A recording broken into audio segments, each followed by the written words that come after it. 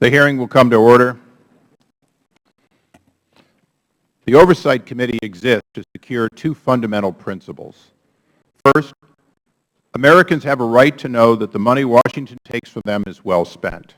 And second, Americans deserve an efficient, effective government that works for them. Our duty on the Oversight and Government Reform Committee is to protect these rights. Our solemn responsibility is to hold government accountable to taxpayers, because taxpayers have a right to know what they get from their government. Our obligation is to work tirelessly with citizen watchdogs and whistleblowers to deliver the facts to the American people and bring genuine reform to the federal bureaucracy.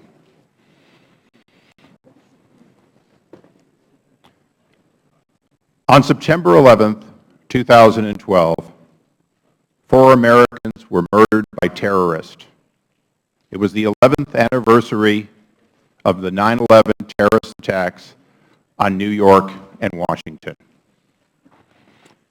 Recognizing that the witnesses before us are actual experts on what really happened before, during, and after the Benghazi attacks, I'm not going to recount those events or decisions. These witnesses deserve to be heard on the Benghazi attacks, the flaws in the Accountability Review Board's methodology, process, and conclusion. Before I introduce these witnesses and explain some of our efforts to learn more about what happened in Benghazi, can we have those doors closed, please? I want to take a moment to reflect on and to recognize the brave Americans who lost their lives in that attack that day. I also want to note that there are friends and immediate family of those killed or injured that are with us here today. J. Christopher Stevens, U.S. Ambassador to Libya. Sean Patrick Smith, Information Management Specialist. Tyrone Woods, Security Specialist and former Navy SEAL. Glenn Doherty, Security Specialist and former Navy SEAL.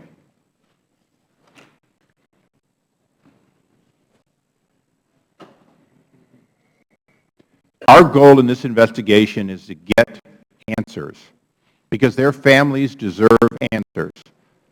They were promised answers at the highest level when their bodies came home. The President was there, the Vice President was there, the Secretary of Defense was there, the Secretary of State was there. We want to make certain those promises are kept on behalf of those individuals. We also want to make certain that our government learns the proper lessons from this tragedy, so it never happens again, and so that the right people are held accountable. I want those watching this proceeding to know that we've made extensive efforts to engage the administration and to see and hear their facts. The administration, however, has not been cooperative, and unfortunately, our minority has mostly sat silent as we've made these requests. Some examples. On February 22nd, this committee wrote to Ambassador Pickering and Admiral Mullen, who, as required by law, were appointed by Secretary Clinton and co-chaired the Accountability Review Board investigation. We asked them to testify about their investigations and findings. They refused, and our minority said nothing. When we asked Ambassador Pickering and Admiral Mullen to speak with us and our committee informally, they again refused, and again there was silence by the minority. When 5 House committee chairmen wrote the White House and requested relevant documents about the Benghazi attacks, we were refused. The committee's minority did not join in a similar call for transparency, and I wish they had. On April 29th, this committee asked the State Department to make 9 current and former officials with relevant information available for this hearing or a separate transcribed interview. The State Department did not even respond, and to date, the minority has not made a similar request. Mr. Cummings, I would like nothing more than to have you work with me on this investigation. Because we've worked on other areas together, I still hold out hope that one day you will stand with me as this administration doesn't cooperate, when they ignore our inquiries. And when that day comes, together we will be far more effective. And now for our witnesses, or should I say our whistleblowers. Mr. Mark Thompson is the Acting Deputy Assistant Secretary in the State's Department of Bureau of Counterterrorism. Welcome. Mr. Gregory Hicks is a 22-year veteran Foreign Service officer and the former Deputy Chief of Mission for the U.S. Embassy in Libya. After Ambassador Stevens was murdered, Mr. Hicks became the Acting Chief of Mission, or as they say, the Chargé d'Affaires. He was, in fact, in Libya, its highest-ranking officer, if you will, America's representative in Libya. Mr. Eric Nordstrom is the former regional security officer in Libya, and perhaps the foremost and most knowledgeable person about security requests that were made and denied to the U.S. diplomatic mission in Libya and in Benghazi, ultimately in Benghazi. Mr. Cummings, we will have from time to time our disagreements, but I know that for all the members of this committee, we understand that these disagreements must be kept on this side of the dais. These brave witnesses deserve this committee's call to testify. These brave whistleblowers are, in fact, what makes this committee's work work. We are the committee that oversees and that led for new whistleblower protections signed by this President. The public has a right to hear their accounts, and we, more than any other committee in the Congress, must respect whistleblowers and work on a bipartisan basis always to protect them. With that, I recognize the ranking member for his opening statement. Mr. Chairman, I want to thank you for calling this hearing, and I want to be clear, and I've said it over and over again. There's no member of this Congress, be they Republican or Democrat, who fails to uphold the right of whistleblowers to come forward. And I think it's sad when that accusation is made against any member of this Congress.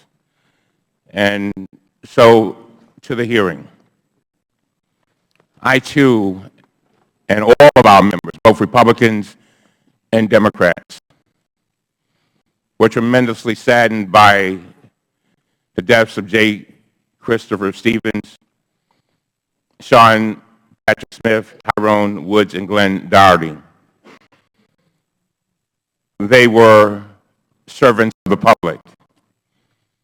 They, like our whistleblowers, were people who dedicated their lives to making a difference, and they saw the world as bigger than just them. They were the ones that were often unseen, unnoticed, unappreciated, and unapplauded. We've actually seen some of that with regard to public employees in this Congress. But yet and still, day after day, they went out there and they did their jobs. And on behalf of this Congress and a grateful nation, I say thank you. I am glad the whistleblowers are here. And I will do every single thing in my power to protect the whistleblowers. As a matter of fact, just on May 7, 2013, I sent a letter to John Kerry. I said in that letter that despite the highly partisan nature of the committee's actions, it nevertheless remains very important, and this is a quote, to me personally to make clear to all government agencies and employees who choose to come forward to Congress that their interests will be protected. For these reasons, I request that the department remind its employees of their rights with respect to providing information to Congress, as well as their responsibilities not to retaliate against individuals who exercise those rights. The department may already do this as a matter of course, in which case I ask that you provide an update on the status of those efforts. Whistleblowers are important. They are very important. One of the things that I've said in this meeting room over and over again is that we must be effective and efficient. And one of the major roles of this committee is to make sure that government works properly. And so, to all of our witnesses, thank you. Mr. Hicks, I would like to start by expressing my gratitude for your service and my condolences for your loss. I can only imagine what you went through on the night of the attacks. If I'd been in your place, hearing Ambassador Stevens' voice on the phone and wanting to do everything possible to help him, I would have had the same questions you had. Where's the military? Where are the special forces? Where are the fighter jets to rescue my colleagues? These are legitimate questions, and I wanted to know the answers myself. For example, last week, there was a widely publicized news report that a team in Europe called the Commanders in Extremis Force could have gotten to Benghazi before the second attack. When I heard this claim, I wrote to the Secretary of Defense immediately. Yesterday, I received an official response. It says this press report was wrong. The team was too far away, and the logistical requirements were too great. Others have suggested that F-16s stationed at Aviano Air Force Base in Italy could have gotten there in time.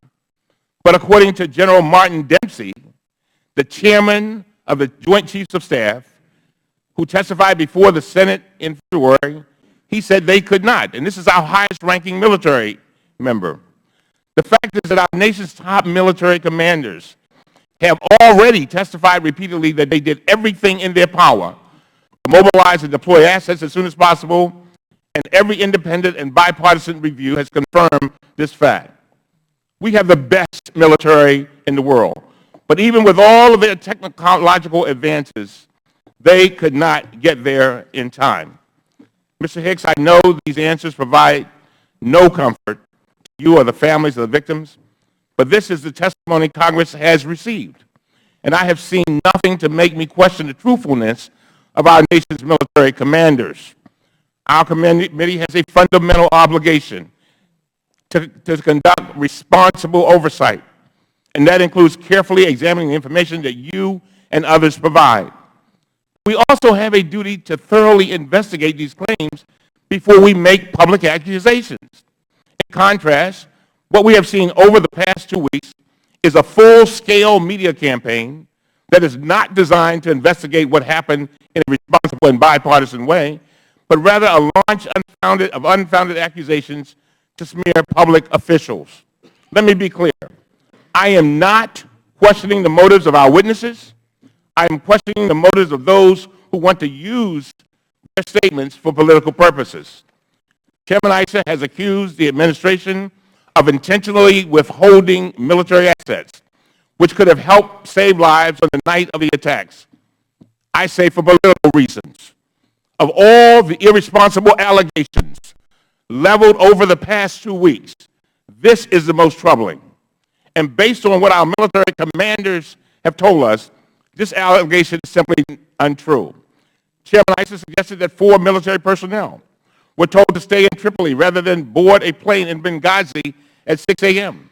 the morning after the attack, supposedly because of the administration's political desire not to have a presence in Benghazi.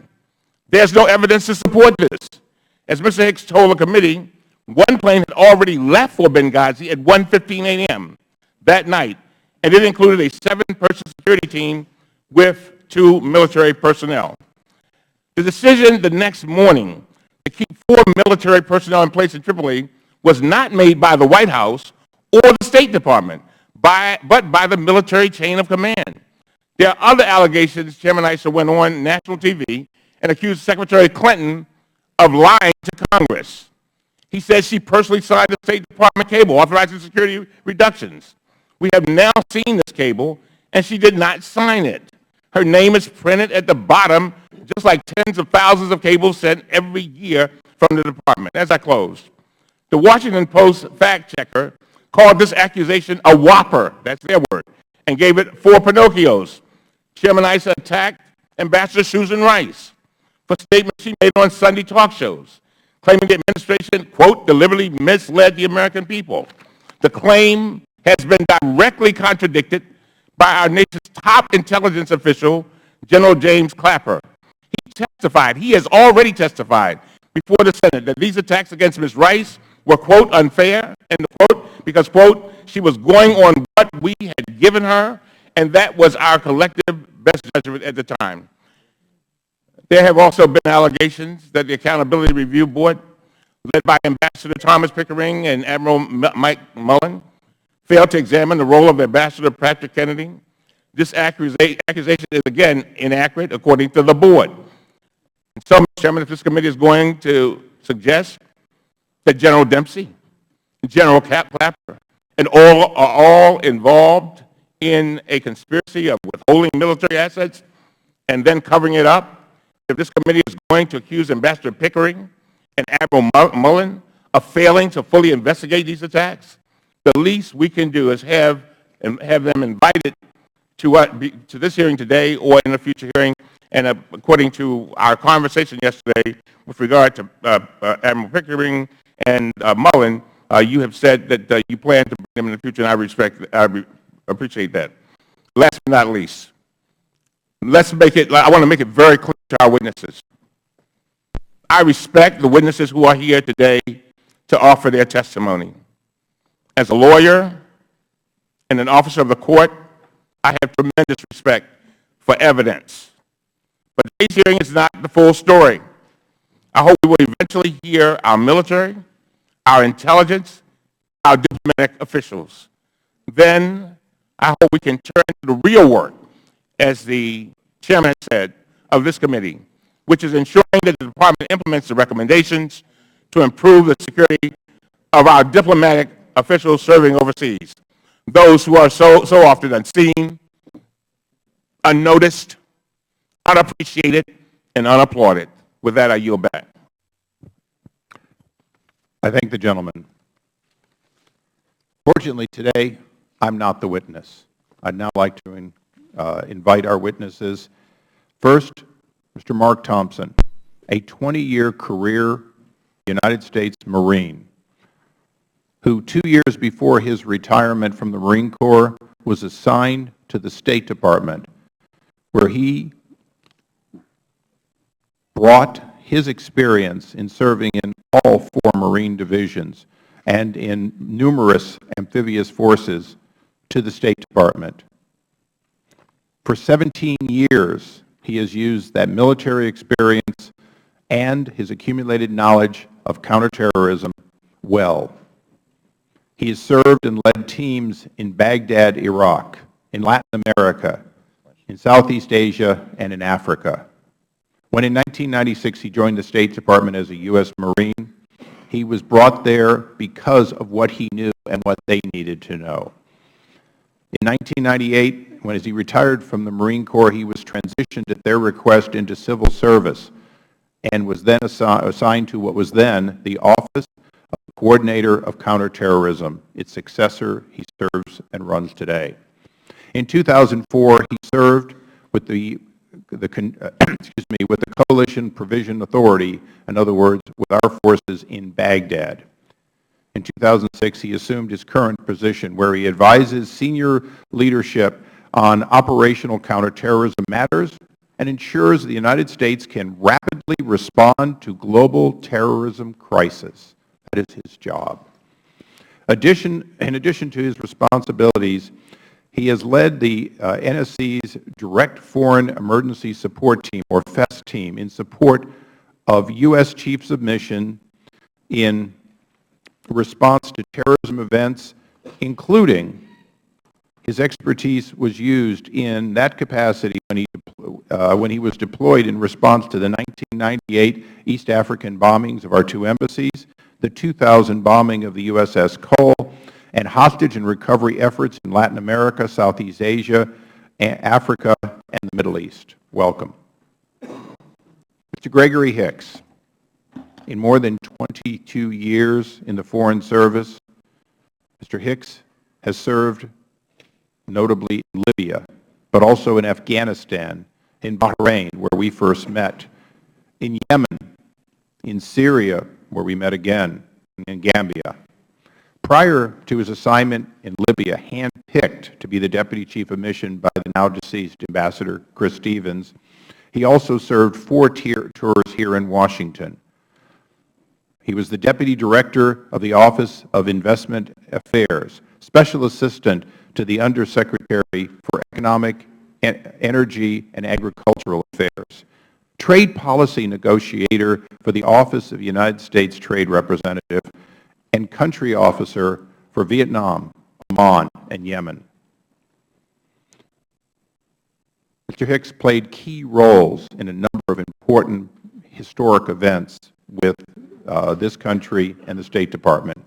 Vietnam's accession to the World Trade Organization, the U.S.-Bahrain Free Trade Agreement, the U.S.-Vietnam Bilateral Trade Agreement, and the renegotiation of U.S. forces based in Oman. Mr. Hicks is the recipient of 5 meritorious service increases, 3 individual superior honor awards, 3 individual meritorious honor awards, and numerous group awards for his service. Thank you. Mr. Nordstrom, in his 15 years at the State Department, he has served in Washington, D.C., in Honduras, in Ethiopia, in India, and most recently, he was the Regional Security Officer for the U.S. mission to Libya, based out of Tripoli. In that capacity, as RSO in Tripoli from September 2011 to July of 2012, he was the Principal Security Officer advising both Ambassador Kretz and Ambassador Stevens on security and law enforcement matters. Prior to joining the Department of State, Mr. Nordstrom also served in federal law enforcement at the Department of Treasury. Welcome to all 3 of you. Would you please rise, as is pursuant to our rules, and take the oath? Do you solemnly swear, please raise your right hands, do you solemnly swear that the testimony you are about to give will be the truth, the whole truth, and nothing but the truth? Please have a seat. Let the record reflect all witnesses answered in the affirmative. Now, I'm going to note that I've read your opening statements, and they're unusually short. So I'm not worried about the 5 minutes, but we are here to hear from you. So take the time you need to tell your story. We will listen, and the ordinary time is 5 minutes. You take a little less, you take a little more. This hearing is about hearing from you on your experience. Mr. Thompson. Mr. Chairman, Ranking Member, members of the committee. And please pull your microphone a little closer. Thank you. For this opportunity to tell a story.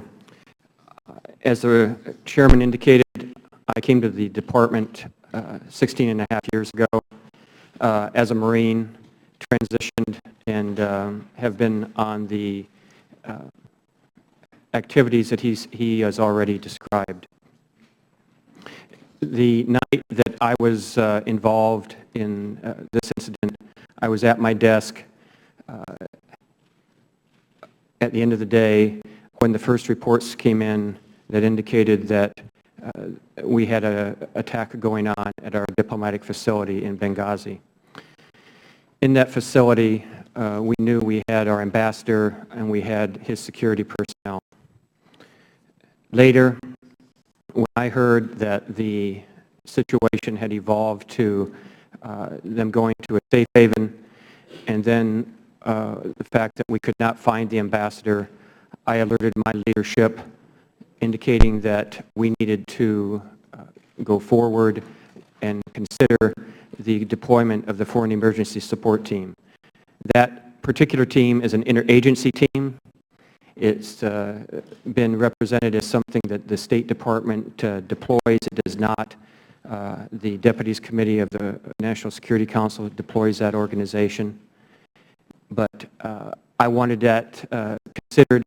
I notified the White House of my idea.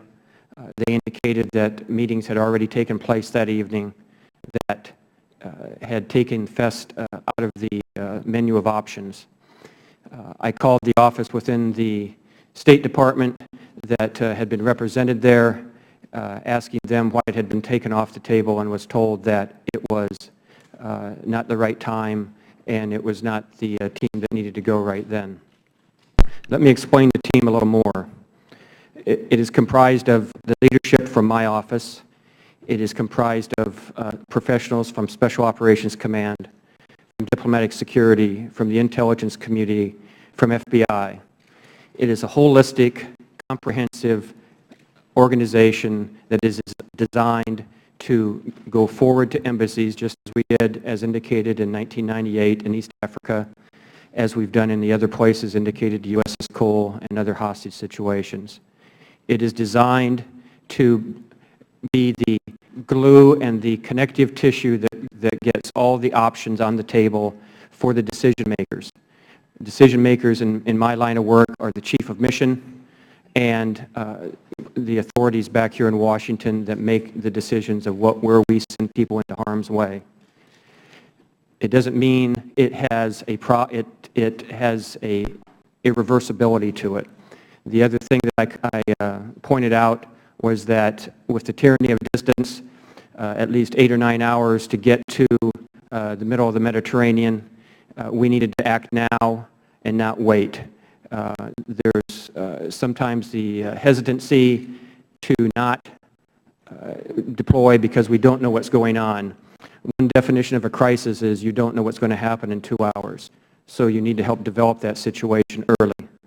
We have a robust comms suite on the airplane that we are transported on. It is ably flown by my SOCOM colleagues. It is on alert to do just this mission, and it's designed to carry a comprehensive team to a conflict or a crisis and to help the ambassador and work for the ambassador and or the Chief of Mission to handle that crisis and to make sure he or she has the best information possible to make decisions and to make recommendations back to Washington. And those same representatives make their views known back to their parent organizations, so that when we do have deputies committees and principal committees meetings at the White House, we have a situation in which everyone is using the most up-to-date information, and so that we can figure out what we have to do security-wise, what we have to do intelligence-wise, what we have to do with the military, what we have to do diplomatic-wise, what we have to do on the public affairs front. That works for the Chief of Mission, and I can't emphasize that enough. We are not there to subsume any activities. The experts on the team know that the real experts are in the embassy, and they work for the Chief of Mission to do that. My time is drawing to a close. I'll end there and await your questions. Thank you. Mr. Hicks. Thank you, Mr. Chairman. Thank you. We really will have to, you're pretty soft spoken, get it a little closer. I'll try to get this up here. Thank you, Mr. Chairman. Thank you, Ranking Member. Thank you, members of the committee. I am a career public servant. Until the aftermath of Benghazi, I loved every day of my job. In my 21 years of government service prior to Tripoli, I earned a reputation for being an innovative policymaker who got the job done. I was promoted quickly and received numerous awards.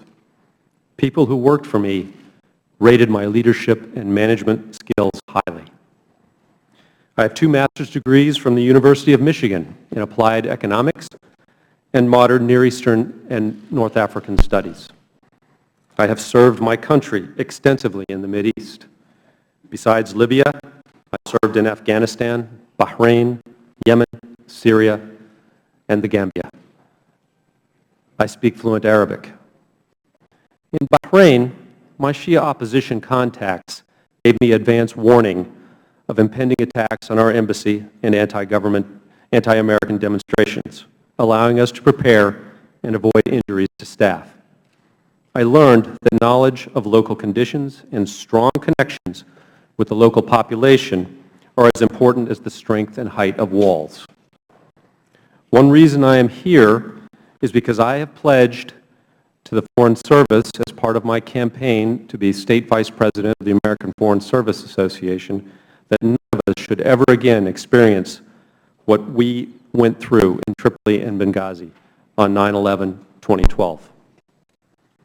After I arrived in Tripoli as Deputy Chief of Mission on July 31st, 2012, I fast became known as the Ambassador's Bulldog because of my decisive management style.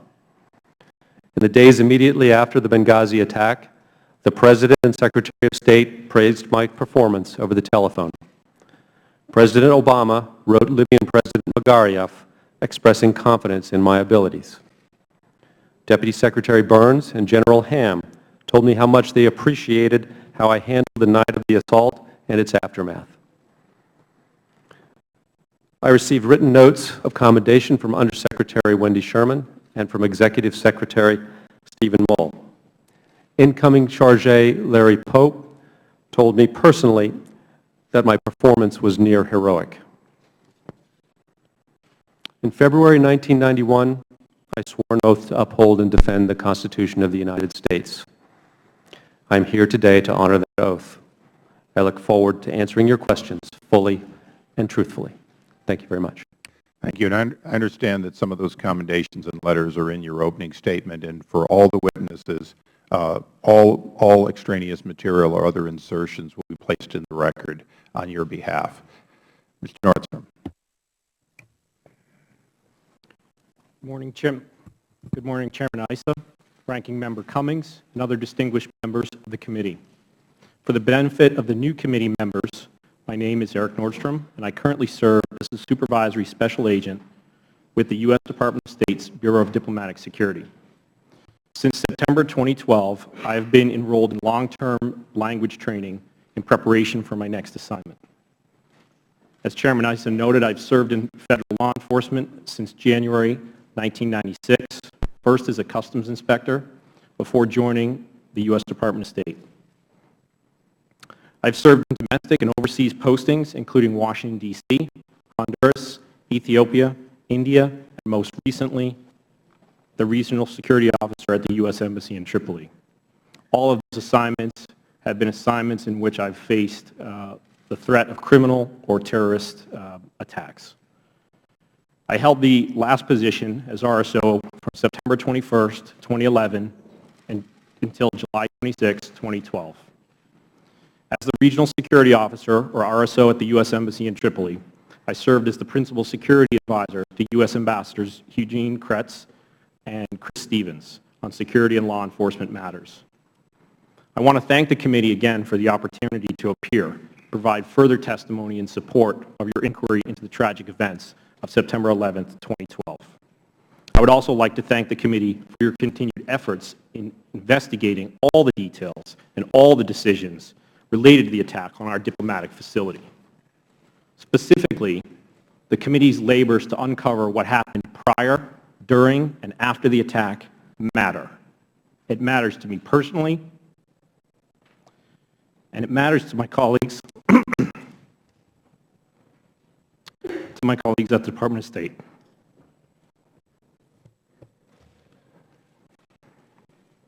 It matters to the American public for whom we serve. And most importantly, excuse me,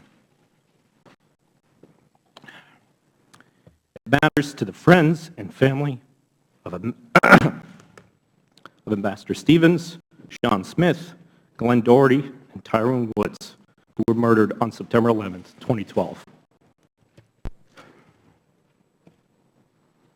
In addition to my testimony before this committee in October 2012, I also met with the FBI, Senate Homeland Security and Governmental Affairs Committee, Department's Accountability Review Board, and I've discussed my experiences in Libya with all of them. I'm proud of the work that our team accomplished in Libya under extraordinarily difficult circumstances.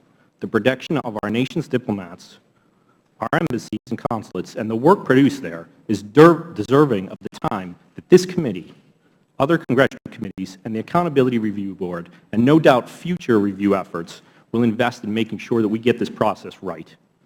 Thank you, Mr. Chairman, and members of the committee for the opportunity to appear before you today. I stand ready to answer any questions that you might have. Thank you. I'll now recognize myself for a quick round of questioning. Mr. Thompson, Mr. Thompson, you went through a process of things that you observed and how you tried to activate your team.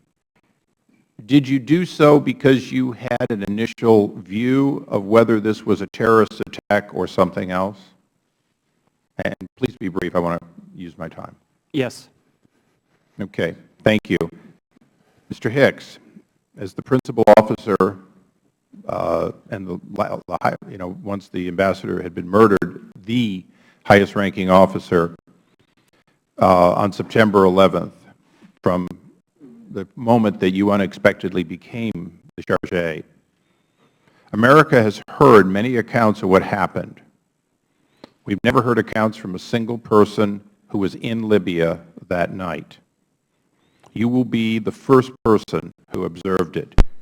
In your own words, take as much time as you want, please take us through the day of September 11th, from whatever time you want to begin, through when you first heard from Ambassador Stevens, and through the hours and days immediately following that, if you would, so we could have an understanding for the first time from somebody who was there.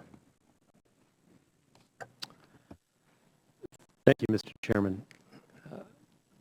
As I remember September 11th, 2012, it was a routine day at our embassy.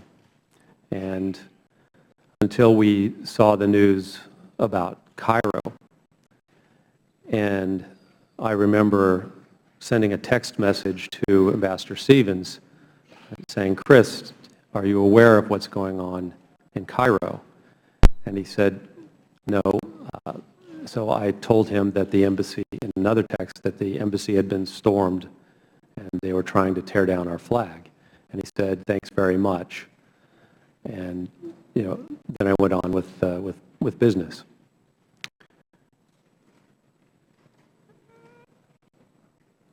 Closed the day, and I went back to my villa and was relaxing, watching a television show that I particularly like. And at 9:45 p.m., and all times will be Libyan times, there's a 6-hour time difference, the RSO, John Martinek, ran into my villa yelling, Greg, the consulate's under attack." And I stood up and reached for my phone because I had an inkling or thought that perhaps the ambassador had tried to call me to relay the same message. And I found 2 missed calls on the phone, one from the ambassador's phone, one from a phone number I didn't recognize. And I punched the phone number I didn't recognize, and I got the ambassador on the other end. And he said, "Greg, we're under attack." And I was walking out of the villa on my way to the Tactical Operations Center because I knew we would all have to gather there to mobilize or try to mobilize a response. And it was also a bad cell phone night in Tripoli. Connections were weak. And I said, "Okay," and the line cut. As I walked to the Tactical Operations Center, I tried to reach back on both of the numbers, the unknown number and the ambassador's personal number, and got no response. When I got to the Tactical Operations Center, I told people that the ambassador, that I just talked to the ambassador and what he said. At the time, John Martinek was on the phone with Alec Henderson in Benghazi, the RSO there. And I asked one of our DS agents, what number did I reach Ambassador Stevens on? And he said, oh, that's Scott Wickland's telephone. Scott Wickland was Ambassador Stevens' agent in charge, his personal escort for that night, and was with him in the villa during the attack.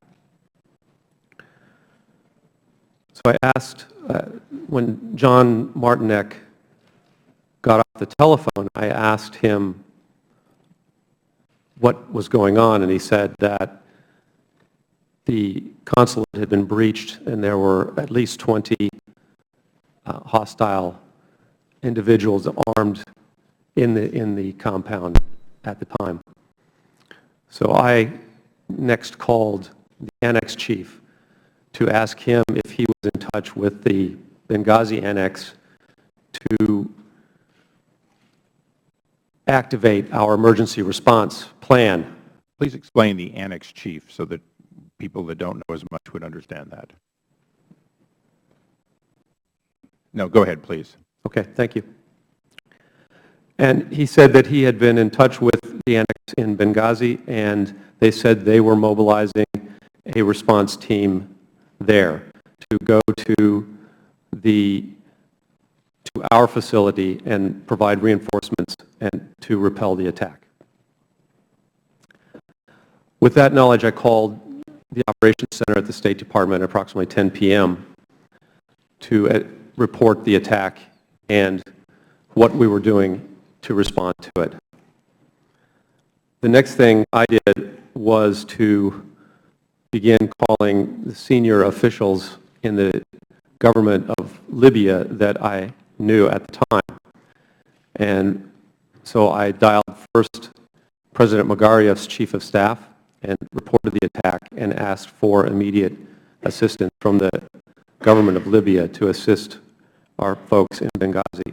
I followed that up with a call to the Prime Minister's chief of staff to make the same request, and then to the MFA, America's director. MFA is Ministry of Foreign Affairs. The defense attaché was at the same time calling the leadership of Libya's military with the same purpose, to ask them for assistance. Once that was done, I called again to Washington to report that these actions had been commenced. Over that night, that is basically how our team operated. I was talking to the government of Libya, reporting to the State Department through the Operations Center, and also staying in touch with the annex chief about what was going on. Let me step back 1 minute, if I could, and say that I also discussed with the annex chief about mobilizing a Tripoli response team, and we agreed that we would move forward with chartering a plane from Tripoli to fly a response team to Benghazi to provide additional reinforcements. The defense attaché was also reporting through his chain of command back to AFRICOM and to the joint staff here in Washington about what was going on in the country. David McFarland, our political section chief, had just returned from Benghazi, where he had been our principal officer for the previous 10 days. And so he jumped into this picture by reaching out to his contacts in Benghazi and trying to get them at the local level there to respond to the attack. And he also was in touch with our local employee there as well. Excuse me if I check my notes here. It's a long. The attack unfolded in 4 phases, or the night unfolded in 4 phases. The first phase was the attack on our consulate. This story is well known, I think. The Benghazi response, the consulate was invaded. The Villa C, where the ambassador and Sean Smith and Scott Wickland were hiding in the safe area, was set on fire. The attackers also went into another of buildings. They were unable to enter the Tactical Operations Center in Benghazi because of improvements to that facility that had been made. Scott attempted to lead the ambassador and Sean Smith out of the burning building. He managed to make it out. He tried repeatedly to go back in to try to rescue Sean and the ambassador, but had to stop due to exposure to smoke. The response team from the annex in Benghazi, 6 individuals, drove the attackers out of our compound and secured it temporarily. There have been estimates as high as 60 attackers were in the compound at one particular time. There were repeated attempts by all of the RSOs and by the response team from the annex to go into the burning building and recover or try to save Sean and the ambassador. They found Sean's body and pulled it out, but he was no longer responsive. They did not find the ambassador. And I spoke with a medical officer, one of our medical officers after the attack, and the heroism of these individuals in repeatedly going into a petroleum-based fire cannot be understated. Petroleum, according to our regional medical officer, petroleum-based fires emit enormous amounts of cyanide gas. And he told me that one full breath of that would incapacitate and kill a person if exposed to it.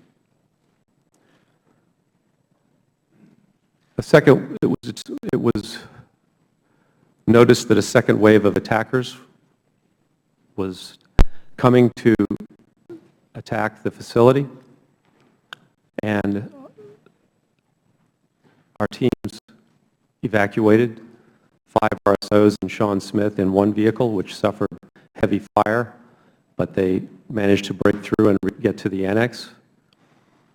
And then the annex team also withdrew from the facility, and the second wave of attackers took it over. After the second phase of the evening occurs, the timing is about 11:30 or so. The second phase commences after the teams have returned to the annex, and they suffer for about an hour and a half probing attacks from terrorists. They are able to repulse them, and then they desist at about 1:30 in the morning. The Tripoli response team departs at about midnight and arrives at about 1:15 in Benghazi. If I may step back again to Tripoli and what's going on there at this point. At about 10:45 or 11 o'clock, we confer, and I asked the defense attaché who'd been talking with AFRICOM and with the Joint Staff, is anything coming? Will they be sending us any help? Is there something out there? And he answered that the nearest help was in Aviano, and the nearest where there were fighter planes. And he said that it would take 2 to 3 hours for them to get on site, but there also were no tankers available for them to refuel. And I said, thank you very much. And we went on with our work.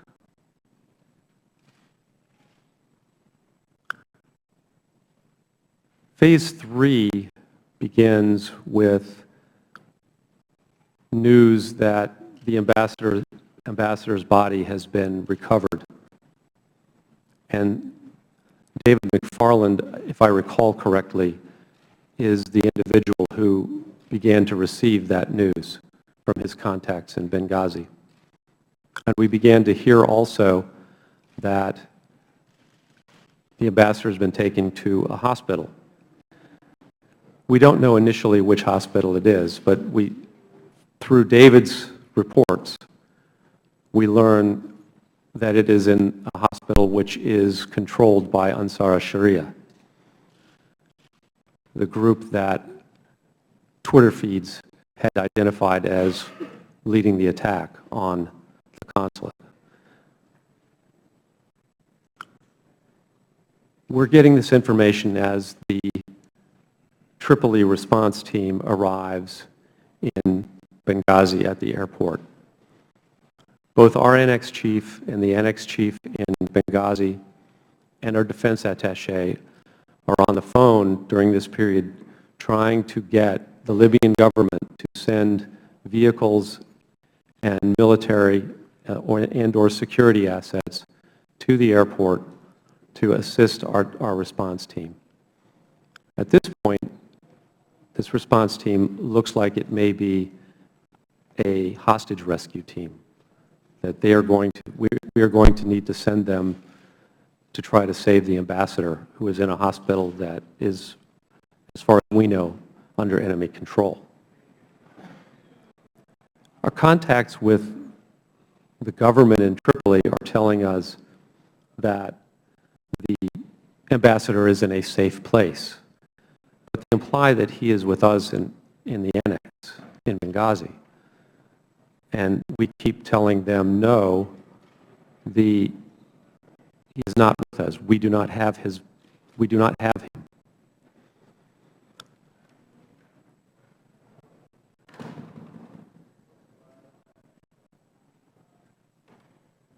About 12:30, at the same time that we see the Twitter feeds that are asserting that Ansar Sharia is responsible for the attack, we also see a call for an attack on the embassy in Tripoli. And so we begin to, we had always thought that we were under threat, but we now have to take care of ourselves. And we begin planning to evacuate our facility. When I say our facility, I mean the State Department residential compound in Tripoli, and to consolidate all of our personnel at the annex in Tripoli. We have about 55 diplomatic personnel in the two annexes.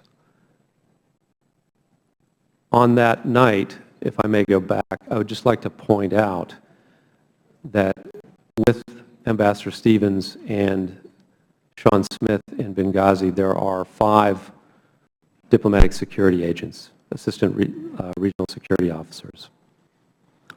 With us in our residential compound in Tripoli, we have the RSO John Martinek, 3 assistant regional security officers protecting 28 diplomatic personnel.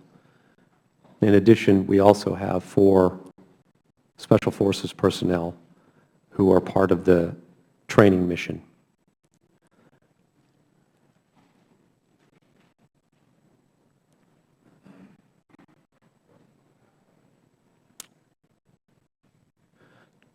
During the night, I'm in touch with Washington, keeping them posted of what's happening in Tripoli and, to the best of my knowledge, what I'm being told in Benghazi.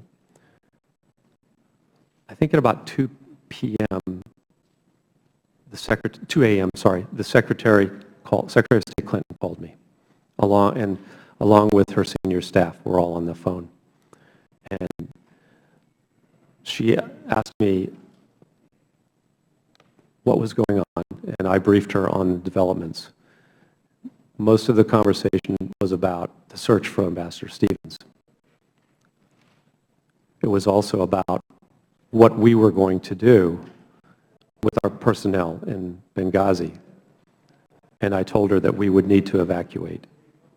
And that was the right, she said that was the right thing to do.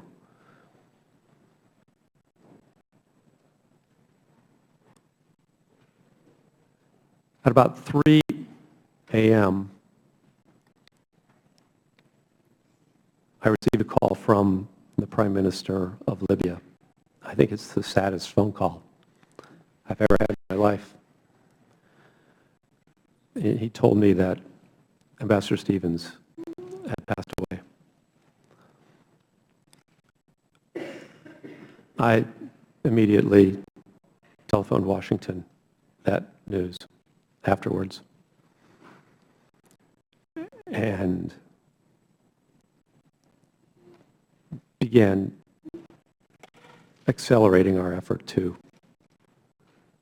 withdraw from the Illis compound and move to the annex.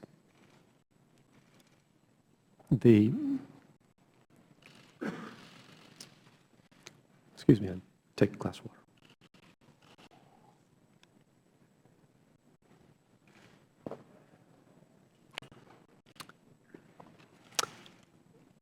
Our team responded with amazing discipline and courage in Tripoli in organizing our withdrawal. I have vivid memories of that. I think the most telling, though, was of our communications staff dismantling our communications equipment to take with us to the annex and destroying the classified communications capability. Our office manager, Amber Pickens, was everywhere that night, just throwing herself into some task that had to be done. First, she was taking a log of what we were doing. Then she was loading magazines, carrying our ammunition supply to our vehicles. Then she was smashing hard drives with an axe. Alan Greenfield, our management officer, was a whirlwind of activity, organizing the vehicles, to lining them up, finding the drivers, making sure everybody was getting the things that they would need for the coming days. John Martinick was a mountain of moral support, particularly to the guys who were in Benghazi. He was on the phone talking them through the whole ordeal. David McFarland on the phone constantly, all the time, talking to his contacts in Benghazi, urging them to help. Lieutenant Colonel Phillips and Lieutenant Colonel Arndt, Lieutenant Colonel Gibson, mountains of strength. I'm awed. I'm still in awe of them.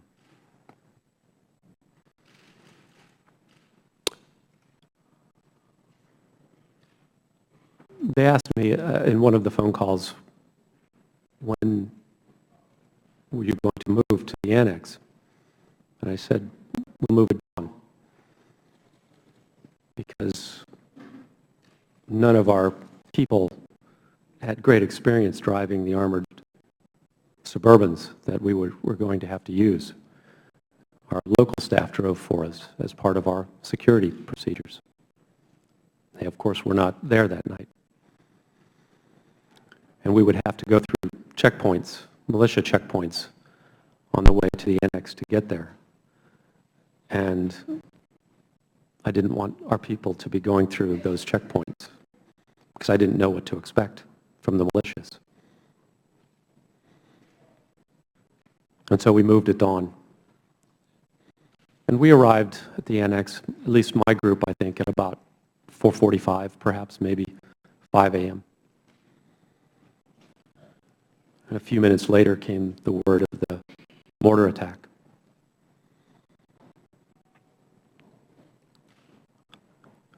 If I could return to Benghazi a little bit, talk through Tripoli. I'm sorry if I bounce back and forth, but the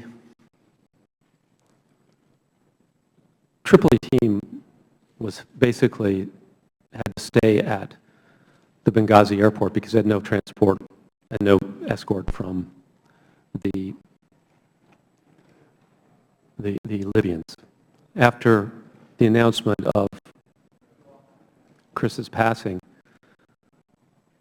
military escort and vehicles arrived at the airport.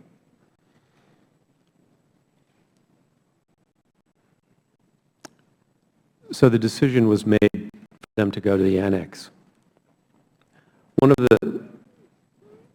Before I got the call from the Prime Minister, we had received several phone calls on the phone that had been with the ambassador, saying that we know where the ambassador is, please, you can come get him. And our local staff engaged on those phone calls admirably, asking very, very good, outstanding, even open-ended questions about where was he, trying to discern whether he was alive, whether they even had the ambassador, whether that person was with the ambassador. Send a picture. Could we talk to the ambassador?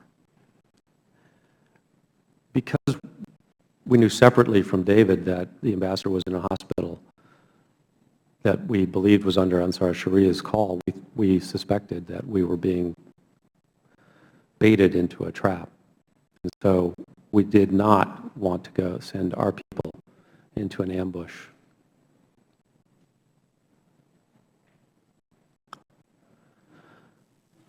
And we didn't. We sent them to the annex. Shortly after they arrived at the annex, the mortars came in.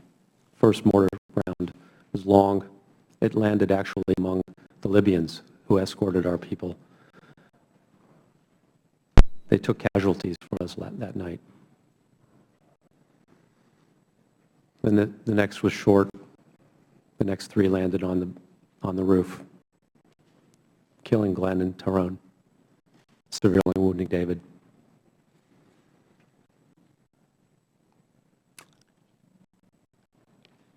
They didn't know whether any more mortars were going to come in. The accuracy was terribly precise.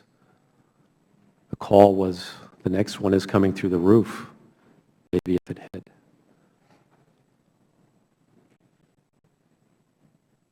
Two of the guys from Team Tripoli, they climbed up on the roof. They carried Glenn's body and Tyrone's body down. One guy, about Mark's size, full combat gear, climbed up there, strapped David Ubben, who's a large man, to his back, carried him down the ladder, saved him.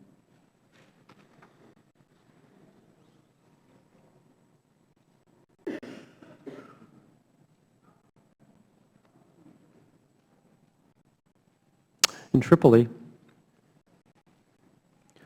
we had, the defense attaché had persuaded Libyans to fly their C-130 to Benghazi.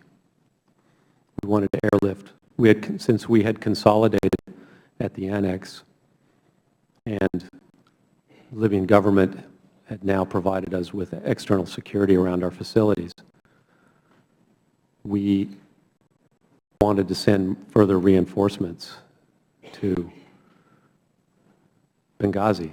We determined that Lieutenant Colonel Gibson and his team of Special Forces troops should go.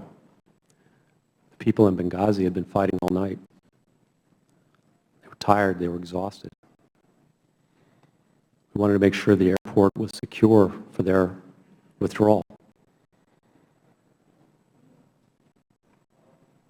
As Colonel Gibson and his three personnel were getting in the cars, he stopped and he called them off and told me that he had not been authorized to go. The vehicles had to go because the flight needed to go to to Benghazi.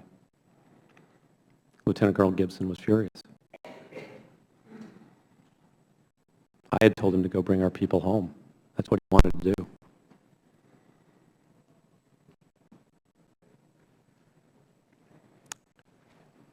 Paid me a very nice compliment. I won't repeat it here.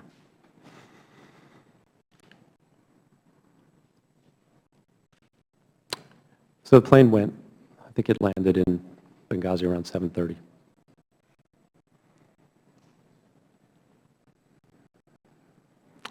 The other thing that we did was, and I want to mention Jackie Levesque's name in this hearing. She was our nurse. We'd initially thought that she should go to Benghazi.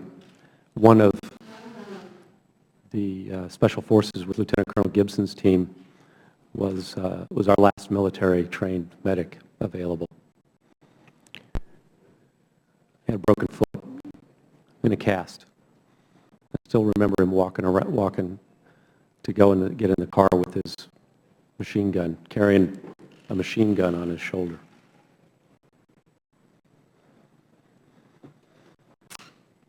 But Jackie, I refused to allow her to go to Benghazi because I knew we had wounded coming back. I knew David was severely wounded. I knew others were wounded as well. And Jackie had just made terrific contacts with a hospital in town. And so I sent her to that hospital to start mobilizing their ER teams and their doctors to receive our wounded. So that when the charter flight arrived in Tripoli, we had ambulances at the airport waiting. Their doctors were ready and waiting for our wounded to come in, to be brought in to the operating room. And they certainly saved David Ubben's leg, and they may have very well have saved his life. And they treated our other wounded as well, as if they were their own. Mr. Hicks, I know you have the days that followed, but I think we all need to digest a little of what you just told us. So if we could pause there, and Mr. Cummings is recognized. Thank you very much. Again, to all of you, we appreciate you being here. To you, Mr. Hicks, as you described what happened that night, it just reminded me of the high cost that is paid by so many of our folk in the diplomatic corps. It also reminded me of their bravery and the fact that you all go around the world in foreign places trying to make a difference. And as I listened to your testimony, I could not help but think about something that I said very recently, well, 2 years ago now, in a eulogy for a relative. I said that death is a part of life, but so often we have to find a way to make life a part of death. And I guess the reason why I'm saying that, I want to go back to something Mr. Nordstrom said when he said that he wanted to make sure that, and all of you have said it pretty much, he wanted to make sure we learn from this so that your comrades and our 4 members of the diplomatic corps who sadly passed away, so that this never happens again. And I appreciate it. I know this is difficult. I know it is. We all feel your pain. And so I just want to, going back to what Mr. Nordstrom said, trying to make sure we have a complete picture. Because there's another piece to this too, and that is that we have some balancing here today to do today. We have to listen to you all, and this is really, really difficult because we've got some statements that have been made, not necessarily by you, but interpreted. While we have to protect you, we also have to protect your fellow employees. In other words, protect is maybe not the right word, but make sure that they're treated fairly. So you understand what I'm saying? The balance. And I'm just trying to make sure I get, in your words, Mr. Nordstrom, a complete picture, that's all. Mr. Hicks, in the interview with the committee staff, you stated, and I quote, "In my personal opinion, a fast mover flying over Benghazi at some point, as soon as possible, might very well have prevented some of the bad things that happened that night." Is that right? Did you say that? Yes, sir, I did. And you further stated, and I quote, "I believe if we had been able to scramble a fighter or aircraft to over Benghazi as quickly as possible after the attack commenced, I believe there would not have been a mortar attack on the annex in the morning because I believe the Libyans would have split." Is that right? Yes, sir. At a hearing in February before the Senate Armed Services Committee, General Dempsey, chairman of the Joint Chiefs of Staff, was asked whether we could have deployed F-16s from Aviano Air Base in Italy, and he explained why we could not. And these are his words, and we're just trying to make sure we get the complete picture here. For a couple of reasons, and I quote, this is a quote, "For a couple of reasons. One is that in order to deploy them, it requires this is the middle of the night now. These are not aircraft on strip alert. They're there as a part of our commitment to NATO and Europe." And so as we looked at the timeline, it was pretty clear that it would take up to 20 hours or so to get them there. Mr. Hicks, I understand that you wanted planes to get to Benghazi faster.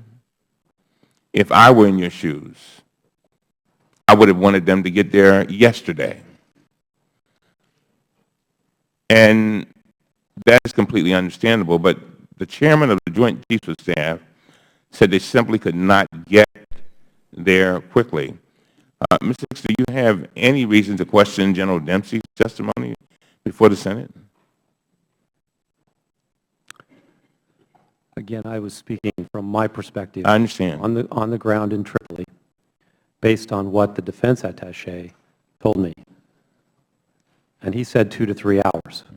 Okay. But there were no tankers.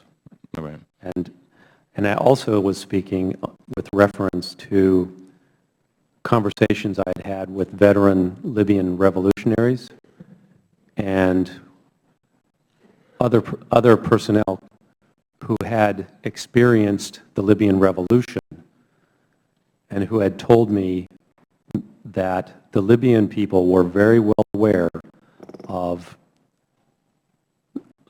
that American and NATO air power had been decisive in their victory.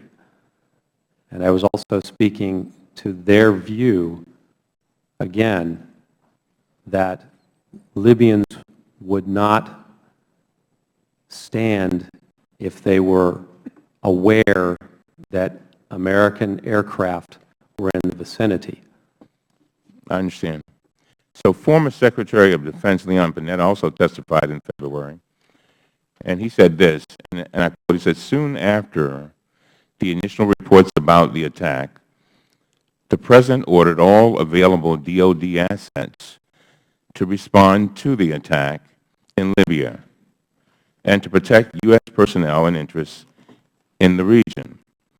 Some have asked why other types of armed aircraft were not dispatched to Benghazi.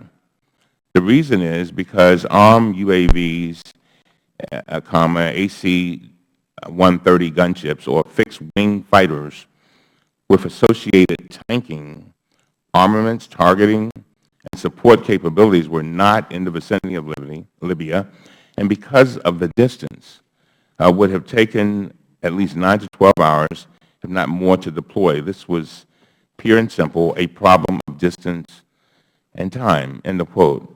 Do you question his testimony? Sir, again, the defense attaché said to me that fighter aircraft in Aviano would not be able to be over Benghazi for 2 to 3 hours. Mr. Cummings, what I'm going on, what the defense attaché told me.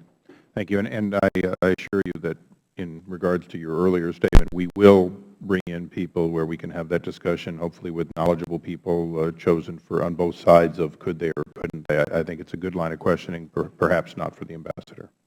Mr. Chairman, You could certainly have another minute. yeah, thank you, Mr. Chairman. But it's extremely important that I ask these questions because a lot has been put out there in the air, and all these folks aren't here for no reason.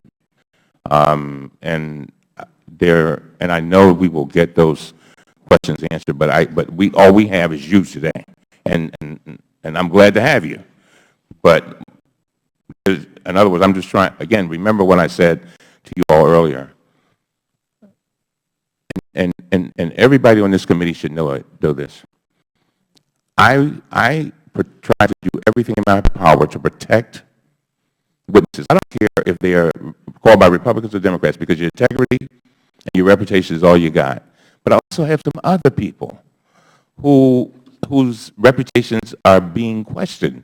So I've got to, take what you say, but I also got to consider them too, because I have a duty to both of them. You follow me? Just have one last thing, Mr. Chairman, then I'll finish up. And I'll just close by noting that even the partisan report issued by our 5 Republican chairmen in April, including our good chairman Issa, cleared the Defense Department. It said this, it says, and I quote, "No evidence has been provided to suggest that these officials refused to deploy resources because they thought the situation had been sufficiently resolved." I'll end there, and courtesy to all of our colleagues. And again, I don't know whether we'll get into a second round, but again, I promise you, I promise every one of you, I will do every single thing in my power to make sure, I hope there's no retaliation, but to protect you, because you are so very, very important, and it is your bravery that have brought you here today, and we really appreciate it. Thank you. Thank you.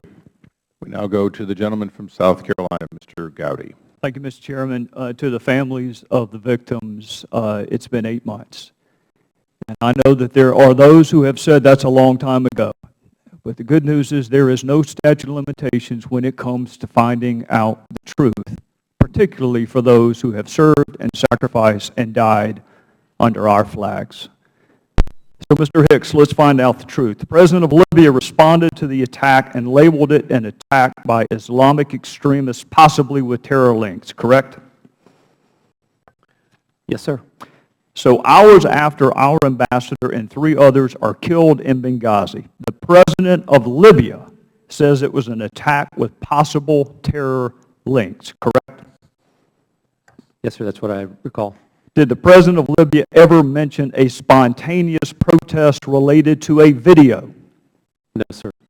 When Ambassador Stevens talked to you, perhaps minutes before he died, as a dying declaration, what precisely did he say to you?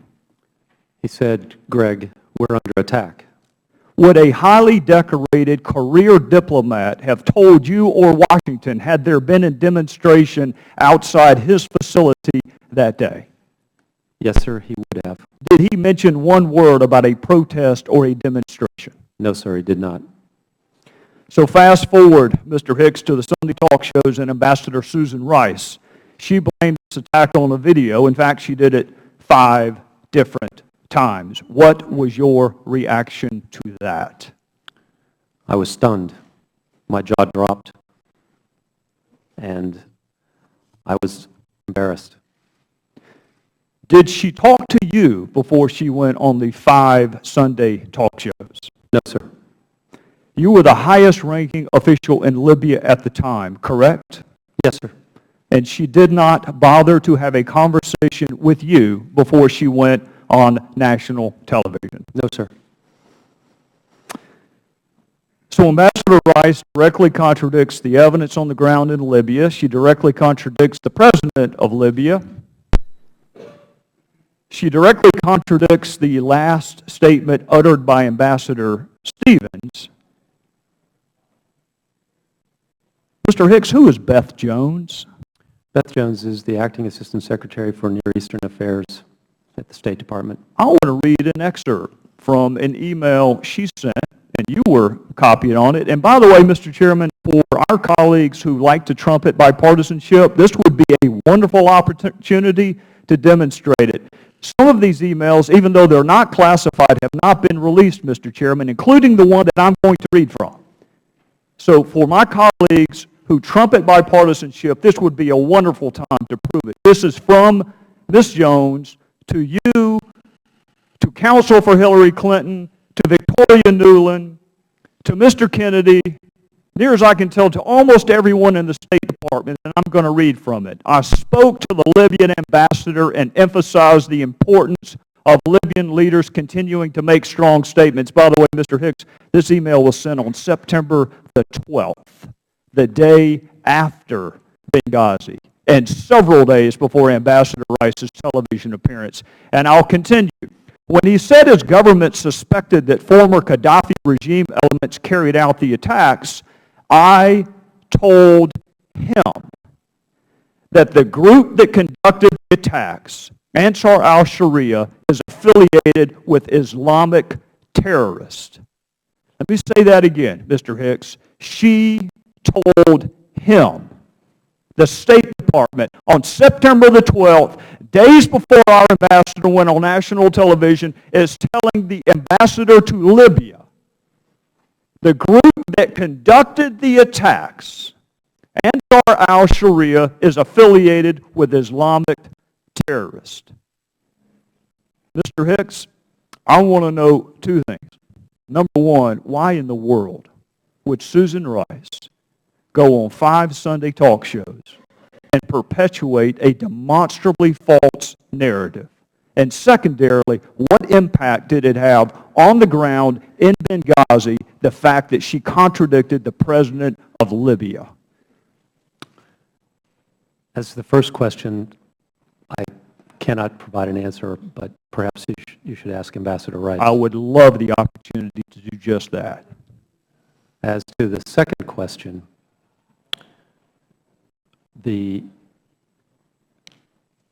at the time we were trying to get the FBI to Benghazi to begin its investigation. And that talk show actually provided an opportunity to make that happen. Afterwards, we encountered bureaucratic resistance for a long period from the Libyans. The Libyan government at this time is not very deep. President, Prime Minister, Deputy Prime Ministers, ministers, all capable people.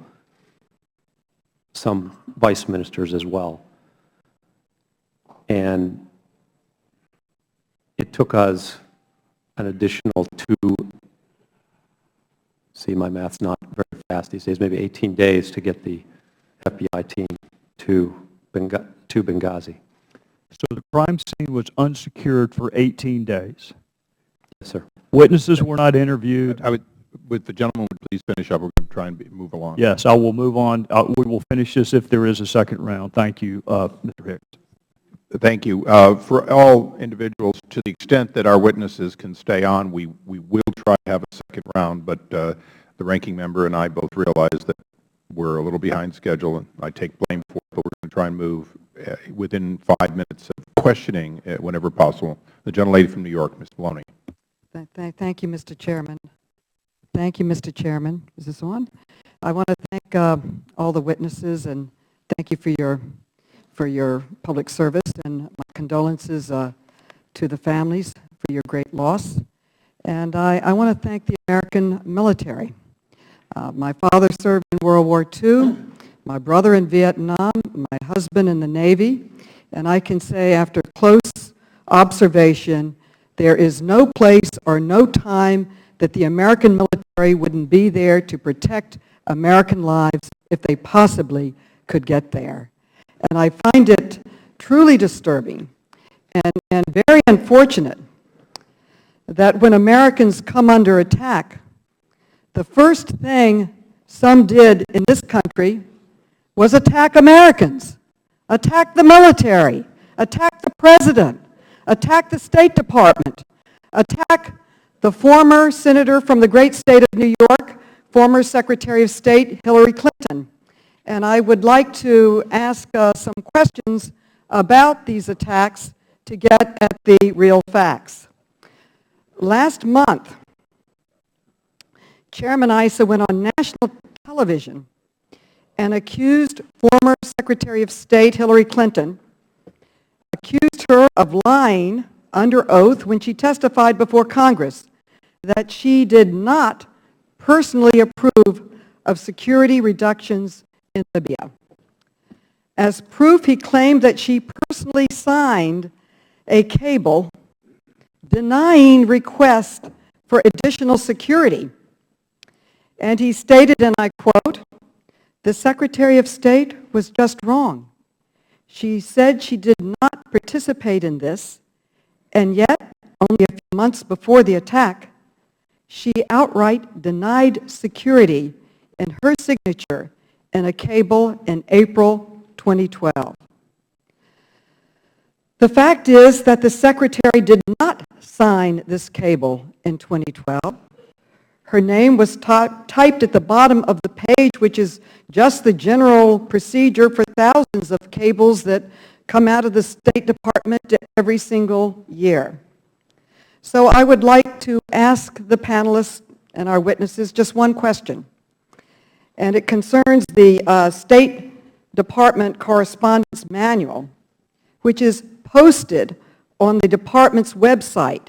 And this manual says, and I quote, "The Communications Center will place the name of the Secretary on all telegrams to post," end quote. Now, I would like to ask the panelists in a yes or no question, do you agree that this is the proper procedure or the procedure that's followed by the State Department, that thousands and thousands of cables leave the department headquarters every single year with the Secretary's name at the bottom of the page or on the page? And I would like to know, Mr. Nordstrom, yes or no, do you agree with the manual? Is that the procedure of the State Department? That's my understanding of the prevailing Mr. Hicks, yes or no? Yes, ma'am.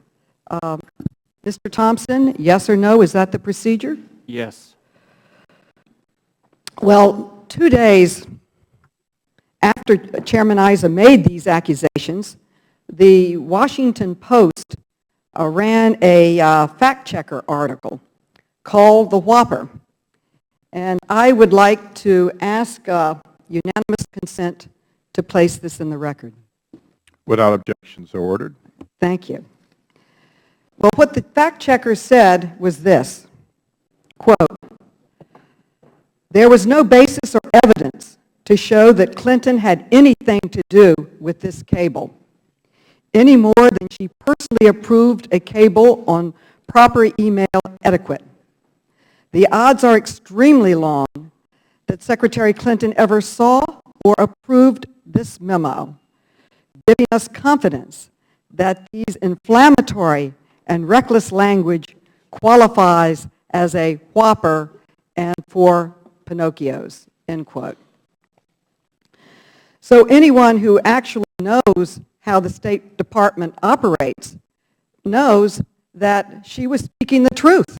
She was talking about the procedure that was in the manual.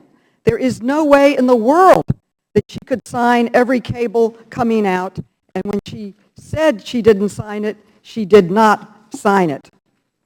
So, The gentlelady's time has expired, but if anyone wants to respond, they may.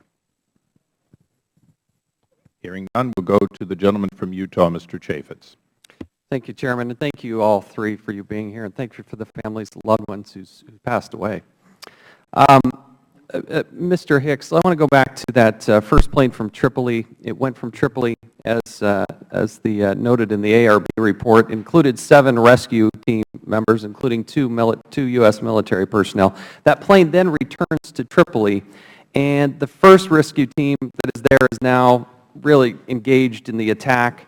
You have no idea, as my understanding, as to when the attack is going to end. So the second rescue team is preparing to go. And I want you mentioned it in your opening statement, but if you could please go back to what the second team, now the second team included 4 U.S. military. These are highly trained Special Forces personnel, one of which is a medic. And yet these military personnel do not operate under your authority, and your permission is not enough for them to go. Explain to me again exactly what happened. Again, we determined that we needed to send a second team from Tripoli to secure the airport for the withdrawal of our personnel from Benghazi after the mortar attack. But were any of these U.S. military personnel not permitted to travel on a rescue mission or relief mission to Benghazi? They were not authorized to travel. What happened with those personnel? They remained in Tripoli with us. The medic went with the nurse to the hospital to lend his skills to the treatment of and care of our wounded. How did the personnel react to being told to stand down? They were furious. I can only say, well, I will quote Lieutenant Colonel Gibson. He said, "This is the first time in my career that a diplomat has more balls than somebody in the military." So the military is told to stand down, not engage in the fight. These are the kind of people willing to engage. Where'd that message come down? Where'd the stand down order come from? I believe it came from either AFRICOM or SOC Africa. And my understanding is that General Ham was actually not in Stuttgart, where AFRICOM's headquartered, but he was in Washington, D.C. Is that correct? I don't know the whereabouts of General Ham on that night. Mr. Chairman, this is something that we're going to have to continue to explore. I need to move quickly now to Mr. Thompson, if I could. You were the leader there at what's called the FEST within the State Department. According to the State Department website, the FEST is the Foreign Emergency Support Team, the U.S. government's only interagency on-call short-notice team poised to respond to terrorist attacks worldwide. I want to read to you an excerpt of an email sent by you to Kathleen Austin Ferguson on Tuesday, September 11th, 2012 at 9:58 p.m. Could you help me understand who is Kathleen Austin Ferguson? She's Undersecretary Kennedy's deputy. You wrote, quote, "I am told that Pat Kennedy participated in a very senior conference call with the White House and discouraged a FEST option. To remind, FEST has dedicated aircraft able to respond in 4 hours, is Department of State led and provides the below skills. When FBI was contacted, they responded that this situation would be better addressed via a FEST response. Thus, there are others who are thinking the same way. Ready to discuss further as needed." Mark, 2 questions. Could the gentleman suspend for a moment? Earlier, there was one document that had not been placed in the record because it hadn't been provided through official channels, and I'd ask that we get that. I think it came from Mr. Gowdy. And then, Mr. Chaffetz, if you could make your document available so we could make copies. And then for any other members on either side of the dais, if you plan to use a document that is not currently committee record, and I realize since we've gotten very little, there's very little committee records, please do us the favor of having copies so they can be distributed at or prior to the beginning of the questioning. I'm sorry to interrupt. Mr. Chairman, just one thing. Mr. Chairman, as you'll recall yesterday, I reminded you that we had never, with regard to Mr. Thompson, this is the first time we've gotten a syllable from him. Right, and we have no transcript of it Yeah, either. but let me go on. One of the things I said in our conversation is that if there were any documents that were going to be used, we'd like to have had them yesterday. But with regard to this document, and it sounds like it's a very crucial document, and in fairness to everybody, to all of us, and to Mr. Nordstrom, who said he wanted a complete hearing, we'd just like to have that document, even if we had to suspend. So we'd like to see the document that he's talking about. You know. Okay, in the case of this particular document, Mr. Chaffetz, my understanding is you do have the document. So I'll let staff work on that and provide additional time if needed, if that turns out not to be true. For our witnesses, if you have any documents you're going to refer to that we don't have, if you'd have your counsels allow copies to be made. Again, I want to make sure everyone has it as soon as possible. Obviously, if the State Department had made the documents they show it so-called in camera, if they'd allowed us to have copies, we'd all have a lot more documents. But Thank you, Mr. Chairman. that's for a different very argument. Mr. Chaffetz, I'm sorry, we'll give you back a couple of seconds, and you gentlemen may continue. Mr. Thompson, do you recall that email? I do. 2 questions. Were you ever given a detailed explanation as to why the FEST was not considered for deployment? And number 2, did you attend or attempt to attend any senior meetings to plead your case for a FEST deployment? And if so, what happened? The reason I was given was that this was not the time for the FEST. It might be too unsafe for the FEST. And I got that through Ms. Austin Ferguson. I readdressed that with her. I readdressed it with her staff 2 days later. Did you attempt to attend any meetings? The next morning there were VTCs. I presumed I would be part of that. I was told not to attend those, although CT was represented there. The FEST portion and the response portion of the Counterterrorism Bureau was not represented there. So why were you not called into action? This is what you trained for. It's what tabletops are for. It's what you're prepared to do. Why was FEST not called into action? I do not know. Mr. Chairman, it's one of the great mysteries. Here we have this expertise. We've invested heavily in it. They tabletop it. They understand it. This is exactly what they trained for, and they were never asked to go into action. We had no idea how long or when this was going to end. Yield back. I thank the gentleman, and the gentleman is correct. We now recognize the gentlelady from the District of Columbia, Ms. Norton, for 5 minutes. Thank you, Mr. Chairman. Mr. Thompson, first I want to say to the families that we continue to feel deeply about your loss. I have some questions for Mr. Thompson concerning the role of the Counterterrorism Bureau. Now, Mr. Thompson, your lawyer said you were unwilling to talk with any Democratic member of this committee, so I've had to rely on statements that were made to the press. Your own statement is mostly biographical about the work you've done in Yemen and Latin America and the rest. Now, one report I found indicated that you believe that Secretary Clinton and Ambassador Patrick Kennedy, and here I'm quoting from this report, tried to cut the Counterterrorism Bureau out of the loop as they and other Obama administration officials weighed how to respond to and characterize the Benghazi attacks. Now, that's the end of that quote. Mr. Thompson, I'm asking you, is that quote accurate, that you believe that the Counterterrorism Bureau was intentionally kept out of the loop for political reasons? It is not. I indicated that the portion of the Counterterrorism Bureau that responds to crises, i.e. my part of the office, was pushed out of that discussion.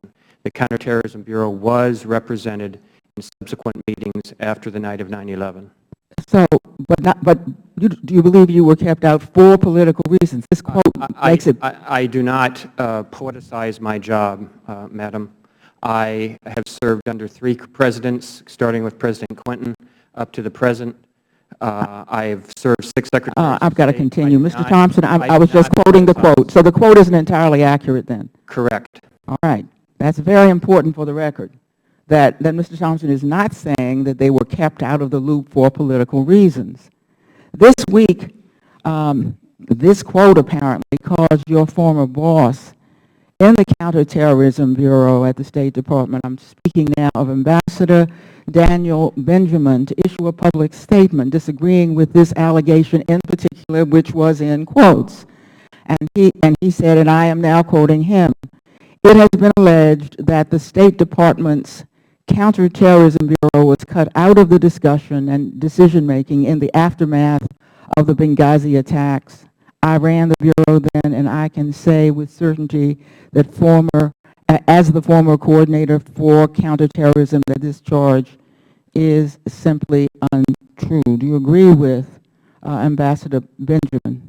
I agree that the Counterterrorism Bureau was included, but there's a distinction with a difference with respect to the portion of the Counterterrorism Bureau that would be most effective in the aftermath of an attack. Now, all of this was under diplomatic Ambassador compound.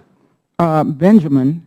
He didn't say one portion or the other. You are yourself saying, although the Bureau was represented, somehow some portions of the Bureau were not represented. And how is that? That's what happened, ma'am.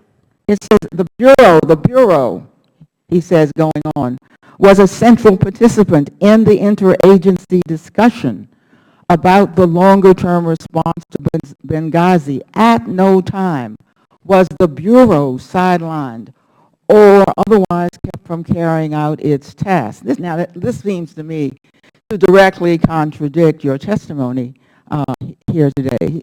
He says, I respectfully disagree. we were all in. You said, well, yeah, you were in, but somehow the other, some part of it was not in. No other part of the Counterterrorism Bureau is responsible for responding to a crisis. This was the crisis. My office was subsequent meetings. Other members of the office were very professional people, and I'm sure they did their best at those meetings. Well, we certainly don't want to get involved in who down the chain of line gets consulted. But the ambassador says after the attack, the first question to arise that involved the Counterterrorism Bureau was whether or not the Foreign Emergency Support Team should be deployed. The question of deployment was posed early, and the department decided against such a deployment. In my view, it was appropriate to pose the question, and the decision was a correct one. Now, were you aware that your superiors were consulted about the decision not to employ the Foreign Emergency Support Team? You can go ahead and answer that, although the gentlelady's time has expired.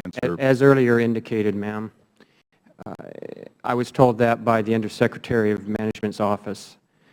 The normal process for deploying the team is that at the Assistant Secretary level, at a counterterrorism security group at the White House, those options are discussed. At that convening of that CSG, that decision is recommended or not recommended to the Deputies Committee. It is not solely a State Department function or authority to launch the Foreign Emergency Support Team, even though we are one part of it. I thank the gentleman. We now go to the gentleman from Oklahoma, Mr. Lankford. Thank you, Mr. Chairman. Mr. Hicks, when you arrived in July, did the facilities in Benghazi meet the minimum OSPB security standards set by the State Department?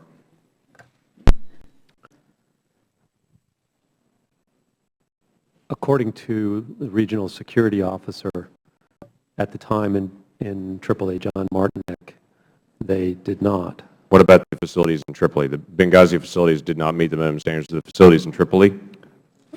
Again, according to the regional security officer in Tripoli, John Martinek, they were very weak, yes. They did not meet. They did not meet. Do you think they were close to meeting the standards? No, sir. Mr. Nordstrom, before you left as the RSO, did the facilities have the number of security personnel that you had requested? No, they did not. Mr. Nordstrom, there are a very, very small number of facilities worldwide that are considered by GAO critical or high threat level for personnel serving in our different embassies and consulates. Tripoli and Benghazi, were they listed as critical or high threat level? They were. That was something that I had put in my written testimony as well. Correct. By statute, Mr. Nordstrom, who has the authority to place personnel in a facility that does not meet the minimum OSPB standards? As I had noted in there, the OSPB standards go in tandem with SECA, which is Secure Embassy Construction, both of which derived out of the East Africa bombings or were strengthened after that. It's my understanding that since we were the sole occupants of both of those facilities, Benghazi and Tripoli, the only person who could grant waivers or exceptions to those was the Secretary of State. Mr. Hicks, why was Ambassador Stevens headed to Benghazi? There were a lot of concerns about him. There were a lot of security issues that Mr. Nordstrom has listed in numerous reports leading up to his trip there. Why was the ambassador headed there? According to Chris, Secretary Clinton wanted Benghazi converted into a permanent constituent post. Timing for this decision was important. Chris needed to report before September 30th, the end of the fiscal year, on the physical and the political and security environment in Benghazi to support an action memo to convert Benghazi from a temporary facility to a permanent facility. In addition, Chris wanted to make a symbolic gesture to the people of Benghazi that the United States stood behind their dream of establishing a new democracy.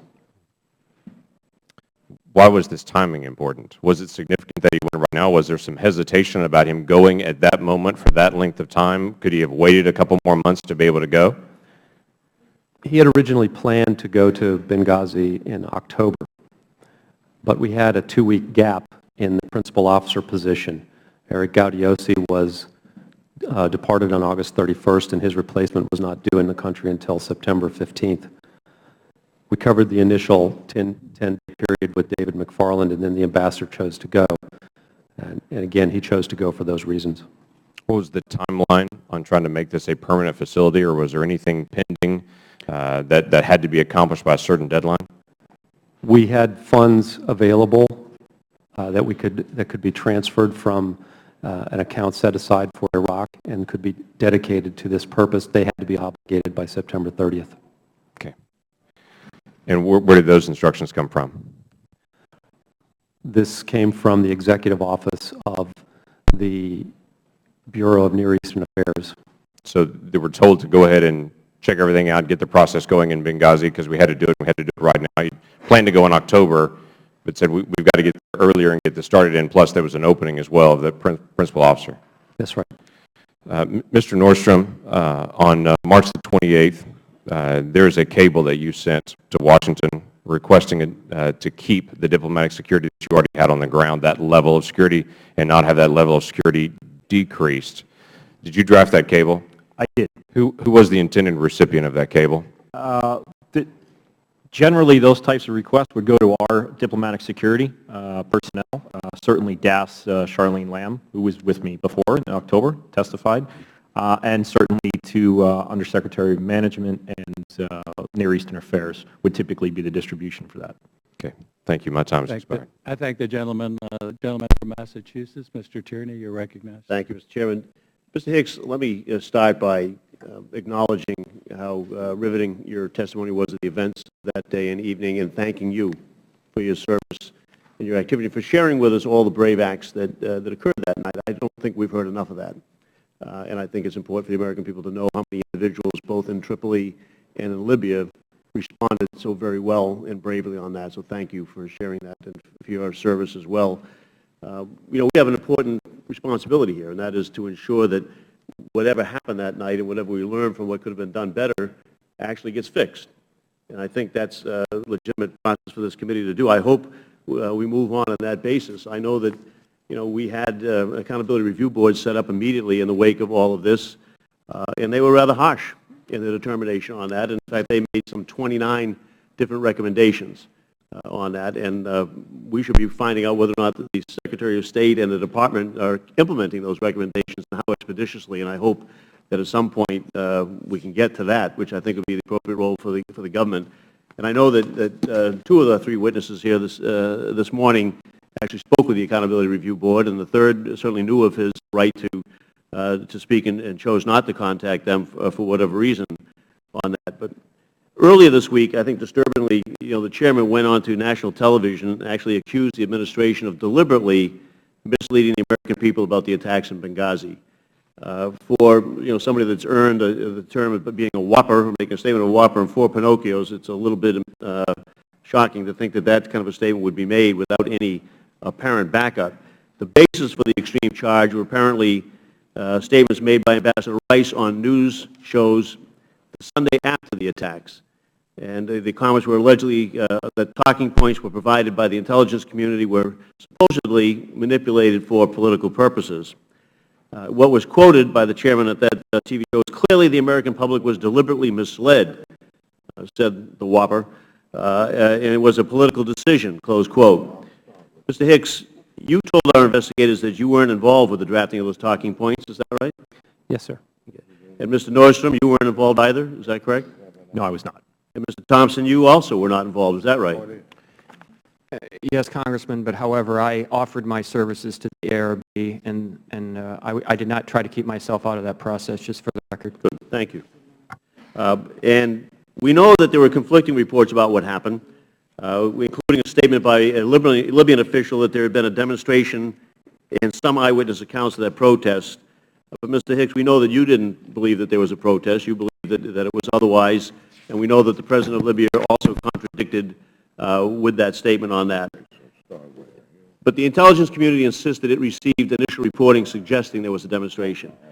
We know that the reporting was wrong. Now we know that. But the mention of a demonstration was put into talking points by the intelligence committee, not the White House or the State Department. So I want to play a little video here, if we can, of General Clapper, where he specifically addresses the attacks on Ambassador Rice. We have that queued up. And when she was highly criticized for following them, what was your feeling inside? Your own personal belief, did you think it was fair that she be criticized? Well, I thought it was unfair because, the hits she took, I didn't think that was appropriate, and she was going on what we had given her, and that was our collective best judgment at the time as to what should have been said. Thank you. So General Clapper says that he thinks the attacks on Ambassador Rice were unfair. She was using exactly what the intelligence community gave her. Mr. Hicks, do you have an argument with his veracity when he made those statements?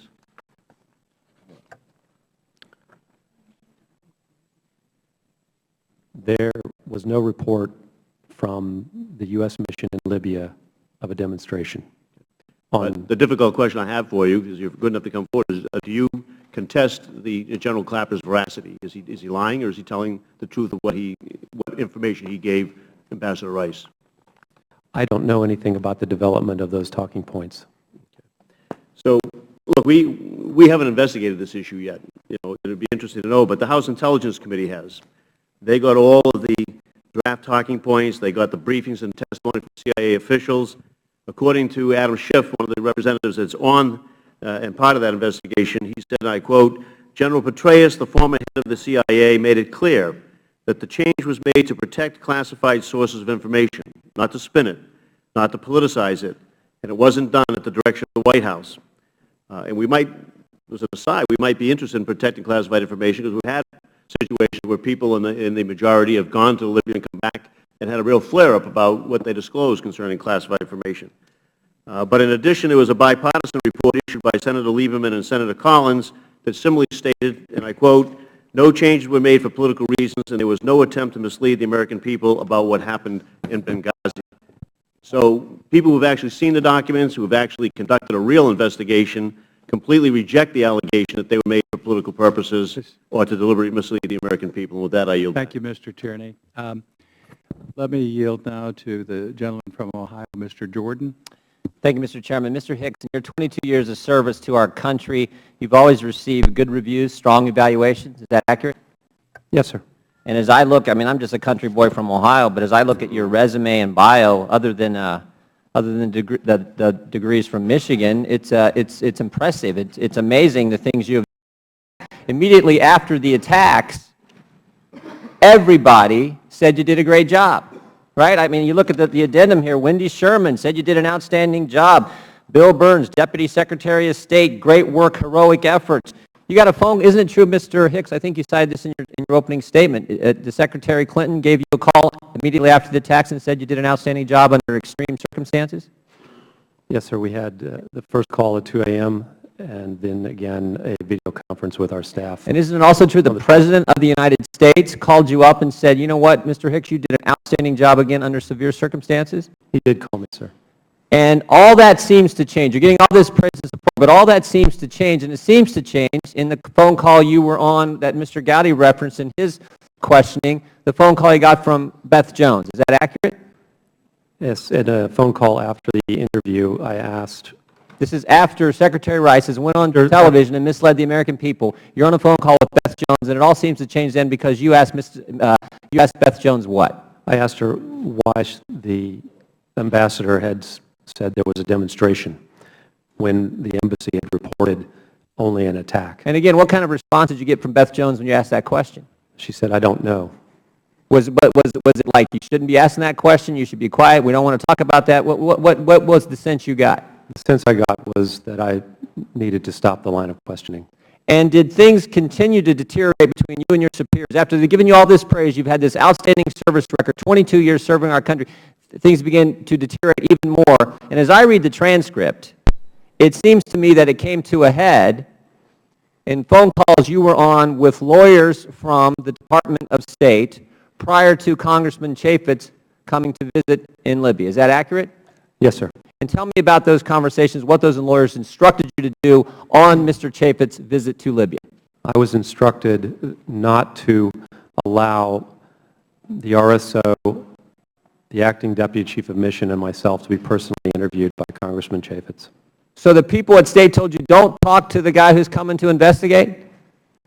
Yes, sir. Said don't talk with the congressman? Now, you've had several congressional delegations come to various places you've been around the world. Has that ever happened where lawyers get on the phone to you prior to a congressional delegation coming to investigate a time when we've had 4 Americans lose their lives? Have you ever had anyone tell you, don't talk with the people from Congress coming to find out what took place? Never. Never. And you've had dozens and dozens of congressional delegations that you've been a part of? Yes, sir. First time it's ever happened? Yes, sir. Tell me about, and also, isn't it true that one of those lawyers on the phone call accompanied the folks on the delegation and tried to be in every single meeting you had with Mr. Chaffetz and the delegation from this committee? Yes, sir. That's true. Tell me what happened when you got a classified briefing with Mr. Chaffetz. What happened and the phone call that happened after that? The lawyer was excluded from the meeting because his clearance was not high enough, and the delegation had insisted that the briefing not be limited by any... Did the lawyer try to get in that briefing? He tried, yes, but the annex chief and would not allow it because the briefing needed to be at the appropriate level of clearance. And you had a subsequent conversation after this classified briefing that the lawyer was not allowed to be in, with you and Mr. Chaffetz and others on that delegation. And you had another conversation on the phone with Cheryl Mills. Tell me, who is Cheryl Mills?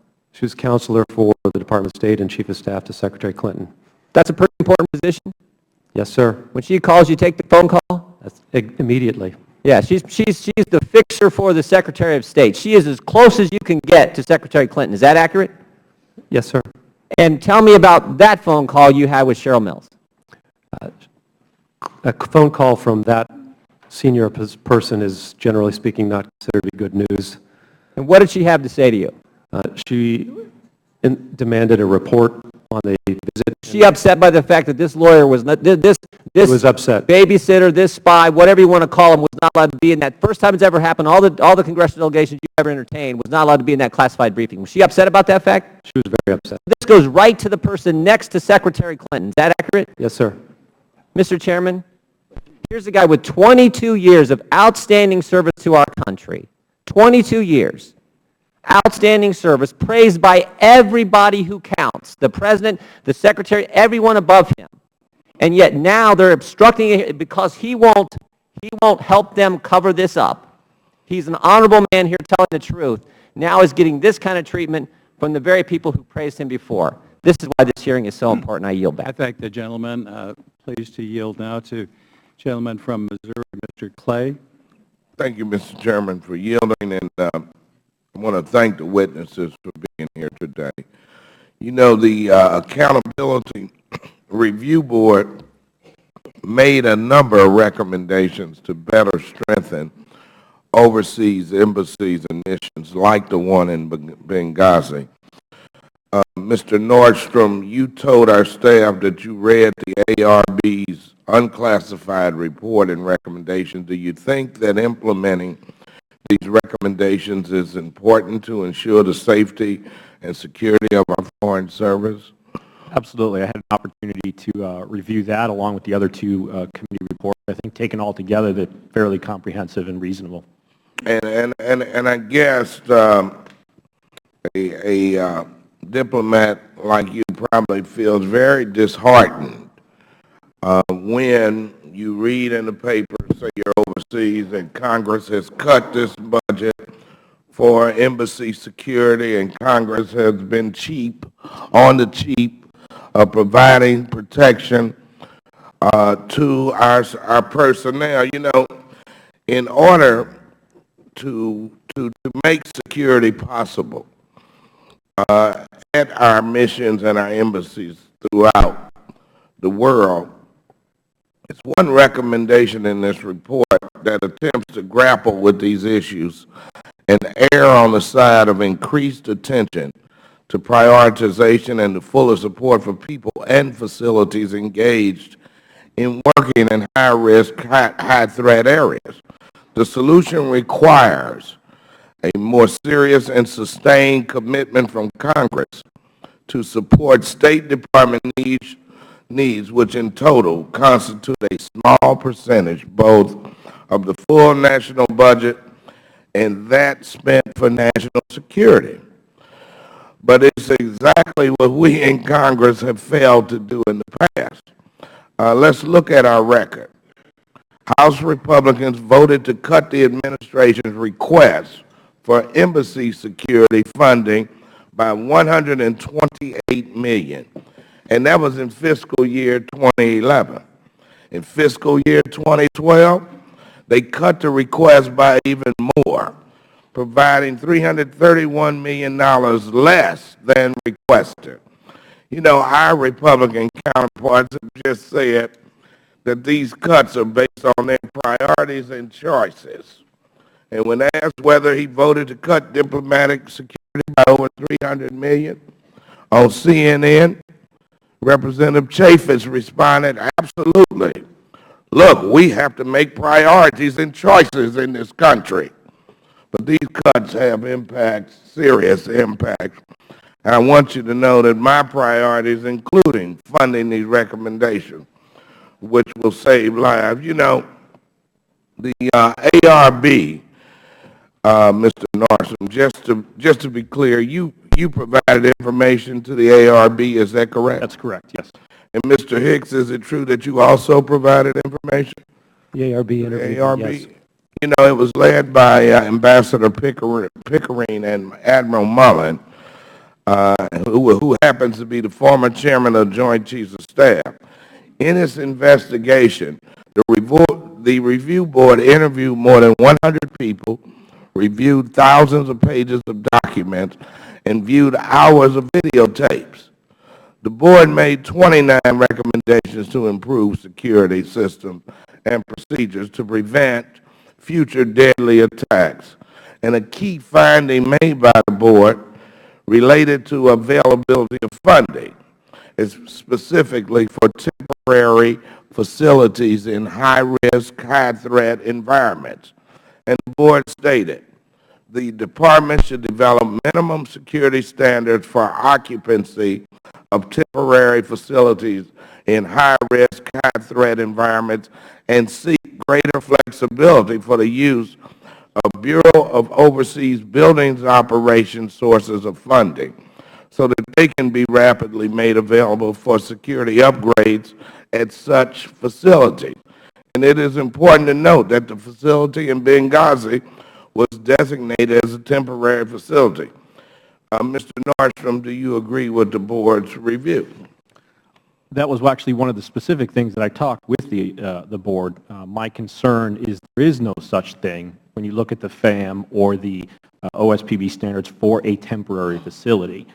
So by its very nature, it's a... So they developed the recommendation. After the fact. How about you, Mr. Hicks? Do you agree with the recommendation? I'm not a security expert. I'm a diplomat. I'm an economic officer. But I support every improvement that can possibly be made to improve our security overseas, including increasing the training of our personnel. Thank you. I thank the gentleman. I would also thank the gentleman from Missouri, but ask, were you here on October 10th when the person who had those requests for additional security said money was not a factor, Charlene Lamb? Do you remember her? I can't remember if I was at this. Well, Mr. Nordstrom, you were on that panel. Do you remember what she said? Yes, she said that resources was not an issue, and I think I would also point to the ARB report, if I'm not mistaken, that they talked to our chief financial officer with DS, who also said that resources were not an issue. So. Mr. Chairman, the ARB says resources were an issue. Well, I guess the question that I have about the ARB, and again, it's not what the ARB has, is what it doesn't have, and that it stopped short of the very people that need to be asked those questions, and that's the Undersecretary of Management and above. Those are perfect questions that he needs. And I'm sure that if we implement some of the recommendations, it will help us prevent a future attack. And I appreciate that. And what I would say is that in the earlier hearing in October 10th, the one thing we did discover is, yes, this facility was not able to take the blows even of a small bomb that had gone off earlier. Mr. Nordstrom testified to the fact that this consulate, temporary consulate, had been attacked twice, and they'd breached the wall. So there was an awful lot of recognition that it was an insufficient facility, and I think that's ARB, no ARB, that's something that's well in the committee's record, but I thank you for bringing it out. Thank you. We now go to the gentleman from Florida, Mr. Micah. Well, thank you, Mr. Chairman. And first of all, I have to again tell the families that we will continue to pursue this, and all the facts need to be known about what took place and hold people accountable. And then next to the witnesses, thank you for your service. Thank you for your bravery in actually coming forward. And again, some of the commendable acts of State Department employees you described. As everybody may know, and I follow up really on my colleague Mr. Clay's question about the report there, Accountability Review Board report, and I've got, this is the unclassified version. There's a classified version also. This is available online. And we have a responsibility under law to review these situations and to go to people who actually had firsthand knowledge. Now, Mr. Thompson, you have a very important position. The title is Bureau of Counterterrorism and Leader, Foreign Emergency Support Team, U.S. Department of State, right? Correct. Okay, and did you participate? Were you interviewed by the ARB? I was not. You were not interviewed, okay. And you were on the job during this period? I was at my desk that night till 2 o'clock in the morning. And you were not allowed to convey information to the board? On the 17th, I conveyed my request to be interviewed before the board. And so they did interview you after that? No. Have you ever been interviewed? I have not. You have not. So you're one of the primary players, but yet the board failed to interview. Would you say that's correct? That is a correct statement. Mr. Thompson, is he an important player? I'm sorry, Mr. Hicks, is Mr. Thompson an important player in this, Mr. Nordstrom? I would say yes, okay. Certainly in the aftermath of the attack. Okay. Let me go to Charge Hicks. Were you interviewed by the board? I was interviewed by the board. Were you able to convey all the information that you felt was necessary to, regarding this incident to the board? The interview took about 2 hours, and it was, in my mind, incomplete. A few days later, I had a separate meeting briefly with the executive secretary. So you did have a follow-up meeting, and you expressed that with the board's executive secretary to amplify on some issues that had been discussed at the meeting, at the initial interview. And Mr. Nordstrom, did you participate? I did on 2 occasions. I also shared with them Could you voluminous share how amount that of. process worked that we heard from Mr. Hicks? Sure. Is this the same similar? Was it thorough? I felt it was thorough and professional. As I said, the report, and as I've held, the report is fairly thorough and comprehensive. My issue is that they stopped short of interviewing people that I personally know were involved in key decisions that led to how those events unfolded. Well, specifically, how those buildings were staffed and constructed and in variance with existing standards. Those are all critical to the. They fell short. Well, in the unclassified version, they said security in Benghazi was not recognized and implemented as a shared responsibility by the bureaus in Washington charged with supporting the post, resulting in stovepipe decisions on policy and security. Now, the next part is interesting. That being said, Embassy Tripoli did not demonstrate strong and sustained advocacy with Washington for increased security for Special Mission Benghazi. Would you both agree with that? If I could speak to that, I would disagree that it was a collaborative process. I'm not sure exactly the term they used. On a number of occasions, I testified in October as well. I raised issues, others raised issues, the ambassador raised issues, the DCM raised issues, to the point where reports and decisions on both the Tripoli compound and the Benghazi compound were decided in Washington, and those decisions were not either cleared with us or shared with us. So that doesn't seem as a collaborative process. I want to have time for Mr. Hicks to tell us about his. Thank you, Mr. Nordstrom. Yes, sir. I monitored the discussions that Eric has testified about from my Arabic language student status. When I arrived in Tripoli, I had the understanding that these decisions had been settled and that we were not to relitigate them in terms of the number of personnel security personnel at post. I began a process to attempt to relitigate them in mid-August, and we held an EAC meeting to discuss the matter, and we were unfortunately unable to return to that issue before 9/11 occurred. Thank you. Thank you. We now recognize the gentleman from Massachusetts, Mr. Lynch, for 5 minutes. Thank you, Mr. Chairman. I also want to thank the witnesses for their courageous service and your willingness to come before the committee here today. I also want to offer my condolences again to Ambassador Stevens and his family, Tyrone Woods and his family, Glenn Doherty of Massachusetts and his family, and Sean Smith. These were American heroes, and they were our very best. I don't want that part to be overlooked. These individuals were regarded as our very best, including Ambassador Stevens. Without question, I think his opinion and the respect that his experience and authority in matters, all matters in Lebanon, Libya, and not only in Tripoli but also in Benghazi was unquestioned, I think, and it showed in the deference that others gave him to those decisions. I thought the ARB report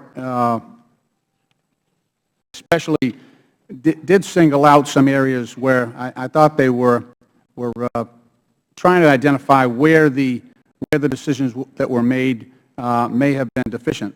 And they do identify at page 30. They talk about the Bureau of Diplomatic Security and NEA, the Near Eastern Affairs, and at post, there appeared to be a very real confusion over who ultimately was responsible and empowered to make decisions based on policy and security considerations. They go on further to say the DS Bureau showed a lack of proactive senior leadership with respect to Benghazi, failing to ensure that the priority security needs of a high-risk, high-threat post were met. And at the same time, with attention in late 2011 shifting to a growing crisis in Egypt and Syria, the NEA Bureau's front office showed a lack of ownership of Benghazi's security issues and a tendency to rely totally on diplomatic security for the latter. The Board also found that Embassy Tripoli leadership, saddled with their own staffing and security challenges, did not single out a special need for increased security for Benghazi. Now, what they point to in the next couple of paragraphs is they thought that the result, that the special mission Benghazi extension, that this was a temporary residential facility not officially notified to the host government, even though it was also a full-time office facility, resulted in the special mission compound being accepted from office facility standards and accountability under Secure Embassy Construction and Counterterrorism Act of 1999. Mr. Nordstrom, your point exactly. And the Overseas Security Policy Board, OSPB. So what they're saying is because there was an extension made, that there was a lowering in expectation there, that the resources for physical security and also the personnel assignments needed at that was not given an adequate priority, and that it was left to diplomatic security in some cases to make those repairs. Is that something that you see as being a weak point in this whole process that allowed Benghazi to be ill-prepared for the attacks on September 11th? I do. As I said, I think that what still remains unseen is who made that decision to go ahead and assume that this is going to be a temporary facility. At one point, in fact, I was told by colleagues in OBO and DS that the recommendations that we wanted to make, the upgrades, both in Tripoli and Benghazi, would not be made. They forwarded us the way forward documents that we discussed in October. And they said, and I quote, "It's my understanding that M, Undersecretary for Management, agreed to the current compounds being set up in occupied condition as is." The ARB in particular found it interesting at my reply, which was in February of 2013. I requested, is anything in writing? If so, I'd like a copy for post so we have it handy for the ARB. That's 8 months before the attack. Right. I got no confirmation as to who made those decisions, nor did I get a copy of that. And so the status was still in limbo at that point. I know there were some discussions with Mr. Langford earlier, the gentleman from Oklahoma, that my understanding was the facility, again, the types of facilities are whether or not you're sole occupancy of the building, or are you a partial occupancy of, say, a commercial building, or if you are in a building which is owned by the host nation. Well, clearly we were the sole occupant, and that's the standards. It's very clear, and it's based on our threat and those standards. We did not meet any of those standards with the exception of perhaps the height of the wall. Okay. Thank you. My time has expired. I thank you. Just one thing. You used the term M for the Undersecretary for Management. Who was that? At the time and throughout all of this was Patrick Kennedy, who was up here in October as well. But that's who would have been the person who said no, or this is good enough, presumably. Presumably, again, I don't know what the decisions, the factors were in his decision. I'm sure he had reasons for those decisions. I'm not going to criticize those. My only concern is that nobody has looked at those, whether it be the ARB or anybody else. Thank you. Mr. Turner. Mr. Chairman, thank you very much. Gentlemen, I want to thank you for being here today. Without your statements, there is a tremendous amount of information that we just wouldn't know. And certainly it's important that you're giving us this information, as we all have, the deep condolences for the families. As we look at the information that we've gotten today, we basically have two stand-down decisions that we've been able to discuss. One, the Foreign Emergency Support Team that Mr. Thompson has told us about, and Mr. Hicks, you told us of Colonel Gibson. Mr. Hicks, I'm a member of the House Armed Services Committee, and I'm very fascinated with the stand-down order to Colonel Gibson. As we pursue that, we want to know who gave Colonel Gibson the order and why. And so I would like to review that stand-down order with you and what you experienced that night, since you were with him as he was receiving the stand-down order. You told us that there was a C-130 Libyan transport that had been provided, and that you had indicated to Colonel Gibson that he should go to reinforce Benghazi and help the withdrawal personnel. Colonel Gibson was told to stand down, and that plane left without him, landing about 7:30 in Benghazi without Colonel Gibson's team. So let's start first with a review of what is Colonel Gibson's team. What were those personnel, Colonel Gibson's team? What were they doing in Libya? They are the remaining members of the Special Security Team, this group of 14 Special Forces personnel assigned to protect Embassy Tripoli after the return and reestablishment of the embassy in September of 2011. And on the 1st of August, the Secretary of Defense signed an order changing their status from being a security team to a training team and transferring their authority from the Chief of Mission, the Ambassador, to General Ham. On August 6th, 2 members of that team were in a carjacking incident as they were driving early in the morning outside the compound, and they had to use their weapons in order to escape that armed attack on their vehicle. In light of that incident, General Ham decided to draw down the team from 14 personnel to 4 personnel, and Lieutenant Colonel Wood and 9 others, Lieutenant Colonel Wood testified before this committee last October, left Tripoli in the middle of the month. So the Lieutenant Colonel Gibson and the other 3 members of that team are the remainder of that group. So the chain of command had been changed and they had been reduced. But as you were just describing, these are highly trained individuals with specialized skills that would have been useful in the situation in Benghazi. Yes, absolutely, particularly given the fact, again, that the personnel in Benghazi were exhausted from a night of fighting against very capable opponents. Now, do you know why they were told to stand down? Colonel Gibson give you any information or understanding of? I actually don't know why. Is there any reason to believe that the situation in Benghazi was over? I mean, there were a number of series of attacks that you've described to us. Any reason to believe that that there was no longer any danger in Benghazi? No, it was every reason to continue to believe that our personnel were in danger. Mr. Chase has given me an article that appeared in USA Today just this week, and just as early as last Monday, Major Robert Furman, a Pentagon spokesman, said that the military's account that was first issued weeks after the attack hasn't changed. There was never any kind of stand-down order to anybody. And that's a pretty broad statement, anybody. What's your reaction to the quote by Mr. Furman? I can only, again, repeat that Lieutenant Colonel Gibson said he was not to proceed to board the airplane. So your firsthand experience being on the site, standing next to Colonel Gibson, who was on his way on that C-130 transport and being told not to go, contradicts what Mr. Furman is saying on behalf of the Pentagon. Yes, sir.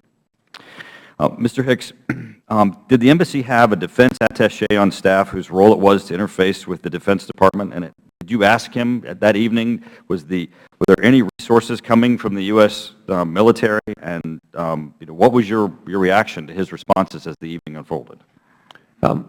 My reaction was that, okay, we're on our own. We're going to have to try to pull this off with the resources that we have available. Were the Libyans surprised? I don't know, but I think they were. Thank you, Mr. Chairman. Thank you. Before we go to Mr. Connolly, just because most people in the audience, including on the dais, don't understand Chief of Mission authority, would you, as Chief of Mission, run us through who was under your Chief of Mission authority and who wasn't? In other words, who did you have command and control of? And we're talking about military assets, because I think a lot of folks up here are hearing 2 chains of command, and it would be helpful for you to explain it as a career State Department person quickly. all civilian personnel civilian USG personnel in Libya were under Chief of Mission Authority, which was Chris yours, until we knew that he was dead, and then it passed to me. The 4 members of the Special Forces team were under General Ham's authority. We had 2 other military Special Forces personnel in country, and I was at that time unclear as to whether they were under my authority or not. So anyone you had under your authority, you gave orders to, they responded, they went downrange if you asked them to. The others were not allowed to. Yes, sir. Thank you. Mr. Connolly, thank you very much. You'll have your full time. Thank you, Mr. Chairman, and thank you for that clarification. By the way, there have been some statements that Undersecretary Kennedy was not interviewed by the ARB by Ambassador Pickering and Admiral Mullen. That is a misstatement fact. He most certainly was. You can look it up. It's documented. He was interviewed, and he provided evidence, and that evidence was evaluated. So it is simply not true that Undersecretary Kennedy was not part of that process. He most certainly was. And I'd ask, Mr. Chairman, the record so reflect. Who said he wasn't? I'm not sure. I think we've heard it from the table. Mr. Thompson, statements have been attributed to you that your Bureau, the Counterterrorism Bureau, was actually deliberately kept out of post-Benghazi developments, decision-making, and so forth. Are those statements attributed to you accurate? It's true that my portion of this office was not participating. Your portion. To whom did you report? I report to Dan Benjamin at the time. And did Mr. Benjamin, was he included in He was overseas at the time. He was overseas, but was he kept informed and involved? I kept him informed in the early stages of... Was he kept informed and involved by the Secretary's office? I have no idea. Would it surprise you to learn that he has stated emphatically that he most certainly was? It wouldn't be a surprise. I've read it. And would it surprise you that he contradicts your statements or statements attributed to you? And I read to you, this charge that we were kept out of the loop in the aftermath is simply untrue. Though I was out of the country on official travel at the time of the attack, I was in frequent contact with the Department. At no time did I feel the Bureau was in any way being left out of deliberations that it should have been part of, unquote. I would disagree. He's true factually. He is, his view of how much of the CT Bureau was. So for the record, if I may, sir, if he thinks he was adequately informed and given counsel on that, then that is his professional. Well, he's the head of the Bureau, and he's, in fact, was your supervisor, and that's his testimony. So it contradicts yours. I don't think it's his testimony, sir. Well, I'm entering it into the record, so it's now in the evidentiary record. And Would the gentleman we could, no, I will, Mr. Chairman. I'll hold the time. Okay, certainly. Mr. Cummings, perhaps you were here, perhaps not, has said among a lot of people that we want to bring before this committee, he is now an anticipated future witness, so he can give testimony. The Chairman anticipated exactly the point I was going to make, so we can clear that up by having Mr. Benjamin here. Thank you. Mr. Hicks, I don't think anyone who could have listened to your account, the minute-by-minute account of what happened, could be anything but moved. The trauma of what you and your colleagues must have gone through, especially being in Tripoli, not being able physically to sort of reach out and do something about Benghazi, I think all of us can relate to that. It's terrible. I was in Libya and Tripoli in May of last year before the tragedy, and I don't remember whether we had a chance to meet or not, but David Dreyer led our CODEL. We were not allowed to stay in Libya overnight. What struck me when I arrived in Tripoli was that the airport security was provided by a militia. And, you know, I've traveled a lot over my years in foreign policy, and, you know, what goes through the mind is what could go wrong with this. It's a volatile, violent, unstable, or was, situation. Do you want to talk just a little bit about the domestic situation in Libya as we found it? Because I think sometimes that gets forgotten in the retelling that we're facing instability in Libya still in a post-Gaddafi revolutionary situation, and likewise in Benghazi. Could you just share with us some insights into what you found in terms of that inherent instability? Thank you, Mr. Connolly, and thank you for being my representative. First of all, I just want to say that I don't recall saying that anyone other than myself testified to the ARB or was a witness before the ARB. So I wanted to be clear about that. The second thing is the political and security climate in Libya at the time. It was highly unstable, although after the elections, we thought that the political trajectory, the elections in July, we thought the political trajectory was heading in the right direction. President Magariaf had been selected. They were trying to appoint a new prime minister and move towards a democratic government. The security scene, however, was very unstable and had been, I think, well documented. You had assassinations and car bombings in Benghazi, but the assessment was that this was Libyan on Libyan and not necessarily directed at foreigners. At the same time that we are in the process of building towards making our post in Benghazi a permanent post, the British are contemplating returning there to Benghazi. They left after their ambassador survived an assassination attempt in June. In Tripoli, we also have instability. We have car bombings, carjackings. We have Islamic extremist militias that begin to attack Sufi shrines, and a government that is struggling to maintain security and improve security in the country. Thank you. And Mr. Chairman, if I could just say to my constituent, we're proud of you. And I would add my voice to that of Mr. Cummings. I'm a member of not only this committee, but the House Foreign Affairs Committee.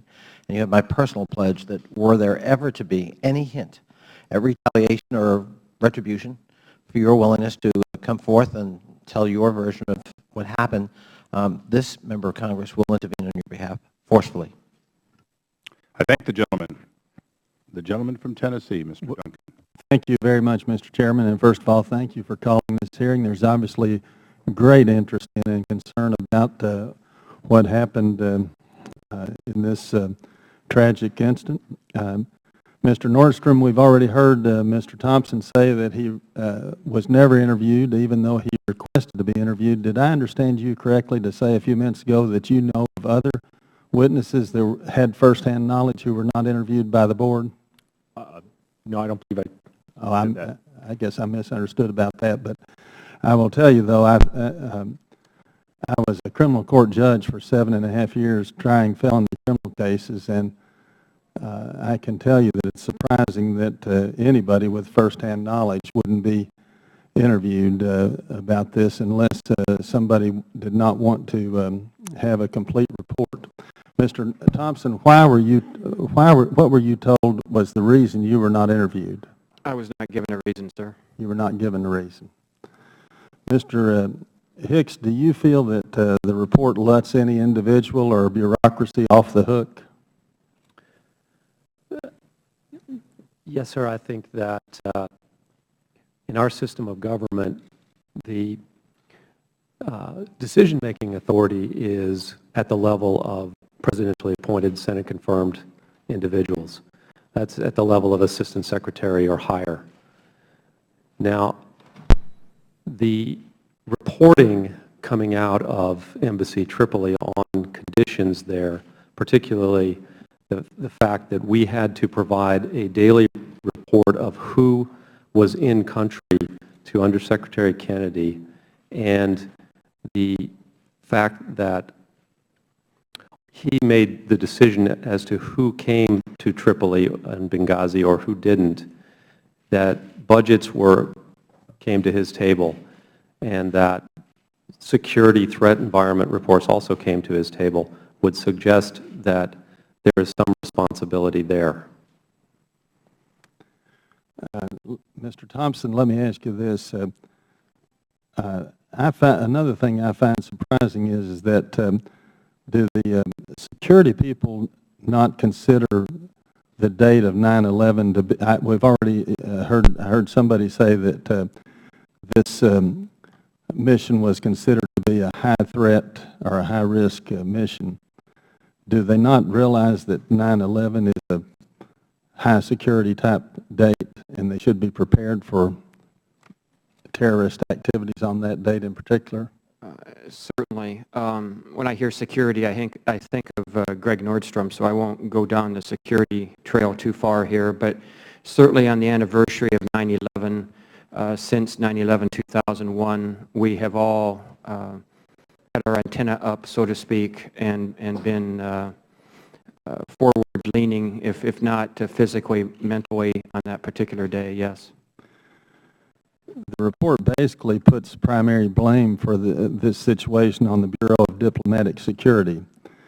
I would like to ask if any of you have a comment about that. Do you think that's fair?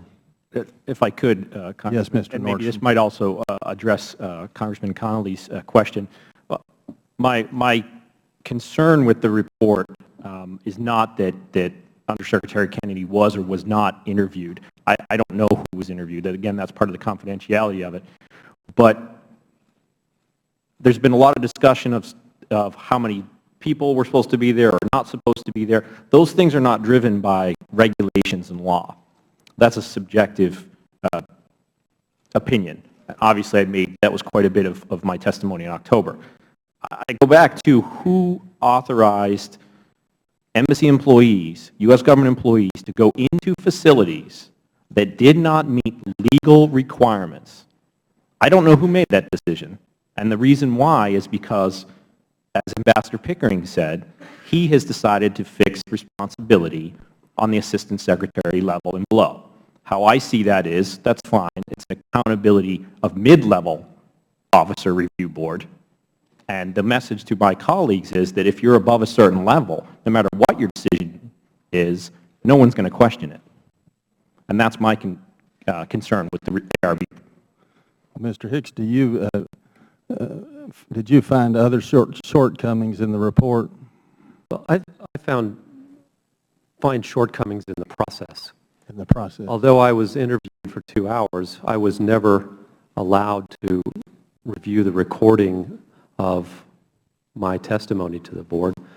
I was never given an opportunity to read the unclassified report before it was published to see if my testimony had been incorporated or properly, at all or properly. And I have never been given an opportunity to read the classified report. All right. Thank you very much. I thank you. I must admit, one of the rules of this committee is that interviews and depositions, the witness actually gets a copy of and is allowed to make corrections in most cases to make sure that they didn't misstate something. So that is a little surprising to me. The gentlelady from California, Ms. Spear. Mr. Chairman, you know, it's ironic that you said it, Mr. Chairman, since Mr. Thompson would not even engage with the Democratic side of the aisle in terms of answering any series of questions. But let me first of all say to the family members, we lost extraordinary servants to this country. You lost loved ones. And there's nothing that we can say that will ever heal your huge loss. But know that we will do everything in our power to make sure that other families do not go through what you're going through. To you, Mr. Hicks, thank you for your extraordinary service. You know, as you were retelling the events, and they were harrowing, it reminded me of an experience that I had, similar, in a foreign country, ambushed, and a sense that we were woefully underprotected. And I think as part of what we're going to glean from this today is that we have got to do a much better job of providing protection in high-risk, high-threat embassies and consul offices around the world. It was inadequate, and I'm troubled by the fact that General Ham withdrew additional support because they had been engaged in a carjacking. If anything, that would heighten our concern and we would create more support. Let me, though, ask you a question. You said earlier today that the lawyers at State told you not to talk to Mr. Chaffetz when he came. That's what I wrote down, and would you just verify that that's what you said? We were not to be personally interviewed by Congressman Chaffetz. Now, in your interview with the committee, you were asked the question, excuse me, did you receive any direction about information that Congressman Chaffetz shouldn't be given from Washington? And your answer was, no, I did not. Is that still your testimony today?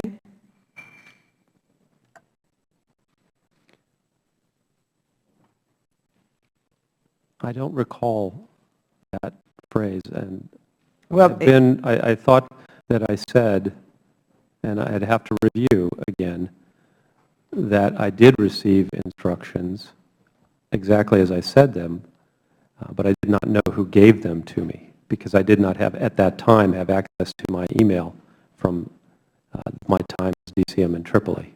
If the gentlelady could just tell us what page of the transcript that's on. Maybe the staff can get it for me. I'm reading from a separate Thank you. document. You did say that you were told to make sure other State Department officials were present for meetings with Representative Chaffetz. As you stated, they told me not to be isolated with Congressman Chaffetz. Is that correct? Yes, that's what I mean by not to have a personal interview with Congressman Chaffetz. Okay, so it was more about not being in a situation where you did not have other people with you. Is that correct? As opposed to not being interviewed. And again, that's what I said, not to have not to be personally interviewed by Congressman Chaffetz. It said, well, you said they told me not to be isolated with Congressman Chaffetz. That's the meaning of isolated, not to be personally interviewed. There was a classified briefing for Mr. Chaffetz that no other State Department official was able to attend, and you testified earlier. So as a result, no other State Department officials can confirm what was said if there was a mischaracterization after the fact. So when Representative Chaffetz returned to Washington and attended this committee's hearing in October, there was a great deal of controversy about his description of that classified briefing. Did you by chance watch the hearing? Actually, I didn't, but I don't think I said that no State Department official was allowed in that annex briefing. In fact, I was in that briefing, David McFarland was in that briefing, and the RSO, John Martinick, was in. The attorney was not. The attorney was excluded by the annex chief for clearance purposes. Okay, when you received a call from Cheryl Mills, actually, let me ask you a different question. The gentlelady's time has expired, but go ahead and ask your last question quickly. Thank you, Mr. Chairman. I think you deserve to have a post in a location that you desire. So I would like to ask you, where would you like to be posted? The Court of King James is out of the question. The country I would most like to go to, is that the question Yes. that you're going to be assigned to? You know, I'd really want to talk to my decision maker, chief decision maker in my family who's sitting right over here, my wife, because I think her opinion is more important than mine on that point. And so just to conclude, Mr. Chairman, I believe... He really is a diplomat, Ms. Pierce. Well, most of you should be diplomats on issues like that. Ms. Dibble had said to you that she would help you get a good onward assignment. And I think this committee will help you get a good onward assignment. So we await your, the responsible person for that decision informing us. I thank the gentlelady, and I'm actually shocked that Mr. Connolly didn't make that a promise to a constituent who could vote. And with that, we go to the representative from North Carolina, Mr. McHenry. not to bring the subject matter of this hearing back to the subject matter of this hearing, but I'm sorry, Mr. Hicks, the Senate is in charge of those types of movements of our ambassadors in the confirmation process. But I hear there's a wide variety of islands just to the south of Florida that are lovely. But the subject matter of today's hearing is to get at the root cause and the root facts of an awful tragedy that occurred. The mismanagement, then the political cover-up that resulted from that mismanagement, and a rush to judgment by some very ambitious political operatives within Washington. At least that's near as what I can tell, having gotten into the facts as we have today and knowing what we know today. So I want to thank all three of you gentlemen for your service to the American people and to our government. And I want to say to you that the tough treatment you've gotten as a result, not only on that day in September, but since then, is a horrible tragedy. I want to go back to Mr. Gowdy's line of questions here. Mr. Hicks, was there a protocol within the consulate in the event of a protest?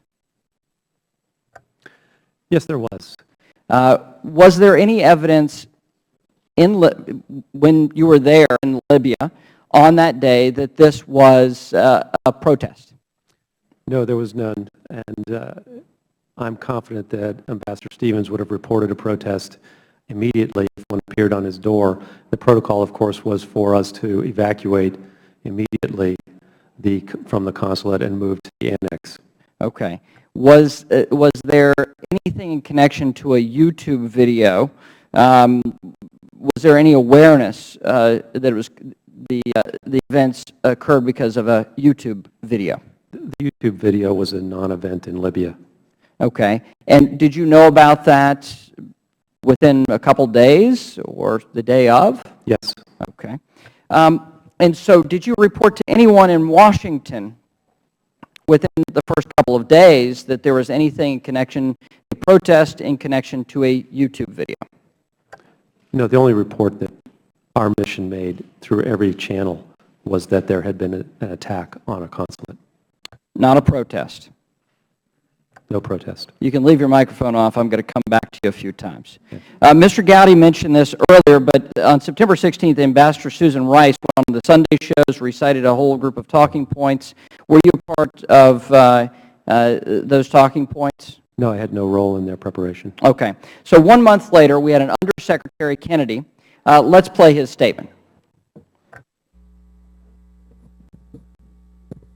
Always made clear from the very beginning that we are giving out the best information we have at the time we are giving it out. That information has evolved over time. For example, if any administration official, including any career official, had been on television on Sunday, September 16th, they would have said the same thing that Ambassador Rice would have said. She had information at that point from the intelligence community, and that is the same information I had, and I would have made exactly the same point. Clearly, we know more today, but we knew what we knew when we knew it. By September 16th, did you know what you know, which is apparently what Susan Rice said? Let me rephrase that, actually. Let me actually make that a question, if you will. Ambassador Rice recited a set of facts. A month later, they defended, the State Department defends that. You are a career State Department official. Would you have said the things that Ambassador Rice said? Not after hearing what President Magariaf said, especially considering the fact that he had gone to Libya, to Benghazi himself at great personal and political risk, and for him to appear on world television and say this was a planned attack is by terrorists is phenomenal. I was jumping up and down when he said that. It was a gift for us from a policy perspective, from my perspective, sitting in Tripoli. And did that occur before September 16th? He said that on the same talk shows with Ambassador Rice. And did you report that?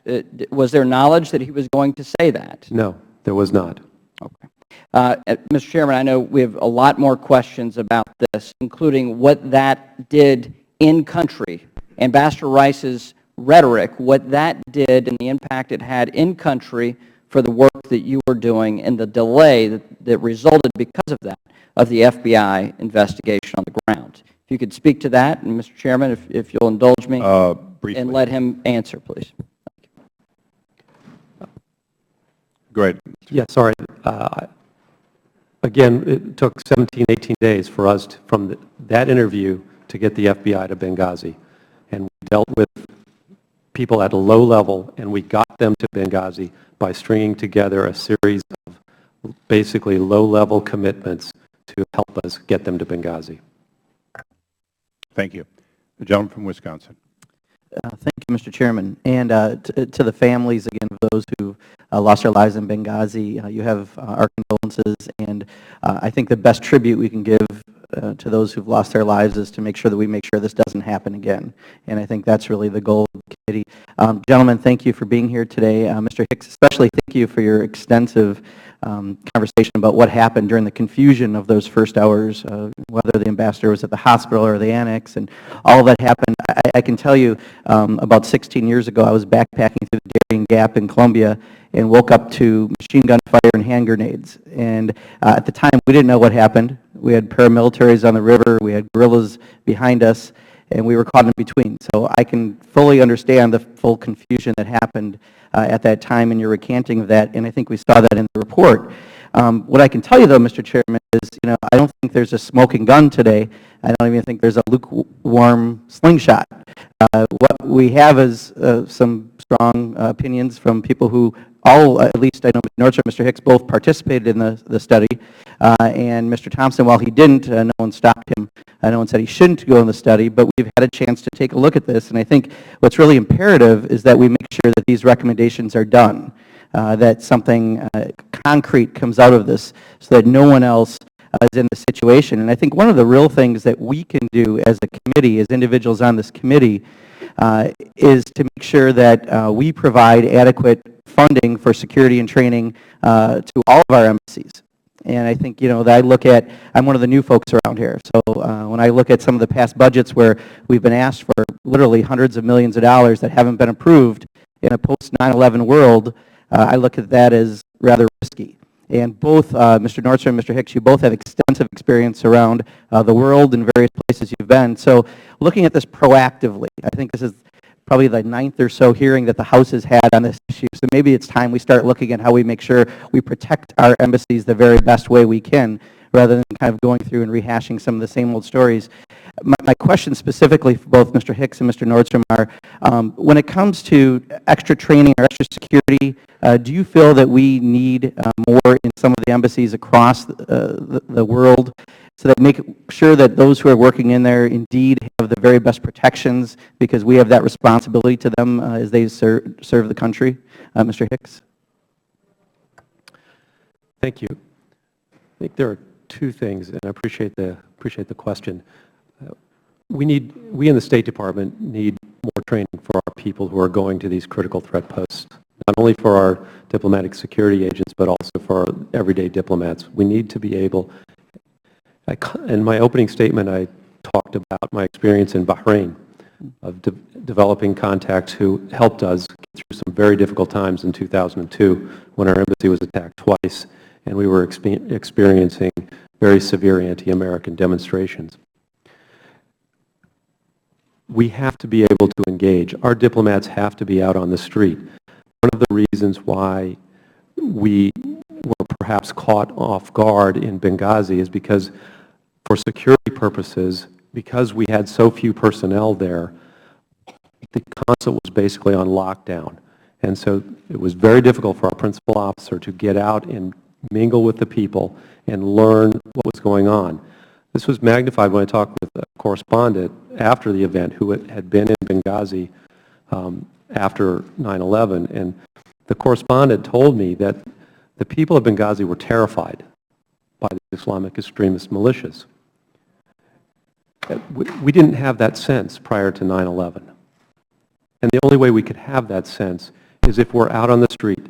I think Undersecretary of State for Public Diplomacy, Sonnenschein, said it beautifully at the tribute for Ann Smedinghoff last week when she quoted Correspondent Edward R. Murrow about going the last 3 feet.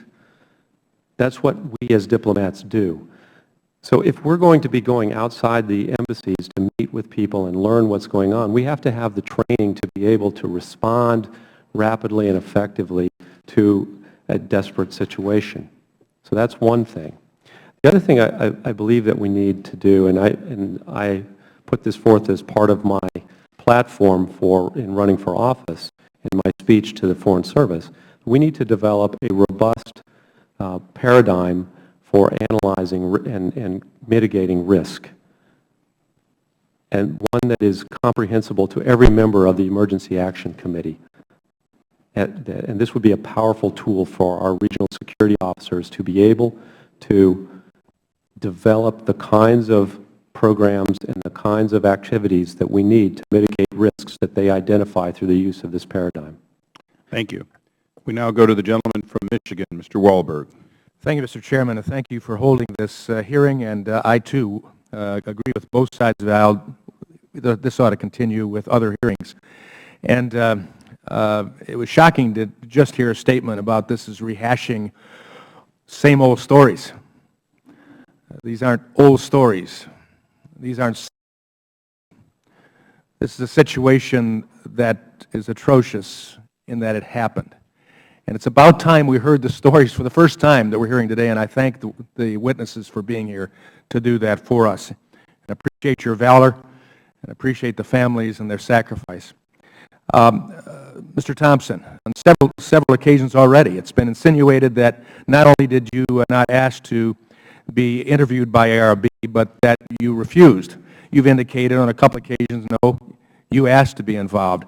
Let me give you further opportunity and ask you, why were you concerned about the ARB's failure to interview you? And did you raise any concerns with the Department about the Review Board's unwillingness to interview you? The reason I was concerned about it was that it was a terrorist event, and we did not respond to a terrorist event with the team, or we weren't considered to, and there wasn't a normal process by which that goes through. That process that I've already stated is not one that is bureaucratic. It's one that can go from a cold start to wheels up, so to speak, within hours. On-the-ground experience, understanding of what you were tasked to do. Yes, with respect to places like Nairobi, Kenya, on August 7th, 1998, in which we had 12 murdered Americans, 240 murdered Kenyans, and thousands injured. A very ambiguous situation, and a situation in which we responded to and collaborated with our DOD and our FBI colleagues. Even OFTA was there because we had to get Office of Foreign Disaster Assistance. We even had to get them in there to help with the medical resupply because the hospitals were overrun by this event. We had to set up a new embassy because we had one that was destroyed. We had to set up all the communications for the ambassadors, so it was a fairly comprehensive response. Such was not the case in Tripoli with Mr. Hicks. However, we did have a need to get people pushed forward early, and even if they did not end up in Tripoli, they would be closer. Again, going back to the tyranny of distance, whether we would have landed in Frankfurt or Sigonella or Crete or somewhere in the area, those are the things I would have brought out to the board had I been interviewed. Any of those findings included in the ARB report? Not to my knowledge, but I also have not seen a classified version. They may be in there. Mr. Hicks, in a little deference to my colleague from Ohio, I'd say on top of all of your distinguished records of achievement and accolades, your 2 earned degrees from University of Michigan are your best, and I appreciate that. Let me ask you this. Do you know if anyone interviewed by the ARB was provided an opportunity to read the full classified report? I've talked to several witnesses who were interviewed by the ARB, and none of them have been allowed to read the classified report. As far as you know, none that were interviewed have read the classified report? So far as I know. So you mentioned that there was a 2 a.m. phone call with the Secretary of State. During that short phone call conversation that you rehearsed for us, was there any mention of a demonstration during that conversation? No. It would be interesting to know if that was included in the report, but you've not read it. In fact, it wasn't. Do you think the ARB report lets any individual or bureaucracy off the hook? Again, as I mentioned earlier, given the decision-making that Undersecretary Pat Kennedy was making with respect to Embassy, Tripoli, and Consulate Benghazi operations, he has to bear some responsibility. What, in your view, were the shortcomings of the ARB process, besides not interviewing some people and allowing the classified report to be read? Well, again, there was no stenographer in the room when we were interviewed. No stenographer? No, sir. And so we're talking about editorial commentary potential as opposed to clear truth, accuracy? That's correct. There were note takers. I had counsel in the room with me taking notes,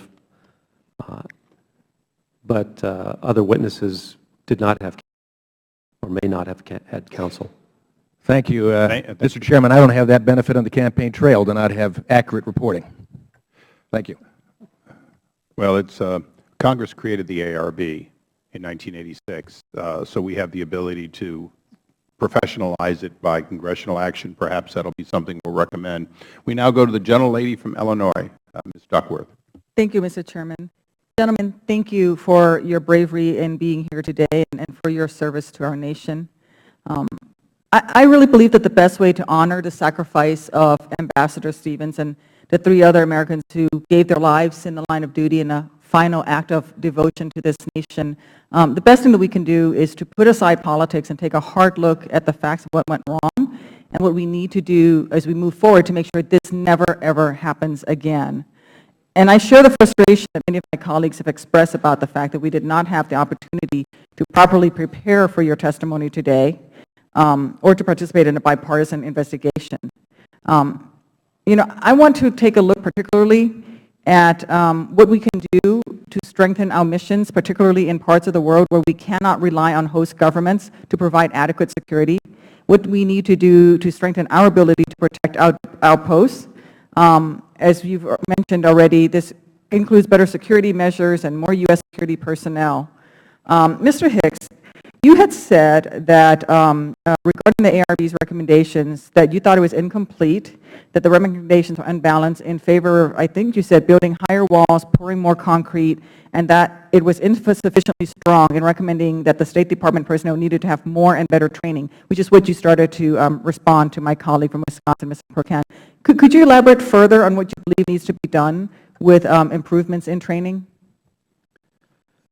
Again, the point I made is that those of us whose job is to engage the local population, to represent America to local populations, we have to be able to go outside.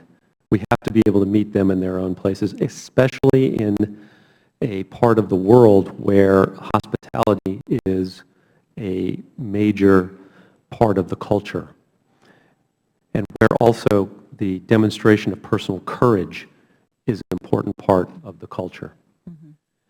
So that means that we have to, as individuals, those of us who go outside, have to be able to be cognizant of the situations that we're going into. We have to be situationally aware, I think it is, as Eric would say, in order to recognize in advance that we may be getting into a difficult situation and we need to be able to respond appropriately.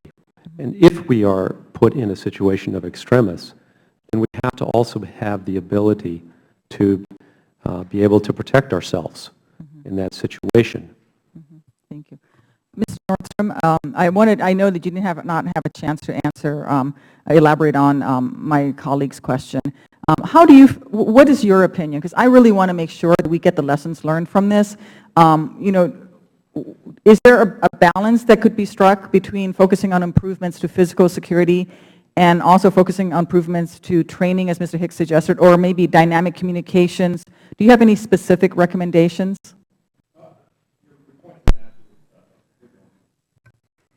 Is a perfect one. My concern is that in the wake of an attack, we're going to go through the same cycle that we've gone through all the time. More money is not always the solution. More is not always the solution.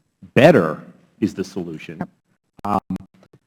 During the process, I had somebody ask me as part of the ARB whether or not, why had I not requested machine guns, 50 caliber machine guns for the consulate in Benghazi. I was awestruck. I said, if we are to the point where we have to have machine gun nests at a diplomatic institution, isn't there a larger question, what are we doing? Why do we have staff there? One of the recommendations that I looked at is, again, it's decision-making processes. That doesn't cost money. One of the things that we saw, again, is what is the role of DS? Is DS, diplomatic security, elevated high enough within the Department of State's organizational structure whereby recommendations that are within that organization are heard by the Secretary of State? I mean, I think she has a very reasonable assertion that some of these issues weren't brought to her attention. Well, how do we fix that so that they are brought to the attention of the Secretary of State? It's not lost on me that as the unheeded messenger this time around, I look at where those messages seem to stop, the Undersecretary for Management. I look back and I see the last time we had a major attack was East Africa.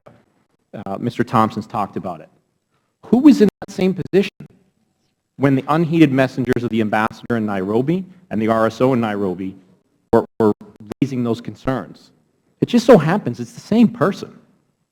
The Undersecretary for Management was in that same role before. So if anybody should understand this, I would hope that he would. So that's why I'm going to the point of there's something apparently wrong with the process of how those security recommendations are raised to the Secretary.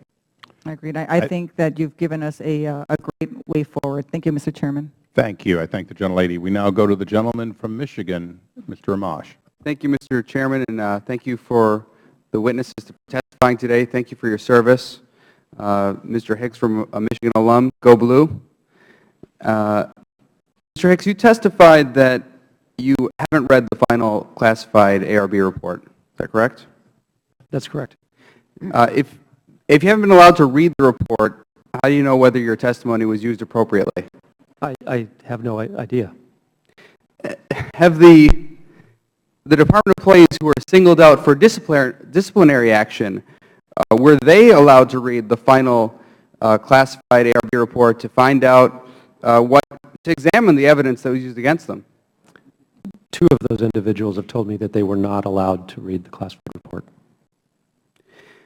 Do you believe that the ARB report does enough to ensure that a similar tragedy doesn't take place in the future? Again, I haven't read the complete report, so I can't make a judgment at this point in time. Did you have an opportunity to provide input with respect to the report? Yes, I had a 2-hour conversation with the board. Right.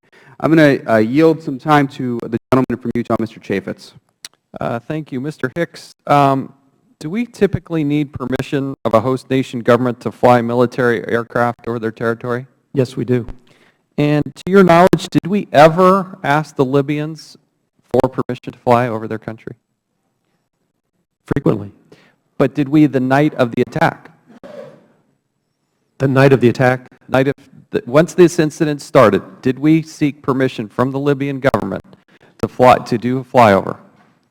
I think in the record there is a UAV was flying over Libya that night, and it had permission to be there. Did we ever ask for permission to fly anything other than an unarmed drone over Libya during the attack? No. Would you have known that? Yes.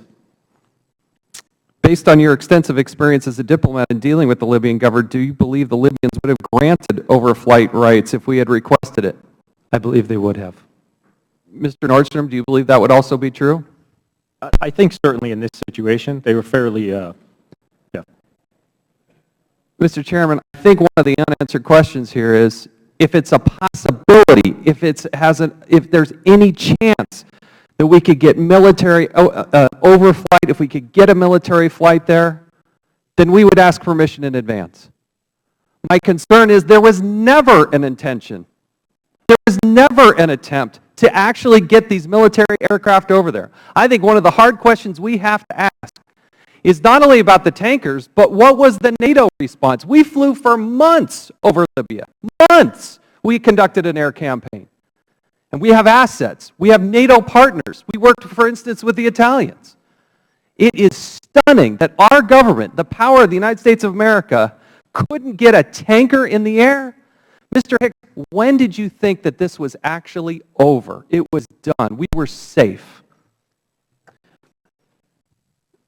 Not until our personnel landed in Tripoli on the C-130. And then, even then, Ansar al-Sharia had posted that we were potentially, I mean, there's a reason why you had to leave the facility in Tripoli. That's correct. When did you actually return to the embassy in Tripoli? We returned, I believe, on the 14th. When did the FAST team arrive to help secure the embassy? They arrived on the night of September 12th at about 8. And there still was a potential fight. And the government never asked for permission. This is one of the deep concerns. In the last minute here, I want to ask Mr. Thompson here. I want to read to you another excerpt of an email sent by you to Timothy Walsh and James Webster on Wednesday, September 12th. This is at 11:10 in the morning. Quote, spoke to DB. Who's DB? Daniel Benjamin. Daniel Benjamin on the phone this morning. He understands my fest points, concurs, but expressed his pessimism regarding our deployment and by extension does not intend to lobby for our inclusion. End quote. To remind everybody here, didn't Daniel Benjamin recently state that any claim that key elements of the Counterterrorism Bureau, such as FEST, were cut out of the response planning was simply, quote, untrue? Is that your understanding? Correct. How do you react to that? He goes out and publicly says that's not true, but based on the email, sounds like you had a discussion with him. What happened in that discussion? He was on the phone from Germany. Another member of our front office had been talking to him. She asked if he wanted to talk to me. I gave him a quick rundown of what had happened the night before. I'd kept him informed via BlackBerry on an class level about the concerns and obviously when we finally understood how many people had been murdered that night. He was shocked and appalled, wanted to know anything he could do, and I told him about the dismissal and how it was dismissed in terms of getting our people out. Getting our people out of town. And I would just add that it's more than process and it's more than some of the other things that have been stated. My biography is in the record. We lived by a code. That code says you go after people when they're in peril, when they're in the service of their country. We did not have the benefit of hindsight in the early hours. And those people who are in peril in the future need to know that we will go get them, and we will do everything we can to get them out of harm's way. That night unfolded in ways that no one could have predicted when it first started, and it is my strong belief then as it is now that we needed to demonstrate that resolve even if we still had the same outcome. Mr. Chairman. Thank the gentleman. For what purpose does the gentleman seek? I just wanted to reiterate, Mr. Chairman, your point to me that rather than speculate what Mr. Benjamin and Mr. Kennedy and others may think or may have said, we'll have the opportunity. We look forward to it. Actually, all time has expired. We now go to the gentlelady from Illinois who's been patiently waiting, Ms. Kelly. Thank you, Mr. Chairman, and I too would like to thank you for your service and thank you for your patience and endurance sitting here almost 3 hours. My condolences to the family. Mr. Hicks, I would like to ask you about your testimony involving the flight from Tripoli to Benghazi. First, in your interview with the committee, you explained that the first plane from Tripoli to Benghazi left on the night of the attack around 1:15 a.m. Is that correct? No, it arrived in Benghazi about 1:15. It arrived, okay. The ARB report says that the first plane had a 7-person security team, which included 2 military personnel. Is that correct? Yes, it did. Now, you also told the committee that a second flight left Tripoli the next morning, September 12th, between 6 and 6:30 a.m. Is that correct? I think the flight actually left a little later, but again, the timelines are still not, have merged to a great extent, given time. Okay. You said that 4 military personnel were told not to board that plane and that this call came from Special Operations Command Africa. Is that right? That's what I understand. Okay. During the interview, you were asked if you knew what was the rationale that you were given that they couldn't go ultimately. And you explained, I guess they just didn't have the right authority from the right level. Is that correct? I think that's correct. Okay. So you basically don't know why they were told not to get on the plane. I have right? no idea why they were told not to get, why they were not allowed to go to the plane, go get on that airplane. Thank you. Just this morning, the Department of Defense released a press release, if I can read it. The team leader called Special Operations Command Africa to update them that the movement of U.S. personnel to the Tripoli annex was complete. He then reported his intention to move his team to Benghazi aboard the Libyan C-130. As the mission in Benghazi at that point had shifted to evacuation, the Special Operations Command Africa Operations Center directed him to continue providing support to the embassy in Tripoli. We continue to believe that there was nothing this group could have done had they arrived in Benghazi, and they performed superbly in Tripoli. In fact, when the first aircraft arrived back in Tripoli, these 4 played a key role in receiving, treating, and moving the wounded. I'd like to yield the rest of my time to Mr. Conley. I thank my colleague. Does the gentlelady want that in the record? Yes, please. Without objection, it will be placed in the record. Mr. Hicks, you quoted, you said rather emphatically that the video had no material impact in Libya. That's correct. And you talked several times about conversations, phone conversations with the Prime Minister, who referred to it as a terrorist act, not as a protest. Is that correct? That's the President. But we don't want to leave a misimpression here. I mean, the Libyan government is somewhat incoherent at this time. I mean, it's hardly a unified government. That's correct. And for example, you were busy on the day, but on September 12th, the New York Times published a story quoting Libya's Deputy Interior Minister, Wanis al-Sharif, who said that his initial instinct was to avoid inflaming the situation by risking a confrontation with people angry about the video in Libya. He said he also criticized the Americans at the mission for failing to heed what he said was the Libyan government's advice to pull its personnel or beef up its security, especially in light of recent violence in the city and the likelihood that the video would provoke protests.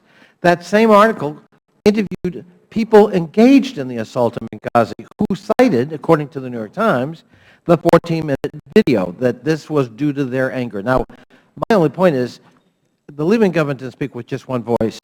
There were disparate voices. Some, in fact, did see the video, apparently, at the time, as an influence. And it's a little, I don't want to mislead the public that there was one unified perspective and that narrative is entirely false and was at the time. Would you care to comment?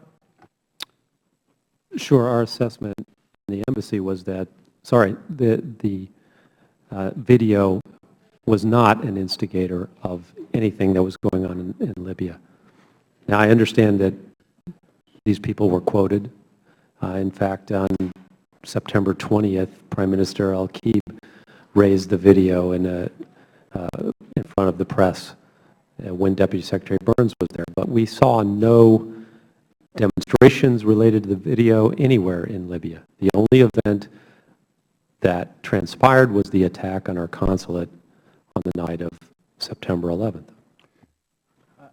Thank you very much. I thank my colleague. Mr. Chairman, if there's no objection, I'd like to enter into the record the full New York Times article dated September 12th, Libya attack brings challenge for the U.S. I certainly think under the circumstances it would be appropriate to put in the record something that says that we were stupid to still have a consulate in Benghazi, that there was an unreasonable risk and it should have been closed down in light of the danger, and in fact they may have been a video reaction. I think that's a good balance. I thank the Chairman for that, the unanimous consent comment. With that, we go to the gentleman from Arizona, Mr. Gosar. Thank you, Mr. Chairman. First, to the families, thank you for the heroism that your sons exhibited. I would tell you that.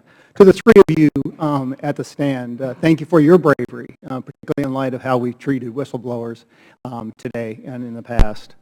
Mr. Hicks, did you ever question officials in Washington about what Secretary Rice said on Sunday, the Sunday talk shows? Yes. Again, when Assistant Secretary Jones called me after the talk show event, I asked her why she had said there was a demonstration when we had reported that there was an attack. Was she the only one that you talked about? Okay. And her reaction was? Her reaction was, I don't know, and it was very clear that from the tone that I should not proceed with any further. So she was very curt? Yes. Okay. Did you receive any negative feedback based on this conversation? Over the next month, I began to receive counseling from Assistant Secretary Jones about my management style, things that I basically was already doing on the ground, but nevertheless, I implemented everything that she asked me to do. Something that you were highly recommended and highly accommodated for, they're questioning all of a sudden. Can I have the video to be played on the screen, please?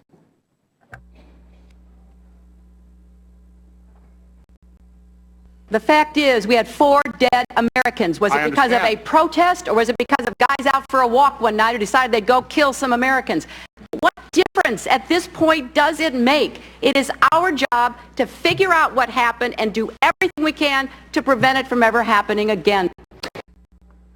Well, I'm really mad, but Mr. Hicks, could I give you the opportunity to respond to that question? What difference does it make? I think the question is, what difference did it make? Yep. President Magariaf was insulted in front of his own people, in front of the world. His credibility was reduced.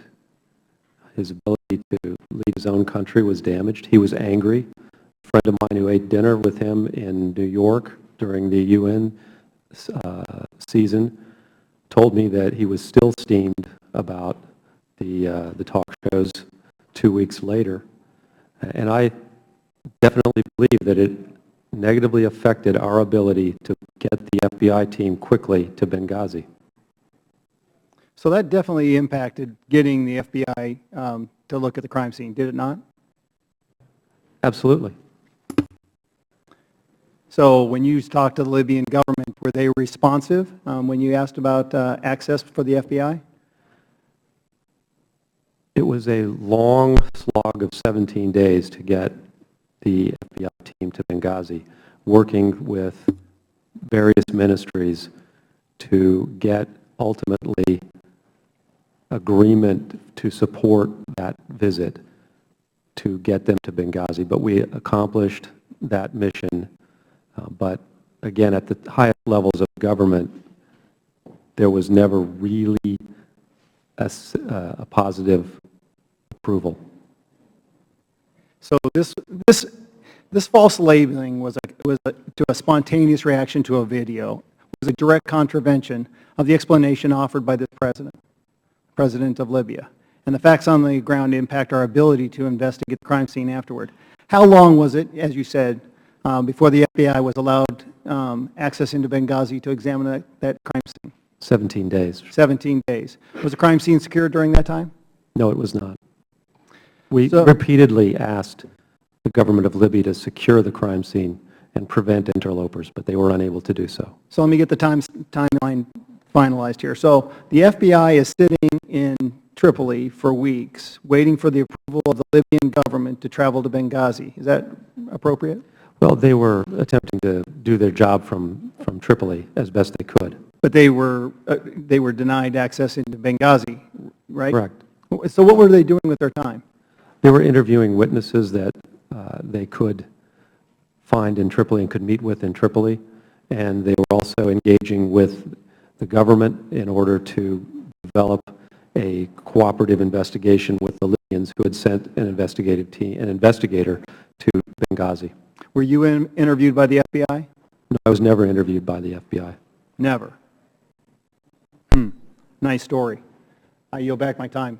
I thank the gentleman. We now go to the gentleman from Nevada, Mr. Hertzford. Thank you, Mr. Chairman. Thank you to our witnesses for being here. And, you know, it's my understanding that we've had 9 oversight hearings on Benghazi since the horrific attacks on our consulate on September 11th, 2012. And like many of my colleagues have expressed to the family, I believe that we need to continue to do everything within our power as Congress to get to the solutions and the recommendations that will prevent this from happening again. And I think that in addition to our condolences, the things that we need to do most is our job, to come up with the recommendations to prevent this. One of the overall conclusions of the Accountability Review Board was just that, quote, that Congress must do its part to meet this challenge and provide necessary resources to the State Department to address security risks and meet mission imperatives. That was a direct statement out of the Review Board recommendation. And I think each of you agree that Congress must do its part. Am I correct? Yes or no, real quick. Yes. So, you know, Mr. Chairman, I just would hope that after this hearing, after 9 oversight hearings, that we will begin to work on some specific recommendations that we can bring forward, and that all of us working together can do our job to protect our embassies. I think that's what the public wants. I believe and hope that that's what the families want in the memory and the legacy of those who lost their lives. And I would say that it does cost money. Mr. Nordstrom, I know you say it's not just about money, but it also is about properly prioritizing budget considerations. And, you know, in the past, you know, my colleagues on the other side have not been willing to make the kinds of serious and sustained commitments to funding that are necessary for large-scale and long-term security projects like building facility improvements, for example. Would the gentleman yield briefly? May I? Of course. Thank you. And so in both the 2011 and 2012 budget cycles, the budgets gave the State Department hundreds of millions of dollars less than what was requested. The fiscal year 2013 budget as proposed by the other side proposed even more cuts. They want to reduce international affairs budget by more than $5 billion less than it was in fiscal year 12. That is a 9.8% cut to diplomatic security when extrapolated across the whole foreign affairs budget. By the fiscal year 2016, the proposed budget by the other side further cuts funding to international affairs by another $5 billion. This represents a 20% cut to diplomatic security when extrapolated over the entire foreign affairs budget. So these are serious and significant cuts, and we cannot pretend that they don't have consequences. And so I know that my colleagues have talked several times about holding people accountable. Well, I hope that one of those groups that we will hold accountable are ourselves as members of Congress, to do our job to properly fund the safety of our embassies so that this never happens again. I urge my Republican counterparts to work with us in a bipartisan effort to actually fund these improvements to our embassy security and to follow through on the 29 ARB recommendations that have already been made and those that we believe should also be supported from this hearing. Thank you, Mr. Chairman. We now go to the gentleman from Pennsylvania, Mr. Meehan. Thank you, Mr. Chairman. I note for the record that Charlene Lamb, who testified before this committee the previous time, was asked specifically the question as to whether or not funding issues impacted the actions that took place, and she said no. So, and I'm really intrigued at this point in time by some of the commentary, because one of the things I'd like to follow up on the questioning, Mr. Nordstrom, that came to you from Mr. Langford with regards to some of the decisions that were made, because being in Benghazi, having the Secretary, because I'm going to tell you, I am struggling to find out how we had the United States ambassador in a marginally safe American compound in an increasingly hostile area on an iconic day like September 11th with limited security. And I think that there are some issues that you were talking about first, decisions that were made about allowing occupancy in the first place. Could you tell me quickly about how that was enabled to be approved? That's the same question I still have to this day. You do not know, but you do know, according to the law, it appears that it must be signed off by the Secretary of State, and there is no delegation. Certainly for parts of it, yes, for the SECA portion of it. Following up, on July 31st, it's a fact that where I go back on the record, there were 16 SSTs, actually Special Forces in Libya, 14 Department of State security personnel. On August 31st, just shortly before, that had been reduced to 6 regulation individuals in Tripoli, 3 in Benghazi. Why the cutback on security? Again, that's one of the questions that I had. I've never seen it addressed in the ARB or anything else, is why were these decisions that we made turned down? Why were, in fact, there was a proposal that went back all the way to a month after we had arrived, asking for $2.1 million for staffing to have 19 DS agents maintained throughout that time period. I still don't have any understanding as what happened to that proposal. That went to the Undersecretary of Management as part of Did you have confidence in the ability of the locals in the country who were purportedly designed to provide security for you? Did you have confidence in their ability to provide that? I think, to put it succinctly, it was the best bad plan. It was the only thing we had. It was the only thing, but I didn't ask if it wasn't. Did you have confidence in that? No. Did you report that at any point in time to officials in Washington, D.C.? We did. We did note the training deficiencies in particular. That was something that was always there. Certainly, we had also raised the issue of doing some sort of counterintelligence vetting of the people that worked for us. Ultimately, that was turned down, even though we wanted it, because the Department of State wanted Post to pay the funds for it, which we didn't have. It had always been under our understanding that that was going to be paid for by Washington. So, Mr. Thompson, I know that you have background in counterterrorism. I'm going back on, this is testimony that was provided by Lieutenant Colonel Wood, who was an SST person doing service in Tripoli and ultimately wanted to be in Benghazi. He talked about Facebook threats that were made about Western influences in Benghazi.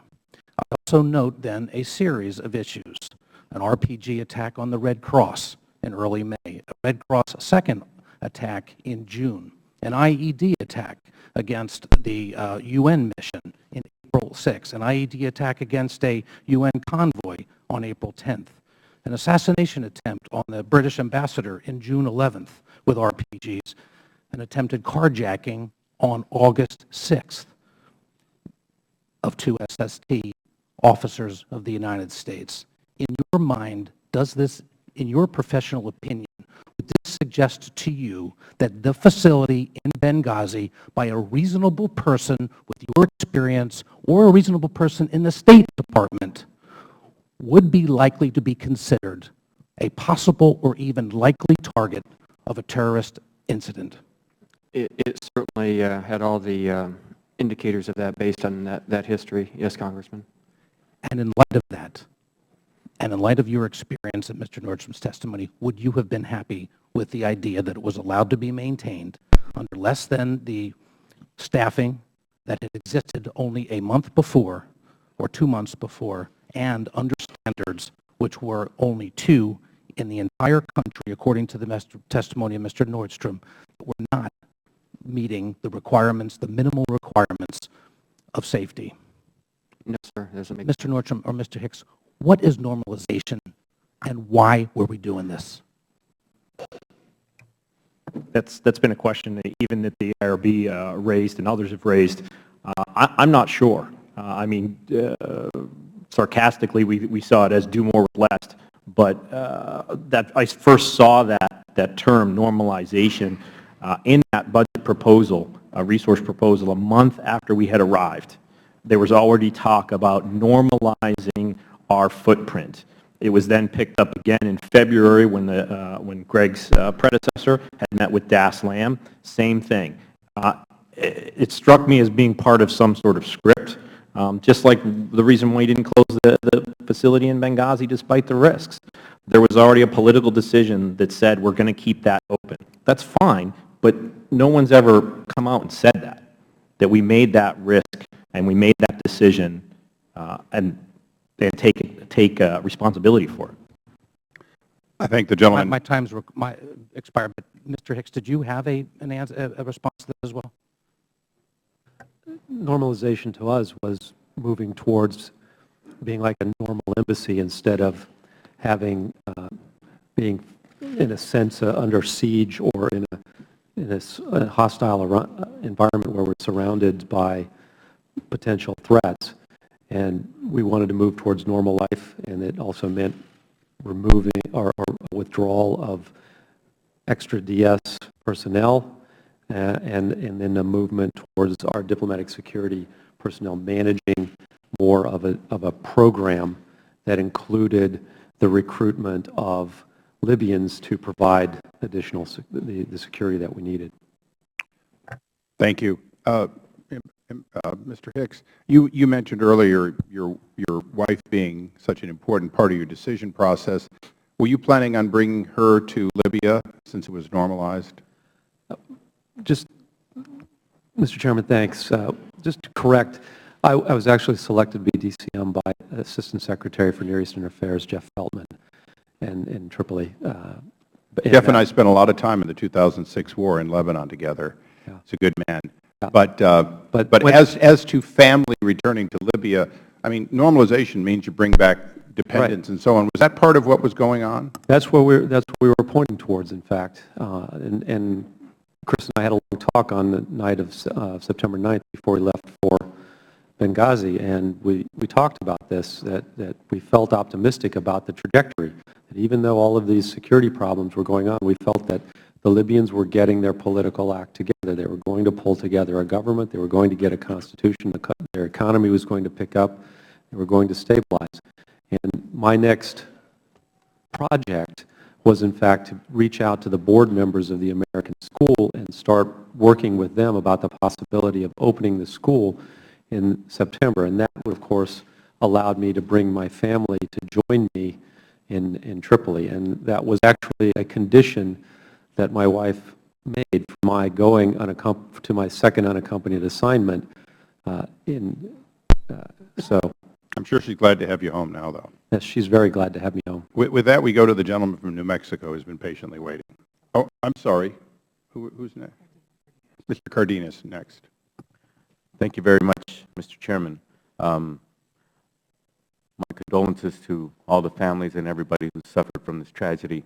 And also, I hope that you pray for us that we do the right thing as policy makers and not as politicians. Mr. Nordstrom, You've stated here that you felt the security situation in Benghazi was unsafe. As a matter of fact, you've been very clear on placing blame with a number of people. So given everything that was going on at the time and everything you have said today and what you said on October 10th, at any point did you suggest to Ambassador Stevens that he should not travel to Benghazi on September 11th's anniversary, and that the situation was volatile and that the facility, per your own assessment, was not secure? I had departed post on 26th of July, so didn't have the opportunity to do that.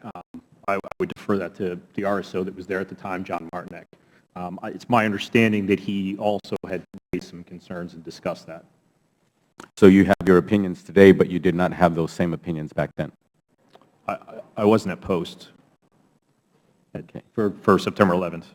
I had departed 6 weeks prior. So, if the gentleman would indulge, I think he's asking, what was your opinion on the day you left relative to Benghazi? Oh, okay, I understand. I had actually met with the ambassador prior to that as part of an out briefing, and he and I talked about kind of the way forward, and the threats in the East were something that we talked about. I had mentioned that in October as well. It was very concerning to us, the increase in the targeting. It was something that I had mentioned back to our headquarters in reporting. It was something that the Ministry of Interior brought up when the ambassador went and met with the minister in July to talk about requesting static security. They highlighted, number one, growing extremism in the East, particularly in Benghazi, in Derna, and Sirte. So absolutely, that was something that we discussed, and we were concerned in particular that we were not getting the resources. So you stressed that you did stress concerns, but not to the point where you said, I wouldn't go if I were you, or we never had that discussion, in part because the ambassador had not indicated any sort of desire to travel to Benghazi. My hope would have been that they would have had resources there to augment any such travel. And resources require other kinds of resources. I mean, if you have resources on the ground, they require actual funding, et cetera. There's a balance to creating the kind of atmosphere and security that would be required to meet any concerns, correct? Sure. In what we were looking at is that you were going to have a downsizing of personnel in Tripoli. So anytime the ambassador would have traveled, that would have impacted security in both locations because you would have been splitting up resources, which is what I think ultimately happened. Mr. Hicks, can you shed some light on this discussion that we're having? In the two planning meetings that we had for Ambassador Stevens' trip to Benghazi, Regional Security Officer John Martinek raised serious concerns about his travel. Because of those concerns, the ambassador adjusted his plans for that trip. First, he agreed that he would go in a low-profile way. His trip would not be announced in advance. We would not do any planning of meetings until right before he went.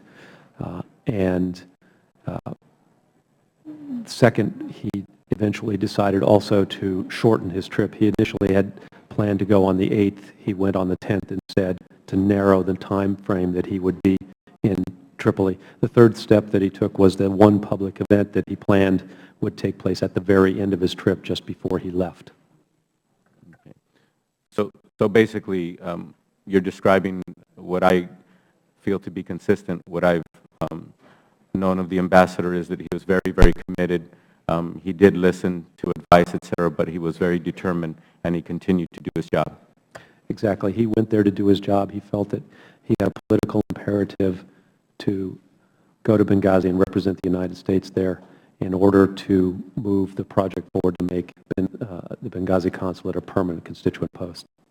Okay. I'm so proud of his commitment, and that is very consistent with everybody who's come across him. I just hope that we can have that commitment up here as elected officials to do the right thing so this never happens again. Thank you so much. Thank you. We now go to the gentleman from Tennessee, Mr. Desjardins. Thank you, Mr. Chairman. Today's hearing is about one thing, one simple thing. It's finding the truth. And I know these families here want the truth, and I know the American people want the truth.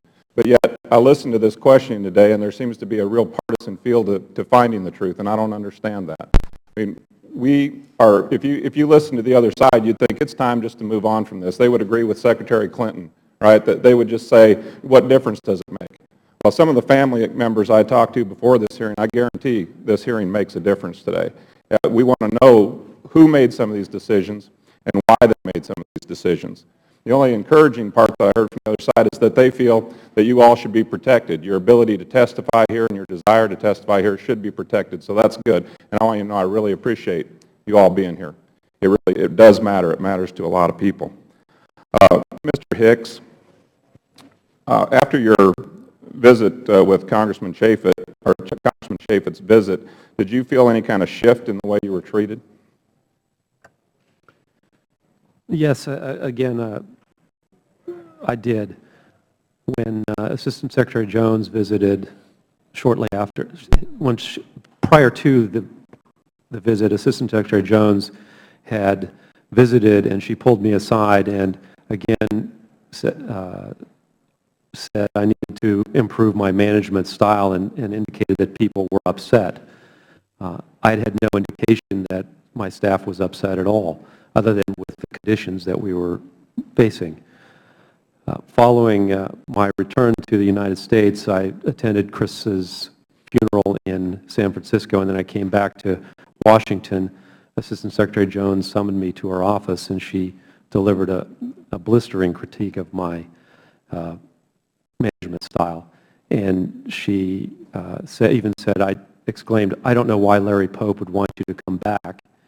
And she said she didn't even understand why anyone at Tripoli would want me to come back. But yet, right after the attack and before the attack, you had all kinds of praise for your leadership. You got a call from Secretary Clinton. You got a call from the President praising you for your service and how you handled things. Was there a seminal moment in your mind to when all this praise and appreciation turned into something else? In hindsight, I think it began after I asked the question about Ambassador Rice's statement on the TV shows. Mm-hmm.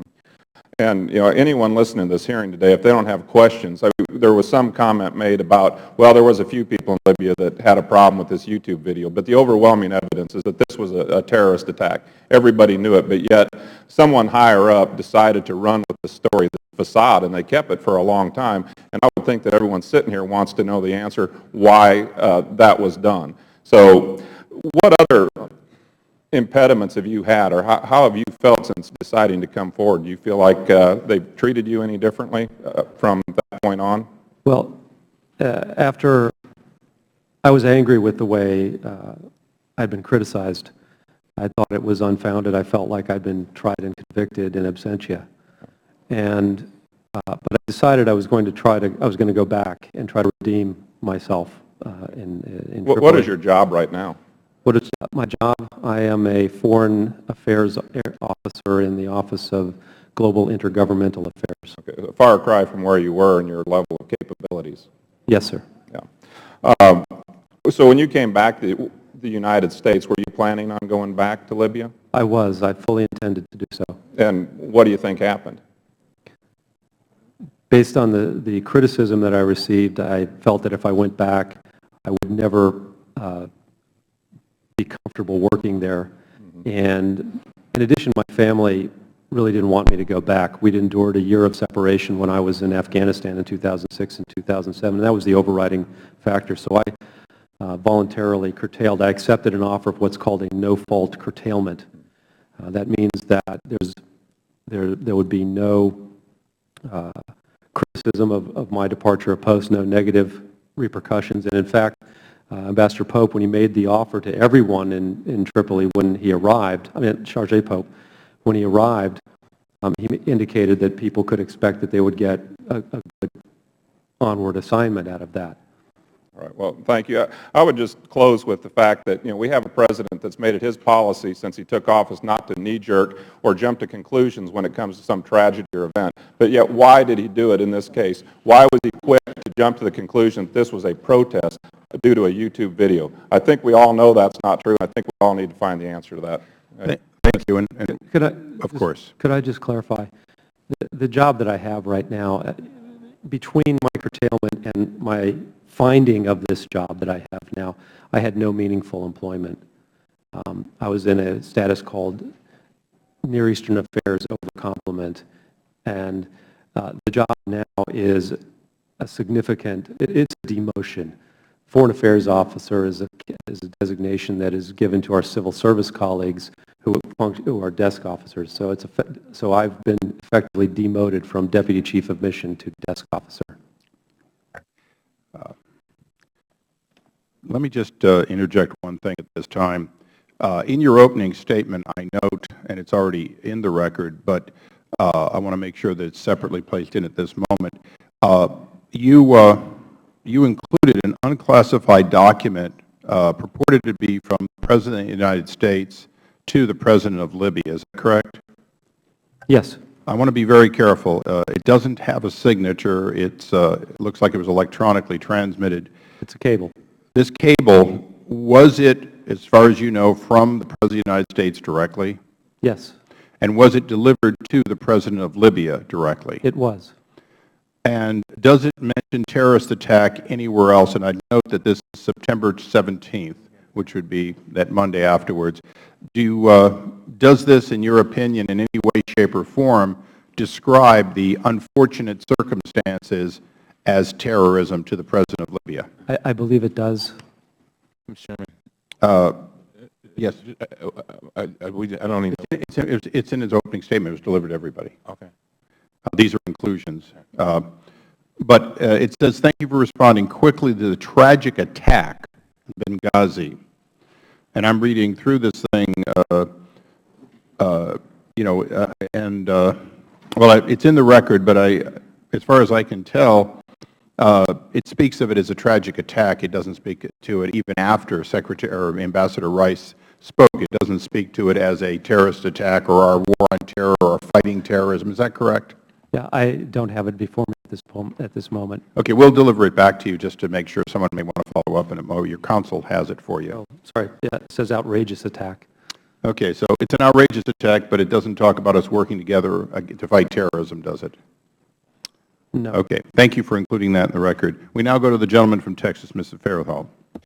Thank you very much, Mr. Chairman, and I'd like to also join my colleagues on both sides of the aisle in expressing our condolences to the families of Ambassador Stevens, Sean Smith, Tyrone Wood, and Glenn Doherty, and all of those others injured. I want to quickly clear up just a couple of loose ends from earlier testimony, and then I want to ask a couple of questions about the February 17th Martyr Brigade. But first off, Mr. Hicks, you've testified on numerous occasions that you never got a chance to read the classified ARB report. You do have security clearance that you sat in with the meeting with Mr. Chaffetz that your minder couldn't attend, so you do have security clearance. Yes, sir.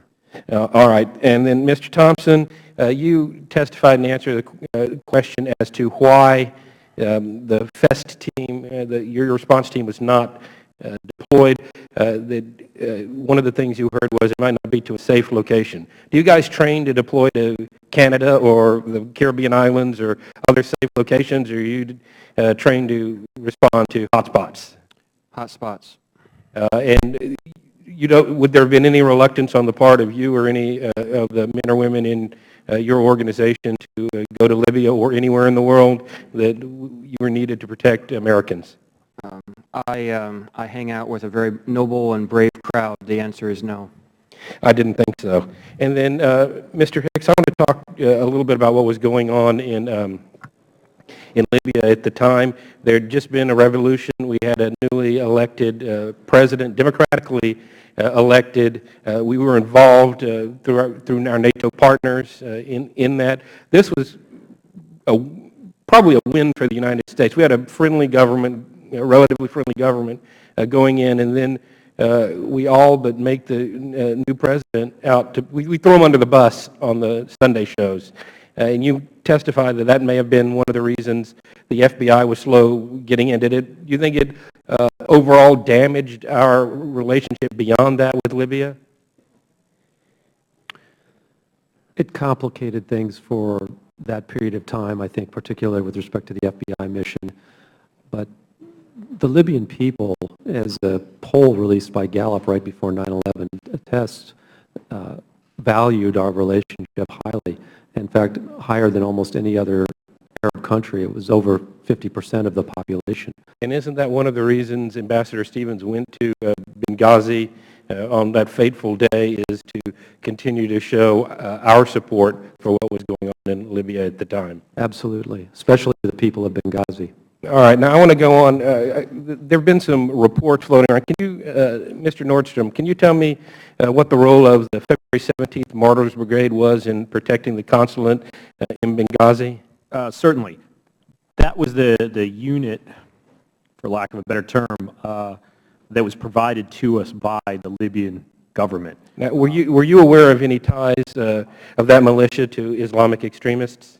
Absolutely. We had that discussion on a number of occasions, the last of which was when there was a Facebook posting of a threat that named Ambassador Stevens and Senator McCain, who was coming out for the elections. That was in the July timeframe. I had met with some of my agents and then also with some annex personnel. We discussed that. And Mr. Hicks, you were in Libya on the night of the attack. Do you believe the February 17th militia played a role in those attacks, was complacent in those attacks? Certainly elements of that militia were complicit in the attacks. The attackers had to make a long approach march through multiple checkpoints that were manned by February 17 militia. All right, now, okay, I'm going to, Mr. Hicks and Mr. Nordstrom, I'm going to ask you both this question. I'm stunned that the State Department was relying on a militia with extremist ties to protect American diplomats. That doesn't make any sense. How does that happen? You mean like in Afghanistan, or Afghanis that are working with our military that are embedded and turn on them and shoot them, or Yemen, or our embassy was attacked in 2008 by attackers wearing police uniforms, or in Saudi Arabia, in Jeddah, we had an attack in 2004. The Saudi National Guard that was protecting our facility reportedly ran from the scene, and then it took 90 minutes before we could get help. With pretty high unemployment in the United States, I would imagine there's some people that would be willing to take it, Americans that would be willing to take jobs overseas. We couldn't agree with you more, but unfortunately, as I said earlier, one of the things that we ran into, that was the best bad plan. That was the unit that the Libyan government had initially designated for VIP protection. It's very difficult to extract ourselves from that. I certainly hope that these hearings will result in us not having to rely on the best of bad plans, and we can use folks like Mr. Thompson and his group for what they were intended, and secure our personnel. I see I'm out of time, Mr. Chairman. Only by a little. We now go to the distinguished gentleman from the great state of Washington, the chairman of the Resources Committee, Mr. Hastings. Thank you very much, Mr. Chairman, and let me add my voice to all of my colleagues that thank you for your service. I think while we all say it, that probably should go without saying it, but nevertheless, we really do appreciate that.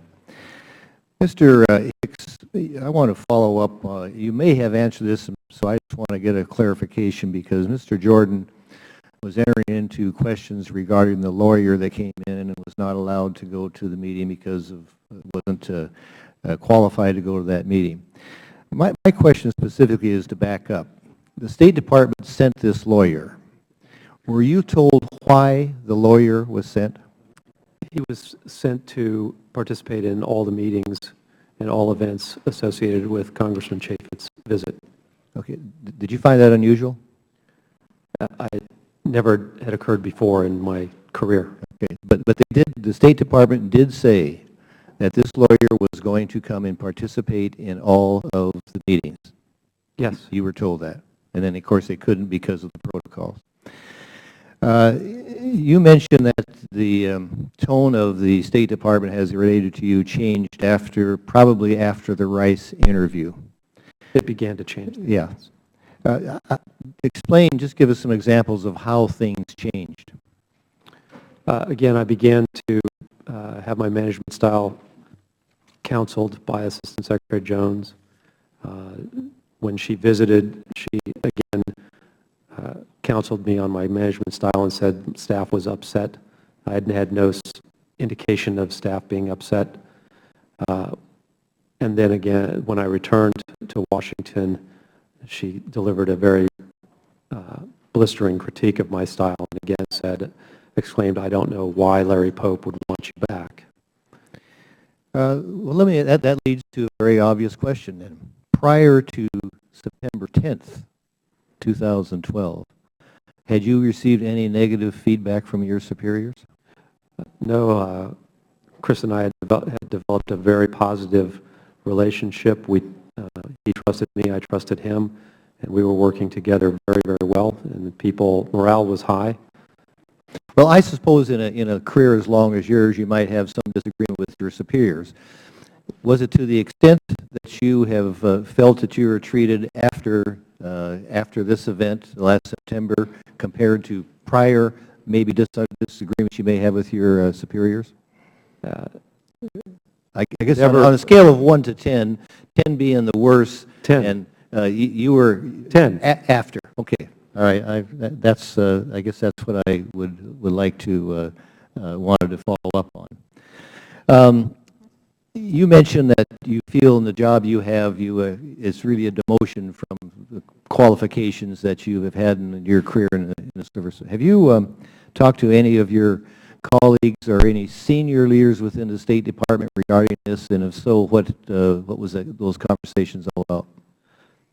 I spoke with, well, after a couple of friends who have outside the department intervened with senior officials about my situation, the Deputy Secretary Burns and the Director General said that I would be taken care of. Same thing that Larry Pope had indicated. And so I met with the Principal Deputy Assistant Secretary for Human Resources, Hans Clem, and I talked to him about what options might be available to me. And basically the answer was I would have to go through the formal, normal bidding process for assignments and persuade someone that I should be hired. And then the conversation with Deputy Secretary Burns was centered around discussions I'd had with the leadership of our embassy in Mexico City about the head of the political section job there, which would be a very good job. And he said that he would support that, but I had to go through the process, and it's a very long process since that position is at a higher grade. Well, let me ask you this. Going through the process, and I understand there's protocols, but would that strike you as unusual as somebody with your background and the position that you had in Libya and other areas? I was surprised that I was having to go through the process, the normal process. Okay. And especially when the ambassador in Mexico City had talked to Deputy Secretary Burns about bringing me on as his political counselor. Well, I heard my colleagues on the other side of the aisle say that if there's any retribution, that's my words, not your words, any retribution on this, that you will have full support of your colleagues. Let me lend my support, and I think support of everybody here. I think a bipartisan support on somebody that comes forth that has a difference of agreement on a policy issue or a decision that killed 4 Americans deserve to have whatever we can give to you. So thank you very much, and I see my time has expired. Well, and the time that we can ask witnesses to stay seated without a break has also expired. So for those of us who are able to get up and come back and forth, we're going to take about 10 minutes. I would ask the witnesses, you can either go through that door or this door to use facilities that are available there without going out into the public, and then we'll reconvene in about 10 minutes. Thank you.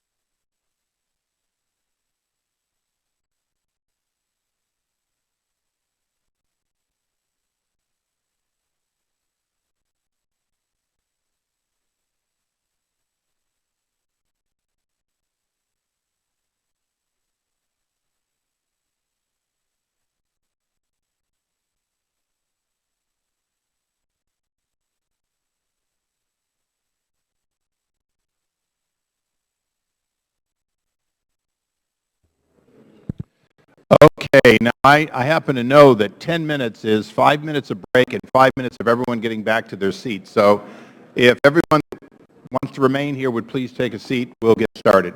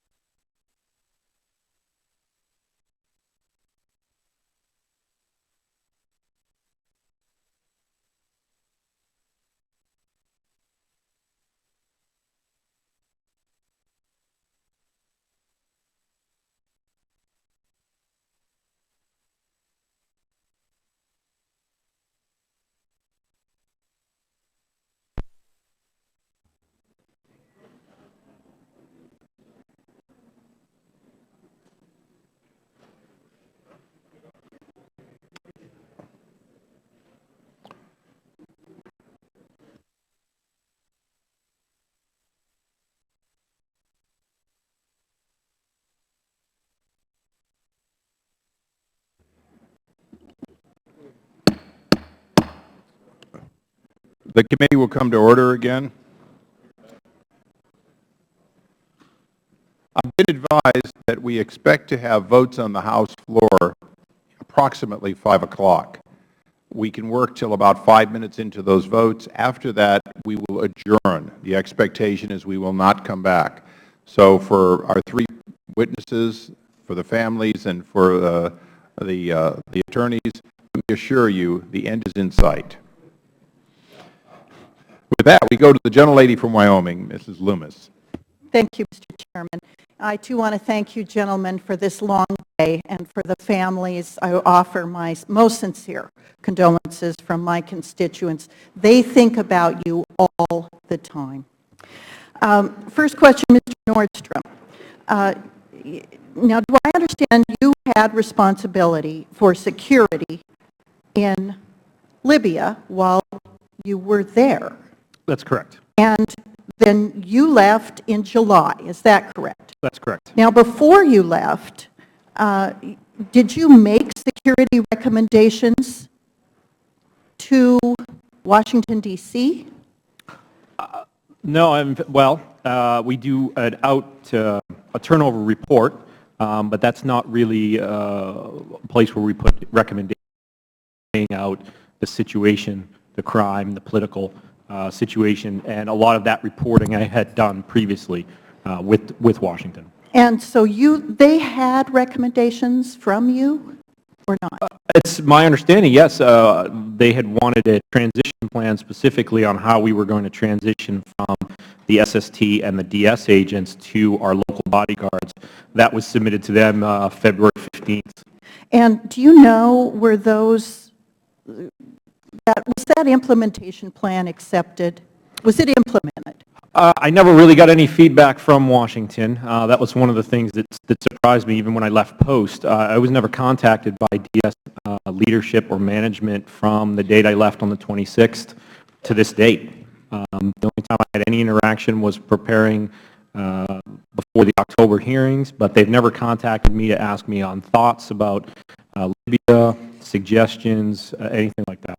Mr. Hicks, do you know whether security recommendations were implemented? Were there security recommendations that were implemented? John Martinek, the RRSO, came on board, and he was following up on many of the things that Eric was working on before to strengthen our security posture in Libya. After the attacks, John and I worked on a list of physical security improvements that had to be made in Tripoli in order for us to remain there. And I cabled that list into the department after Congressman Chaffetz's visit. And I learned later that that cable was not well received by Washington leadership. To the ARB's credit, when they saw that cable, they sent it to Undersecretary Kennedy and insisted that every recommendation in that cable be implemented. Thank you. I want to switch gears a little bit. Mr. Hicks, are you aware of any efforts by department officials to limit department witnesses' access to information about the attack prior to their testimony before Congress? I have never seen the classified ARB report. So the answer is, in my respect, yes. Mr. Nordstrom, do you know whether the State Department consciously sought to limit your awareness of certain information prior to your testimony before this committee? I'm not aware of that. Let me ask you this. Mr. Nordstrom,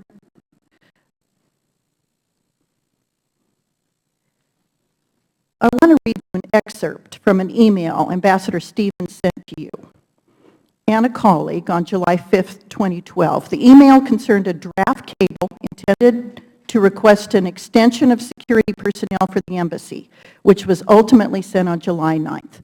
Now, the ambassador wrote, "Gentlemen, I have taken a close look at the cable and edited it down and rearranged some paragraphs. My intention was to give more focus to what we are doing to end our reliance on TDY support and to let the department figure out how to staff our needs.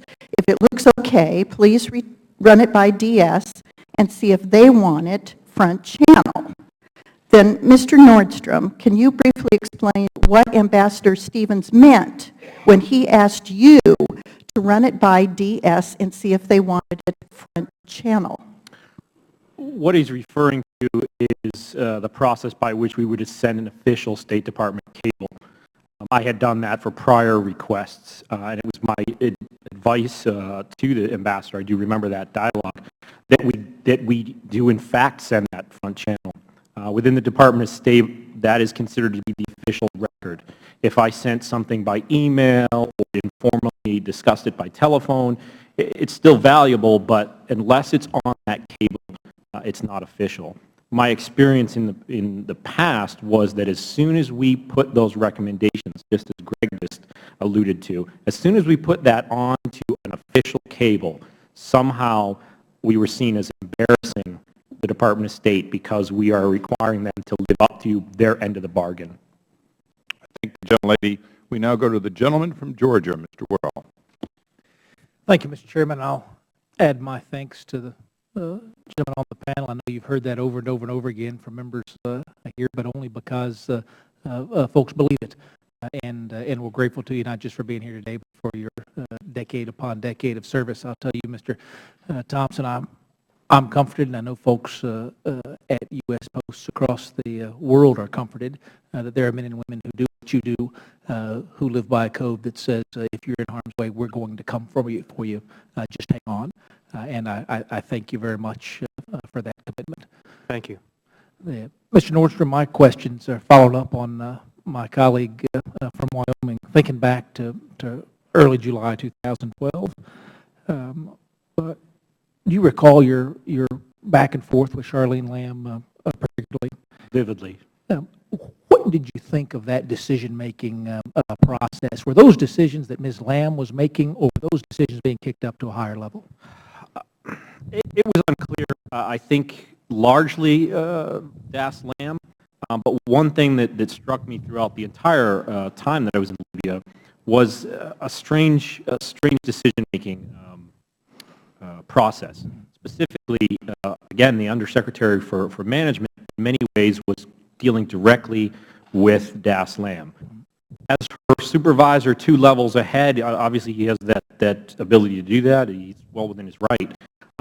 But it was strange that was that direct relationship, and I never really saw interaction from Assistant Secretary of DS Eric Boswell or our director, Scott Boltrowitz.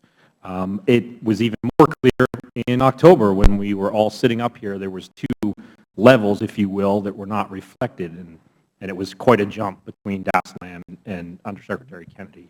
So certainly I felt that anything that Das Lam was deciding certainly had been run by Undersecretary Kennedy.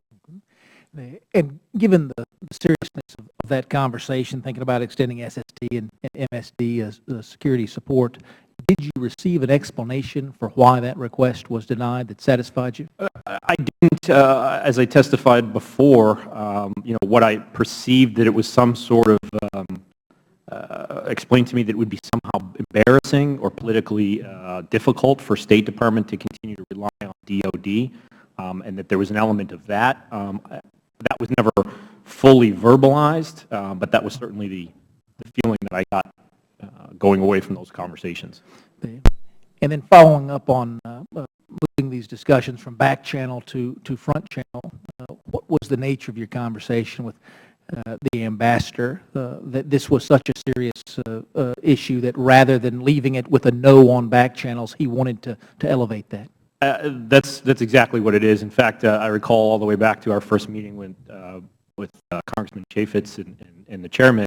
That was the question that I think they posed to me is, well, if you knew she was going to keep saying no, why did you keep asking? Because it was the right thing to do, and it was the resources that were needed. And if people also on the other side felt that that was the right thing to do, to say no to that, they could at least have the courtesy to put that in the official record. And did you receive any feedback back from Washington, whether a direct response to that cable or a back channel response to the fact that you elevated it to this front channel process? By the time that we sent the one in July, no, I did not receive a response. In fact, that cable, as I understand, was never responded to, which is something that is relatively unheard of in the State Department. When you send a request cable for anything, whether it's copiers or resource or manpower, they get back to you. Prior discussions, back channel ones, yes, I had a number of conversations with my regional director and also Das Lam, where it was discouraging, to put it mildly, that why do you keep raising these issues? Why do you keep putting this forward? If you can characterize it then between a non-response or a disagreement, when it comes to these issues of security for American personnel on the ground in Libya, were you receiving a non-response from Washington, or was there disagreement in Washington with your assessment of levels of need on the ground? I largely get a non-response. The responses that I did get were, you don't have specific targeting, you don't have specific threats against you. The long and short of it is, you're not dealing with suicide bombers, incoming artillery, and vehicle bombs like they are in Iraq and Afghanistan, so basically stop complaining. The gentleman's time has expired. Is there anything else to answer? Okay, thank you. We now go to the gentleman from Illinois, Mr. Davis. Thank you very much, Mr. Chairman. I know that it's been a long day and lots of questions and answers have been shared. Let me ask you gentlemen this. Last week, an unidentified individual who was described as a military special ops member appeared on national television to give an interview on the military's response to the attacks in Benghazi. The man appeared behind a black screen in order to conceal his identity. He suggested that military assets in Europe could have prevented the second attack in Benghazi. Specifically, he said this: I know for a fact that C-110, the EUCOM, European Command, CIF commanders and extremist force, was doing a training exercise not in the region of North Africa, but in Europe, and they had the ability to react and respond. He further stated, we had the ability to load out, get on birds, that is aircraft, and fly there at a minimum stage. C-110 had the ability to be there, in my opinion, in 4 to 6 hours. He then went on to conclude that they would have been there before the second attack. Let me ask if any of you gentlemen are familiar with this claim. Yeah, I've seen. I saw it on television. Yes. All right. in order to investigate the claim, last week Ranking Member Cummings wrote a letter to Secretary Hagel asking for the Defense Department's response. We've now received that written response from the Department, and I'd like to enter that letter into the record, Mr. Chairman. When we have it, we'll take it under advisement. I haven't seen it yet. In regards to the anonymous allegation that the CIF could have arrived in Benghazi prior to the initiation of the second attack on the annex, the time needed from alerting the CIF to landing at the Benghazi airport is greater than the approximately 7.5 hours between the initiation of the first attack and that of the second one. The letter also says this: the time requirements for notification, load, and transit alone prevented the CIF from being at the annex in time enough to change events. Does anyone disagree with that statement? I think the only thing I would add to that, not being privy to the decisions on the ground on that day, what's valuable is none of us, including the committee, had those details but for that person coming forward and making that allegation. I think that's the point that minority Mr. Cummings made, is that it's important to get these questions raised in this format. Otherwise, we're going to continue to see those same kinds of allegations because people do not feel that the answers have been provided or that those answers have been provided in a credible way. So I think it is much more important to get it done in this manner. Thank you very much. The Defense Department's letter appears to be consistent with the ARB report, which said this, and I quote, "The Board found no evidence of any undue delays in decision-making or denial of support from Washington or from the military combatant commanders. Quite the contrary. The safe evacuation of all U.S. government personnel from Benghazi 12 hours after the initial attack and subsequently to Ramstein Air Force Base was the result of exceptional U.S. government coordination and military response and helped save the lives of 2 severely wounded Americans." So I don't know who that unidentified individual was on Fox News, but according to the Defense Department, his claim is incorrect.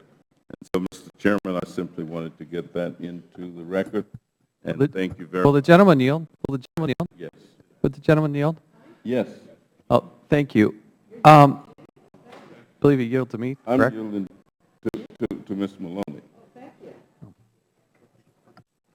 Thank you very much. By all accounts, Ambassador Stevens was a remarkable man, and I wonder, was he aware how dangerous it was in Benghazi? And Mr. Hicks, were you aware how dangerous it was, yet he still made the decision to go there? Is that correct? Gentleman's time has expired. You may answer. Yes, the ambassador was very well aware of the security situation in Benghazi. Before he went, we had the chance to outbrief Eric Gaudiosi, the departing principal officer.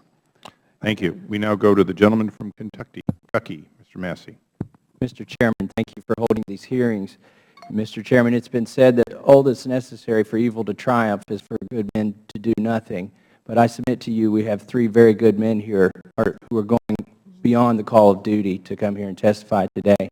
They have my commitment to protect them from any retribution that may come from this. And I get the sense that there may be other people listening to these testimony today that have answers that we don't have yet. And I would encourage them to come forward as well. We've got a lot of good answers today thanks to these witnesses. I'd like to start with Mr. Thompson. I'm struck by your long and distinguished career of hostage rescue missions, and some of these missions are still classified but were successful. Can you remind us where you were when these events began to unfold? At my desk in the State Department. So you were at your desk at the State Department, and you asked to marshal the resources and the team to help with the rescue effort, defense effort, did you not? Yes, my first call was to the National Security Council, our CT contacts there. And they, in your testimony, you stated that you were told this was not the right time. Is that correct? When I referred that question to the Undersecretary for Management's office, yes. Okay. If this wasn't the right time, when would be the right time? Because this is the source of frustration that the American public has, that I have. We're the greatest country in the world, and we left people there, Mr. Hicks and Mr. Stevens, to essentially defend for themselves. And when we had these resources, when would be the right time if this weren't the right time? There's no answer to that, sir. Well, staying on that topic of time, would it have been a reasonable thing in an uncertain situation such as this crisis where we don't know how it's going to unfold to go ahead and assemble that team and put them on a plane? Was there sufficient communications on a plane that you could have pulled back a mission that was ready to deploy?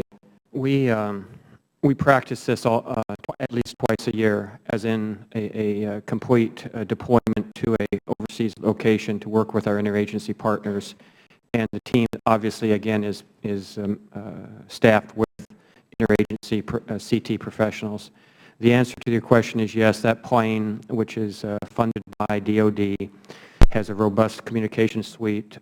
The communicator, the senior communicator on there works for me, and he's very competent at his job. Are you convinced, I know you haven't been allowed to review or even contribute to the Accountability Review Board's report, but are you convinced that the changes have been made so that this won't happen again for another embassy? No. Okay, that's troubling to me, and I appreciate your candor. Mr. Hicks, you mentioned that at 2 a.m. you had a phone conversation with Mrs.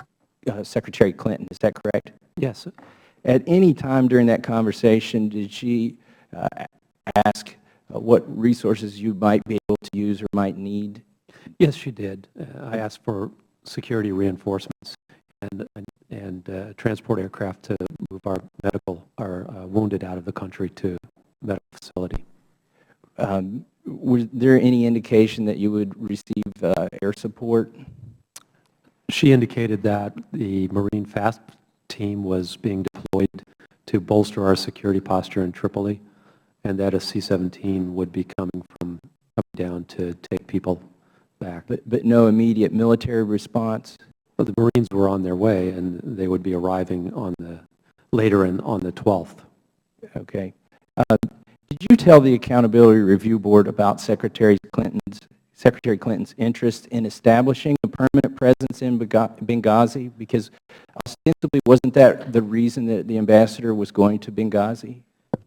Yes, I did tell the Accountability Review Board that Secretary Clinton wanted the post made permanent. Ambassador Pickering was surprised. He looked both ways to the members of the board saying, does the seventh floor know about this? And another factor in Chris's decision was our understanding that Secretary Clinton intended to visit Tripoli in December. Pickering was surprised that his mission was to establish a permanent facility there? Yes. That's your impression? Yes. Okay. I thank you for your time. I thank the witnesses. Would the gentleman yield? Yes, I yield. I just want you to say it unambiguously, if that's the correct way to say it without a flaw. One more time. The reason the ambassador was in Benghazi, at least one of the reasons, was X. At least one of the reasons he was in Benghazi was to further the Secretary's wish that post become a permanent constituent post, and also there because we understood that the Secretary intended to visit Tripoli later in the year. We hoped that she would be able to announce to the Libyan people our establishment of a permanent constituent post in Benghazi at that time. Thank you. Will the gentleman yield? Thank the gentleman for yielding. Thank you, Mr. We now go to the gentleman from Georgia. Thank you, Mr. Chairman. I appreciate it. Thanks for being here today. It's been a long day, and I think there's been some interesting things said, and there's been a lot of questions. One of the things that was said earlier today that sort of concerns me a little bit, it says that these hearings have not found a smoking gun. I believe it's even a warm slingshot. Well, I, for one, and the folks of the 9th District of Georgia, where I represent, are not looking for those things. They're looking for the truth. They're looking for what happened that night. Because the one thing we have found, it may not be a smoking gun or a warm slingshot, but we have 4 dead Americans. And that's what this is about. That's about finding what happened in the past so that we can move forward in the future. And I appreciate your willingness to be here and these families who are willing to do this, because truth is important, even in this town. It's important. I want to ask a follow-up question. Mr. Nordstrom, I want to follow up on a question from Mr. Langford earlier about a March 28th cable asking for more security. He asked you about the intended recipients of that cable. Now, did you expect Secretary Clinton to either have read or to be briefed about that cable? Absolutely. I certainly expected, given the fact that she had an involvement in the security process, if I could take a step back, by virtue of having the SST teams there, because they were a Department of Defense asset, the process required for that is something called an exec-sec. That exec-sec is literally a request from one cabinet head to another, in this case, state to DOD. That request must be signed by the cabinet head, Secretary Clinton. She would have done that, the initial deployment request, plus an extension in the fall, and a second extension in February. She also came out to post, toured our facilities, and saw the lack of security there. That was something that her country team, or she was briefed by the country team as she visited the site. We also saw later there was the attacks against the facility. Certainly there's a reasonable expectation that her staff would have briefed her on those points. I think it was you that said, could this be a concern about a DOD presence and an embarrassment with state on a embassy? And a real short answer there. That was how I took away. That's why you took it. Right, from DASLAM. Thank you. Mr. Hicks, I have a question. We'll go back. It's been asked here a little bit before. In discussions about a permanent presence in Benghazi, give me sort of a quick flavor of what was those discussions like. Was it said, you do this? How was it going out? Chris told me that in his exit interview with the Secretary after he was sworn in, the Secretary said, we need to make Benghazi a permanent post. Okay. And Chris said, I'll make it happen. Okay. Was Washington informed of the ambassador's plan to travel to Benghazi? Yes, Washington was fully informed that the ambassador was going to Benghazi. And we advised them August 22nd or thereabouts. Okay. Were there any concerns raised from that? No.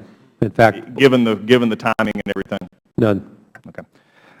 Based on your experiences in Libya, do you believe that Foreign Service officers remain in avoidable danger in such high-threat countries as Libya? Thanks. I believe that Foreign Service officers are serving their country where they need to be serving their country, and in some places the risk that they are taking is very high. But could we, in light of what we're seeing now, be avoidable in the sense of, from our lessons learned, if you would? From a lessons learned standpoint, the security, we need to be increasing our security strength and practices and training. And so, again, I may not be quite understanding the question. Well, and I think what I'm saying is that if you had that situation, what would needs to be done to prevent something like this from happening again? Is that being taken advantage of, or is there still sort of a denial process going on here? I think that we have more to do than what has been put forth by the ARB and its recommendations. Okay. So as we move along, and I want to maybe ask you this question I asked earlier, especially from a security standpoint, because it's something I think that we can flesh out over time, and maybe Ms. Thompson, if you want to jump in on this, is that DOD sort of influence that has been mentioned by Mr. Norris a couple of times, from the wanting to be permanent in the area. Was that an embarrassment figure? Did you get that sense as well, that we're trying to do this on our own? And Ms. Hicks, I'd like to hear you answer that as well. I never got that sense. That was more Ms. Nordstrom. You did have that sense, though. Again, that was specifically conveyed by DASLAM to both me and to the prior DCM. Ms. Thompson, anything to add there? Nothing in the context of... Good. Well, I do appreciate it. And again, like I said, this is an issue of truth. You've been providing that. I appreciate it. Mr. Chairman, I yield back. Thank you. Mr. Meadows, as I yield to you, would you mind giving me about 10 seconds back? I'll yield to the Chairman. Thank you. I'll be very brief. Mr. Hicks, Colonel Wood in the previous hearing with Mr. Nordstrom testified about trips back and forth of these people, these military people, like the 4 that were told not to get on the plane, himself included. During your time as Deputy Chief of Mission, did those 4 men doing training ever go to Benghazi? No. Okay. Thank you. Yeah, no. Thank you, Mr. Chairman. And thank each of you for being here all day today. And certainly, as Mr. Nordstrom started out this, you let us know clearly that this is not about politics, it's about people. And I just say thank you for that, because that's what it is. To the families, I want to let you know that the people back home are standing with you. We had unbelievable questions that I'll submit to you that we won't cover today in terms of asking them, that we'll submit to you for you to answer, but they're standing with you to get to the truth of this, and they will not sit down until those questions have been answered. And I thank the Chairman for this informative hearing. Mr. Thompson, let me go. You had talked earlier about the deployment of the FEST team, and you said that you thought it was important to do that. Were there any other agencies that thought that other than you, that thought that was important? Yes, Federal Bureau of Investigation and DOD specifically, our SOCOM friends. So you're saying that it wasn't just you, but the DOD, so outside the State Department, the DOD and the FBI both felt like that was the appropriate response to make sure that we provide that kind of forces. People who are part of the team, a normal part of that team that deploy with us, were shocked and amazed that they were not being called on their cell phone papers, et cetera, to go. Whether or not that view was shared by very senior people in those institutions, I do not know. All right, but the DOD and FBI had a contradictory response to what the State Department's ultimate decision was to deploy. Well, again, the State Department doesn't make that decision. The National Security Council Deputies Committee authorizes the deployment. So I think what transpired was a strong enough conversation from our department reps that they were convinced that was not the thing to do. All right, Mr. Nordstrom, let me go back to the ARB, because everybody talks about how wonderful this process was. What I see it as narrow in scope, incomplete in its nature. And I don't want to put words in your mouth, but earlier you talked about the ARB fixed blame, I think you said, on mid-level, or those career employees, not those at a senior level or the political appointments. Is that correct? That's correct. So, and did you not say that that's where the decisions are made, at that senior level? That's correct. Ambassador Pickering asserted that it was made at the Assistant Secretary level and below. That's at variance with what I've personally seen. So you personally believe that the decisions are made at a much higher level, and I see, Mr. Hicks, you're nodding your head yes. Is that correct? Yes, I believe so. So the ARB, in looking to place blame on those career employees, ignored a whole lot of what you would say the decision makers in terms of assigning blame. Is that correct? Absolutely. Yes, absolutely. So both of you agree with that. All right, let me go on a little bit further, Mr. Nordstrom. One last question, and then I'm going to yield to the gentleman from Utah. As we look at this, is it fair that all the blame got assigned to the diplomatic security component? Aren't they just one component underneath the Management Bureau? Is that correct? That's absolutely correct. I don't believe it is fair. As I said, I think that certainly those resource determinations are made by the Undersecretary for Management. And so as we look at that, when we start assigning blame, it's the ARB was incomplete in their analysis in terms of who was to blame for that with regards to an agency. Is that correct? That's correct. I mean, you fixed blame for the 3 people underneath the Undersecretary for Management, but nothing to him. So that either means he didn't know what was going on with his subordinates, or he did and didn't care. All right, and there's some critical questions. I'm going to yield to the gentleman from Utah. Yield to the gentleman from South Carolina? Yeah, I'll be glad to yield to the gentleman from South Carolina, Mr. Gowdy. I thank the gentleman from North Carolina. I know I don't have much time, but Mr. Hicks, I want to set the table for the next round.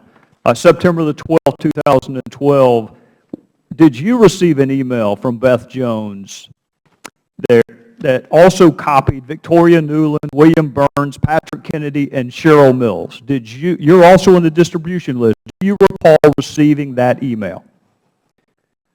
Sorry, which email? Well, at that time I was receiving a couple hundred a day. And that's fair, and you had other things on your mind on September 12th. This one said, when he said his government suspected that former Gaddafi regime elements carried out the attacks, I told him that the group that conducted the attacks, Ansar al-Sharia, is affiliated with Islamic extremists. Do you recall that email? I do believe I recall that email. Okay, we'll now go to the gentleman from Michigan who may want to yield more time to the gentleman from South Carolina. Thank you very much, Mr. Chairman. As a veteran of Vietnam and Iraq, I understand that the boots on the ground are the closest to the truth in these situations. You know more about what happened in Benghazi than any bureaucrat or politician can.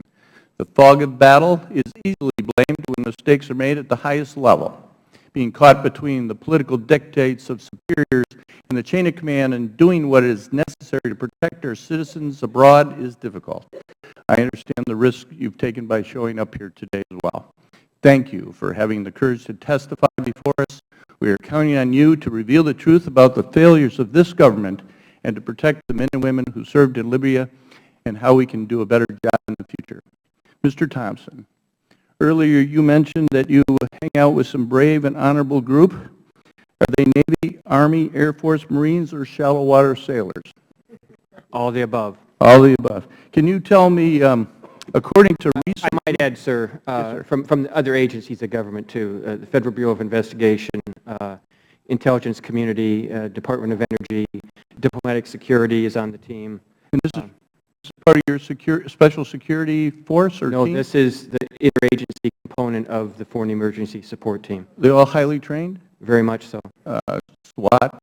Well, we are not the operators. We are the facilitators and the people that bring the operation and coordinate all aspects of a response. So we're not the door kickers, is some term of art these days. We are not door kickers. Okay. So, but you share a common ethos, if I'm not mistaken. Absolutely. Never leave anyone behind. Always watch your buddies 6 o'clock and lead by example. Was that a safe thing to say? That would be a great summary. Great. So, according to recent media reports, at least 15 special operators and highly skilled State Department security staff were available in Tripoli, but were not dispatched to aid Americans under attack in Benghazi. Why were these personnel not deployed to rescue the Americans in Benghazi? I cannot answer that. I was not on the ground. Mr. Hicks? Yes. I'm not sure that number is accurate. We did deploy people to Benghazi.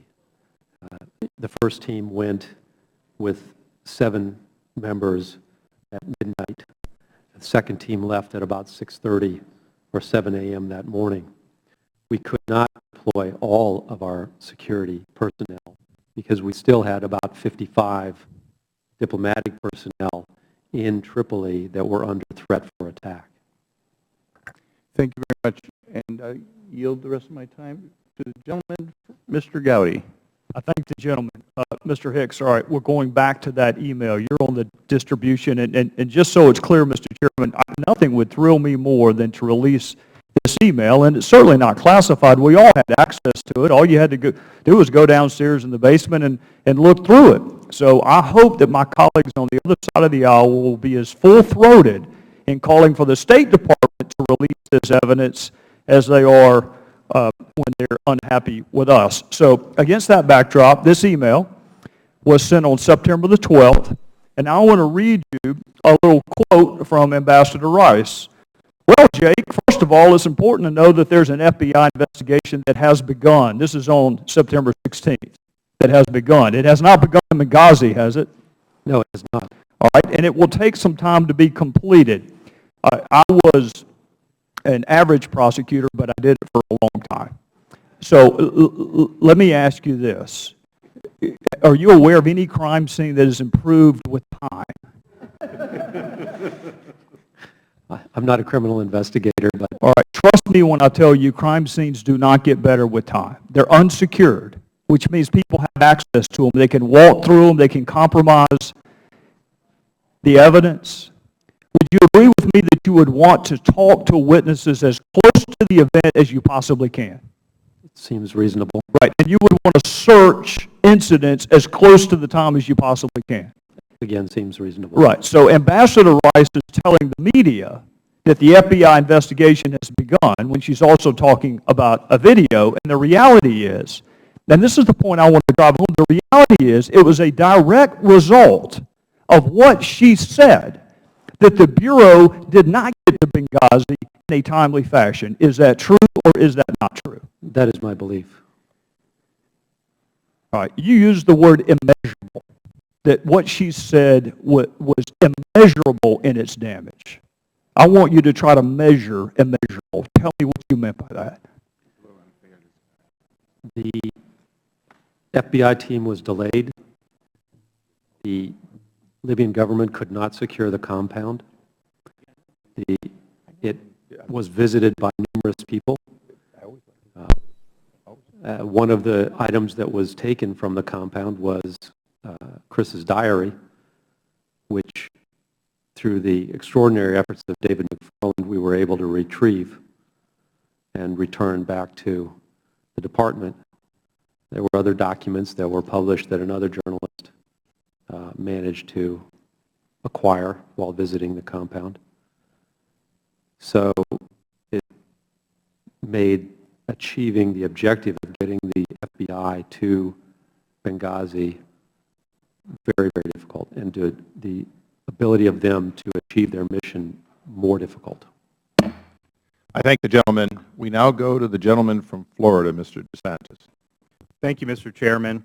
I think this is an important hearing. It really does make all the difference to me to know whether we did all we could to aid our brethren who are in harm's way. I think it's part of our military ethos. I think it's part of our national character.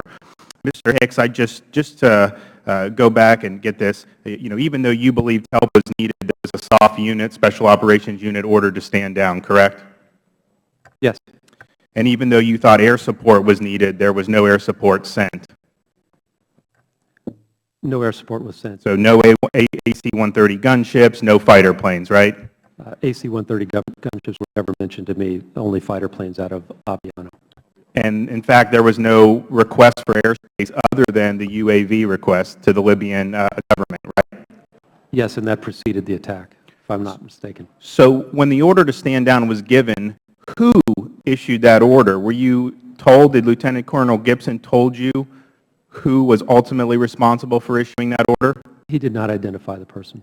Okay, so you don't know if it was the combatant commander? I do not know. Or whether it was the Secretary of Defense or the President, correct? I have no idea. And have you, since this incident has happened and you've been interviewed, have you been enlightened as to who was ultimately responsible for issuing the stand-down order? I think that the right person to pose that question to is Lieutenant Colonel Gibson. When you spoke with Secretary Clinton at 2 a.m., did she express support for giving military assistance to those folks in Benghazi, i.e., did she say that she would request such support from either the Secretary of Defense or the President of the United States? We actually didn't discuss that issue. At the time, we were focused on trying to find and hopefully rescue Ambassador Stevens. That was the primary purpose of our discussion. Secondary purpose was to talk about what we were going to do in Tripoli in order to enhance our security there. So as part of that discussion, though, you informed her that you guys in Benghazi were in fact under attack, correct? The attack in Benghazi, she was aware of the attacks, but we were in phase 3. The attacks had already, the first 2 attacks had been completed, and there was a lull in Benghazi at the time. So, and again, the focus was on finding the Ambassador Stevens and what the second, or the Tripoli response team was going to do. We had at that time no expectation that there would be subsequent attacks at our annex in Benghazi. So it was under you viewed it as secured at that point? No, we knew the situation was in flux. Okay.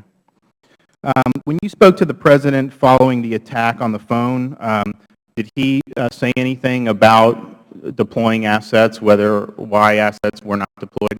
I believe I spoke to him on September 17th or September 18th. So Right, after the attack. I know this was several days later. Did he say anything, or was it just to commend you about your service? it was just a call to thank me for service. Okay. And Well, praise the whole team.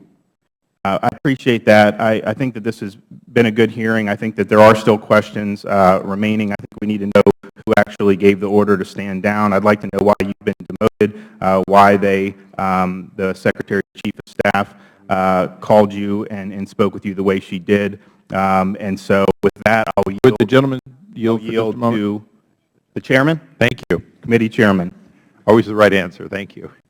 Mr. Hicks, 2 in the morning, Secretary of State calls you personally. Not a common call. No, sir. Did she ask you about the cause of the attack? Did she ask about videos? Did she ask about anything at all that would have allowed you to answer the question of how Benghazi came to be attacked as far as you knew? I don't recall that being part of the conversation. So she wasn't interested in the cause of the attack, and this was the only time you talked directly to the Secretary where you could have told her or not told her about the cause of the attack? Yes, that was the only time when I could have. But again, I had already reported that the attack had commenced and that Twitter feeds were asserting that Ansar Sharia was responsible for the attack. You didn't have that discussion with her only because it was assumed that since you'd already reported that the cause of the attack was essentially Islamic extremists, some of them linked to al-Qaeda. Yes. Thank you. I thank the gentleman. Okay. Does the gentleman yield back? The gentleman yields back. We now probably go to a second round, starting with Mr. Jordan. Thank you, Mr. Chairman. Mr. Hicks, in my first round, I asked you about Cheryl Mills, and you indicated in your response that this is a call that you always take but frankly don't want to get. Cheryl Mills is the counselor to the Secretary. She is Chief of Staff to Hillary Clinton. And is it common knowledge that of anyone in the State Department when the Chief of Staff to the Secretary calls, that is the perception that she is speaking on behalf of the Secretary herself? No. But is not necessarily. Not necessarily, but is the perception that it's pretty darn important based on your response earlier?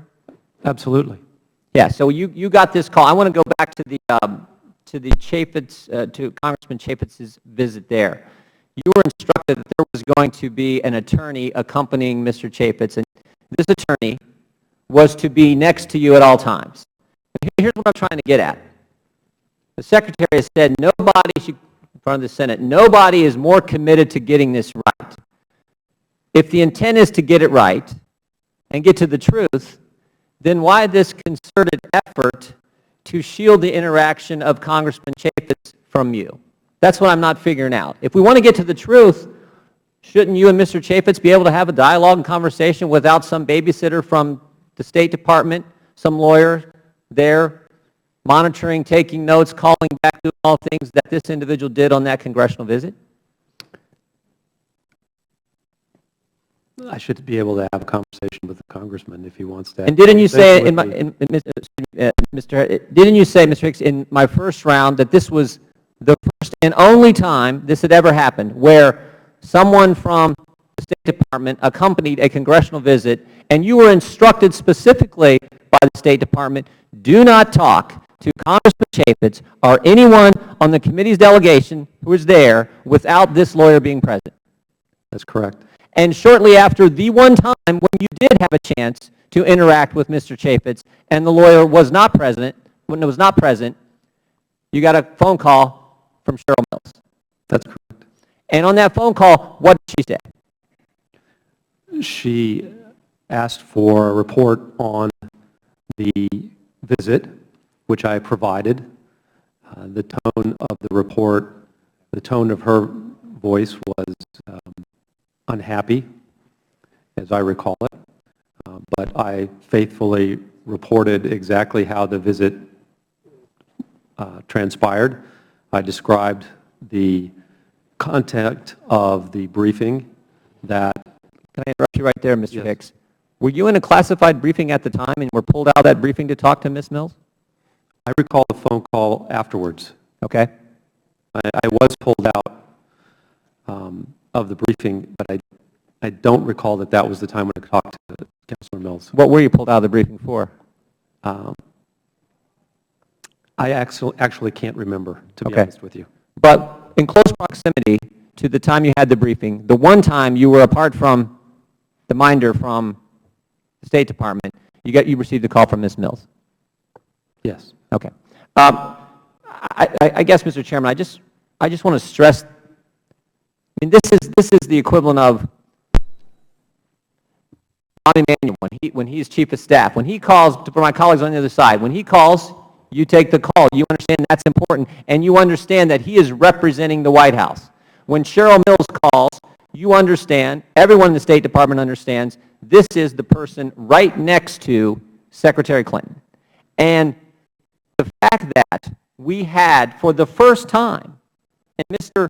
Hicks's 22-year history of serving this country, someone accompany a congressman on a visit after we lost 4 American lives, and that individual has to be in every single meeting. There can't be personal interaction between these two discussing what took place, is completely unprecedented. With that, I'd be happy to The gentleman yield. be happy to yield to the chairman. Mr. Hicks, you and I have known each other throughout the Middle East for a number of years. But in all my years of traveling in the Middle East, anytime I was head of a congressional delegation, I had a one-on-one with the ambassador, often in an automobile going to see a head of state or something else. Over the years that you've watched great ambassadors, have you ever failed to see the head of a delegation coming get a one-on-one? Isn't that part of sort of the ceremony of that relationship and how you treat the head of a congressional delegation? Not just this is an exception, but isn't it always a one-on-one meeting at some point during a leadership meeting? In every CODEL that I've been involved in, that's been standard. So they were telling you a non-Senate confirmed, a political appointee of the Secretary of State, her right-hand person was telling you to breach protocol. Well, the two lawyers did. The conversation, the conversation with Councilor Mills occurred after. Okay, so it was in fact people sent by the State Department told you to breach protocol and not provide anything, even if requested by my personal emissary, Mr. Chaffetz, on that CODEL. Told you not to talk to him privately, even if he asked. That's correct. Thank you. I thank the gentleman for yielding. We now go to the ranking member, Mr. Cummings. Mr. Hicks, I was just listening to your testimony, and during your interview with the committee, you were asked point blank, and that was closer to the time that this happened, whether anyone in the department instructed you to withhold information from Representative Chaffetz. At any time during that trip, you were asked, and I quote, "Did you receive any direction about information that Congressman Chaffetz shouldn't be given from Washington?" And you replied, "No, I did not." Is that still your testimony? I'm not just saying, this is just one testimony. I'm just looking at the testimony. You don't remember that? I recall saying that I was instructed not to allow personal interviews with the I'm not trying to twist you up. I'm just going on what I understand, but I recall also stating that I was not to allow personal interviews between Congressman Chaffetz, the RSO, the acting DCM, or me. Okay, so in other words, you did say that you were told to make sure that other State Department officials were present. Is that right? Is that what? That's correct. Present for meetings with Representative Chaffetz, and that's correct. As you stated, and they told me not to be isolated with Congressman Chaffetz. Is that correct? They didn't tell you not to say anything, but they said don't be isolated. I guess they said not to have a personal interview with him. Yeah, by by yourself. I'm just trying to make, I'm not trying to, I understand. I'm just trying to be clear, that's all. I understand. I understand what you're...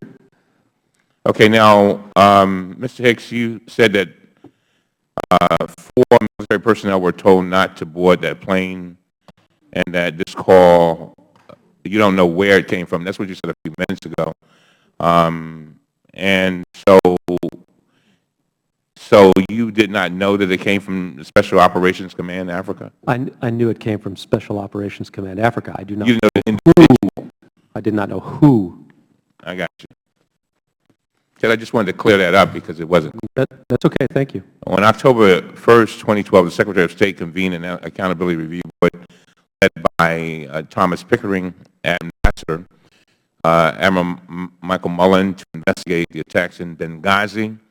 After interviewing more than 100 people, viewing hours of videotape, and reviewing thousands of pages of documents, the ARB issued a very thorough report in December 2012, setting forth the results of its review. Mr. Hicks, did you meet with the ARB as part of that investigation? I had an interview with them for about 2 hours. Okay. And Mr. Nordstrom, did you meet with the ARB as a part of the investigation? Yes, on multiple occasions. It is my understanding that a cable went out to every employee at the State Department informing them of how to contact the ARB if they wanted to bring information forward. Mr. Thompson, did you receive the notice? I did. All right. And did you contact the ARB and request to meet with them? I did. And so did you end up meeting with the ARB as part of their review? I did not. Did anyone try to stop you from meeting with the ARB? No. Earlier this week, Congressman Chaffetz claimed that the ARB report was incomplete because they never even interviewed Secretary Clinton. According to Ambassador Pickering, the ARB met with Secretary Clinton near the end of their investigation, and during that time, they had the opportunity to discuss the report with her and could have asked her any questions they wanted. Ambassador Pickering and Admiral Mullen have put out a joint statement. I was just saying, I think that very clearly says they didn't interview her. They just talked about the report and could have, but didn't ask her. Is that right? I think it makes his case. Well, that's why we need to have, no, I'm not trying to make any case. I'm just trying to get out the facts. But that's even more reason why we need to have Pickering in here, and I'm glad you've agreed to do that. And I just want to finish this question because I want to stay within the time limits. Ambassador Pickering and Admiral Mullen have put out a joint statement that based on their thorough independent investigation, they assigned responsibility based on where they thought the responsibility lay. And that was not on Secretary Clinton, and this is what they said. And I quote, "From the beginning of the ARB process, we had unfettered access to everyone and everything, including all the documentation we needed. Our marching orders were to get to the bottom of what happened, and that's what we did," end of quote.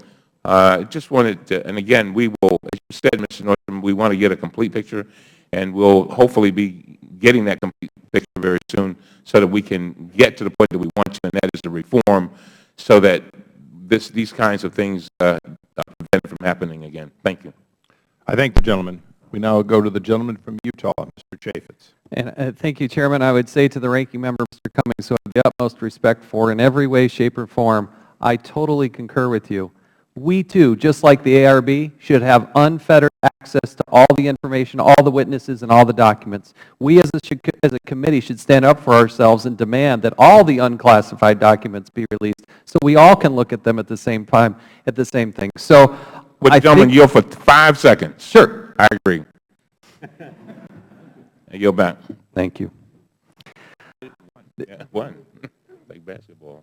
Mr. Nordstrom, it's pretty clear to me from the October hearing that there were a number of security recommendations that you wanted to see done on the ground. At any time during your service there, did you ever get everything that you wanted? Were the recommendations that you were making forward, were you actually able to implement those security recommendations? Very few of them. Very few of them. Mr. Hicks, is it fair to say that the people on the ground trying to make the security decisions, that they were not able to get the resources, they weren't able to fortify the facility, they didn't have the personnel that they requested? Is that fair to say? Yes, it's fair to say. when I saw Secretary Clinton 4.5 months after the attack in Benghazi testify before the United States Congress that she didn't make the security decisions, you made the security decisions, Mr. Nordstrom. You're the regional security officer on the ground. You are the chief security person. You're the ones that made the security decisions. True or false? The response I got from the regional director when I raised the issues that we were short of our standards for physical security was that my, quote, tone was not helpful. So true or false? The security decisions on the ground in Libya were made by you. I would have liked to have thought, but apparently no.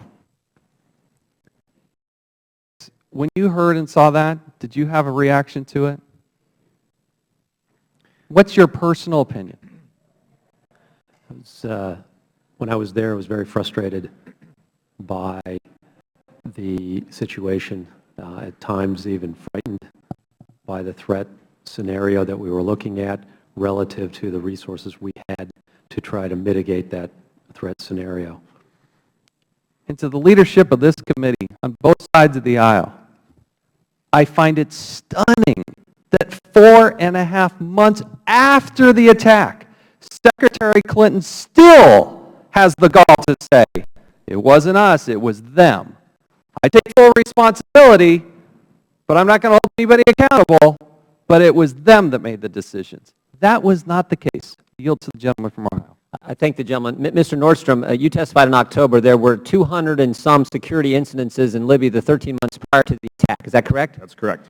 Repeated attempts to breach the facility there. You repeatedly asked for additional security personnel, and it was denied, correct? That's correct. Not only denied, but it was reduced, correct? That's correct. And then 4.5 months after it all happens, the Secretary of State says, you were responsible for the security situation in Libya.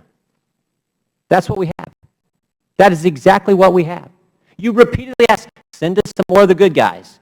They said, we can't do it. In fact, we're going to take some of them away. You guys are on your own. They made that decision in Washington. Mr. Nordstrom, the hearing ended in October.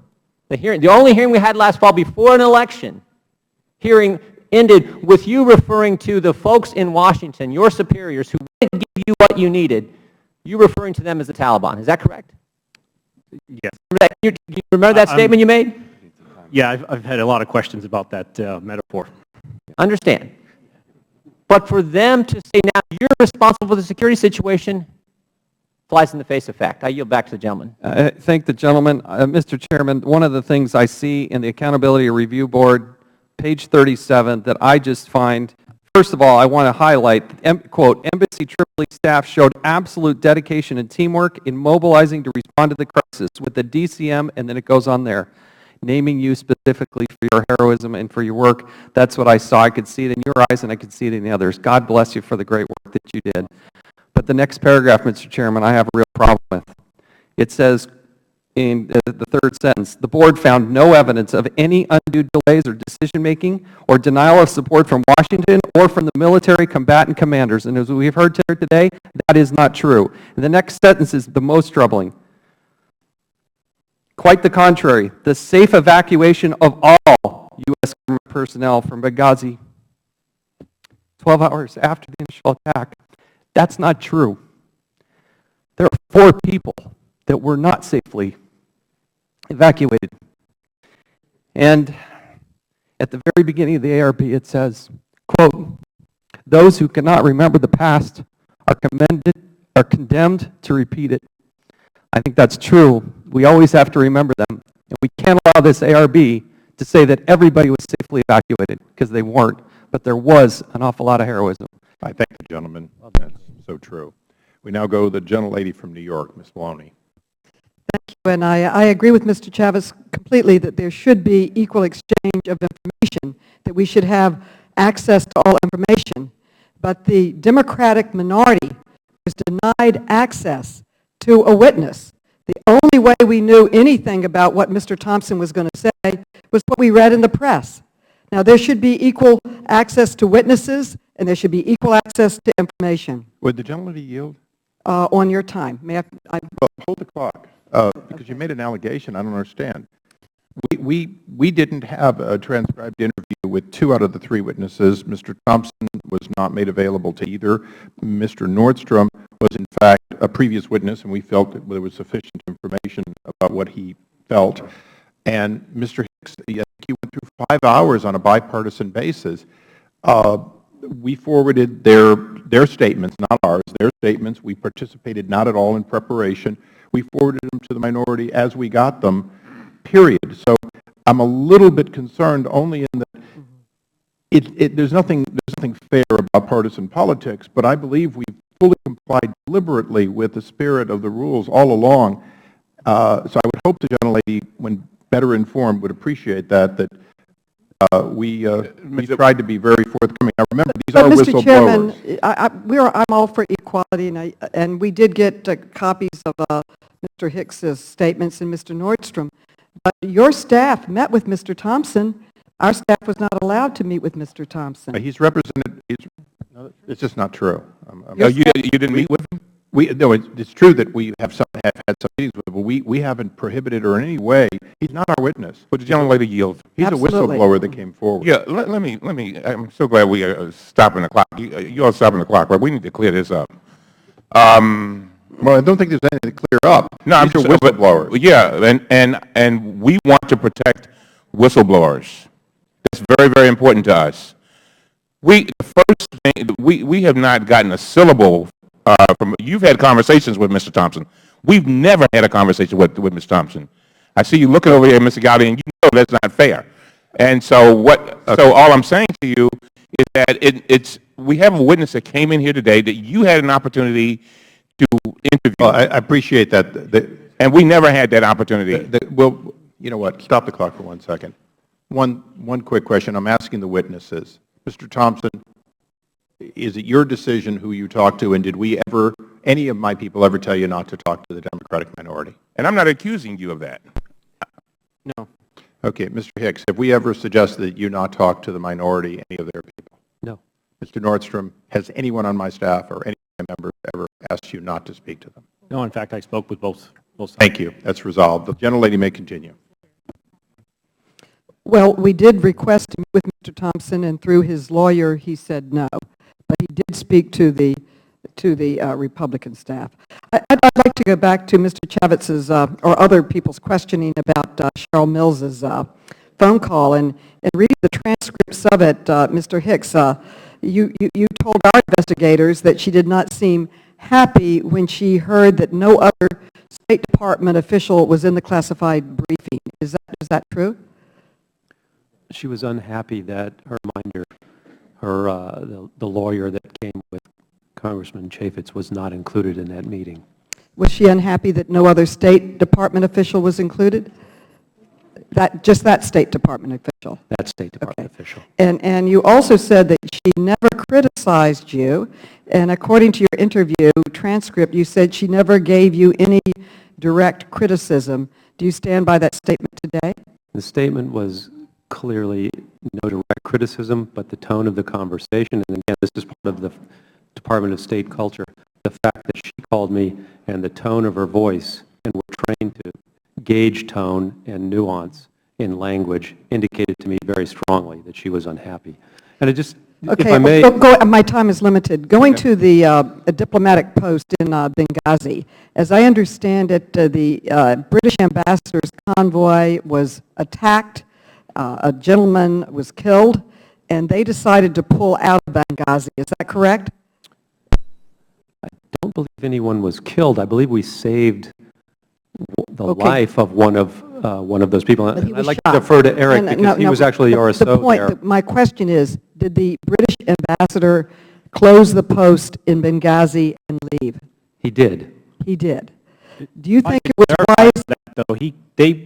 Excuse me, claiming my time, I will yield if somebody wants me to yield, but I wanted to ask, when we continued to stay there, do you think that was a wise decision for us to continue to stay in Benghazi after the English had closed their post and left? Absolutely. Why was it important for us to stay in Benghazi? We needed to stay there as a symbolic gesture to a people that we saved from Gaddafi during the revolution.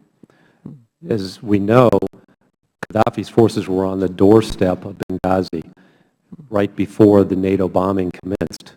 And as a gesture, again, as I said before, Chris went there to be, as a symbolic gesture, to support the dream of the people of Benghazi to have a democracy. And so he shared your position that staying there was incredibly And he also understood from the Secretary herself that Benghazi was important to us and that we needed to make it to be a permanent constituent post. Now, I agree with my good friend on the other side of the aisle, Trey, that it was a long time before the FBI got on the ground. And as I understand it from a report that they gave us, they got the visas right away. The day of the Ambassador Rice's appearance on the Sunday shows, September 16, the Libyan government granted the FBI the visas so that the team could travel to Libya.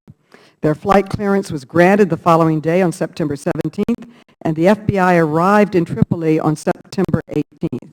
And according to this report, the team could not travel to Benghazi for some time due to the security situation on the ground. Is that true? Were all of our people out of Benghazi, and were we not letting anyone in Benghazi? What exactly was happening then, Mr. Hicks? Yes, the Libyan government did not want any of our personnel to go to Benghazi because of the security situation there.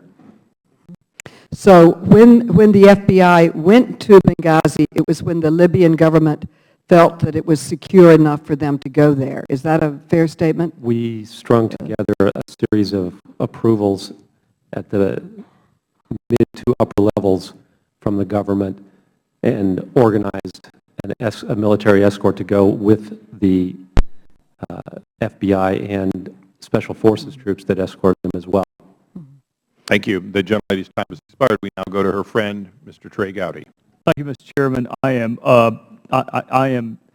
trying to reconcile how Benghazi was not safe enough for the Federal Bureau of Investigation to go, but it was safe enough to leave a below-spec facility for our diplomats to stay in. I'm just trying to reconcile those 2 points. It's too dangerous for the Bureau, who are trained law enforcement officials, but it's just fine for diplomats. At some point, I'll reconcile that.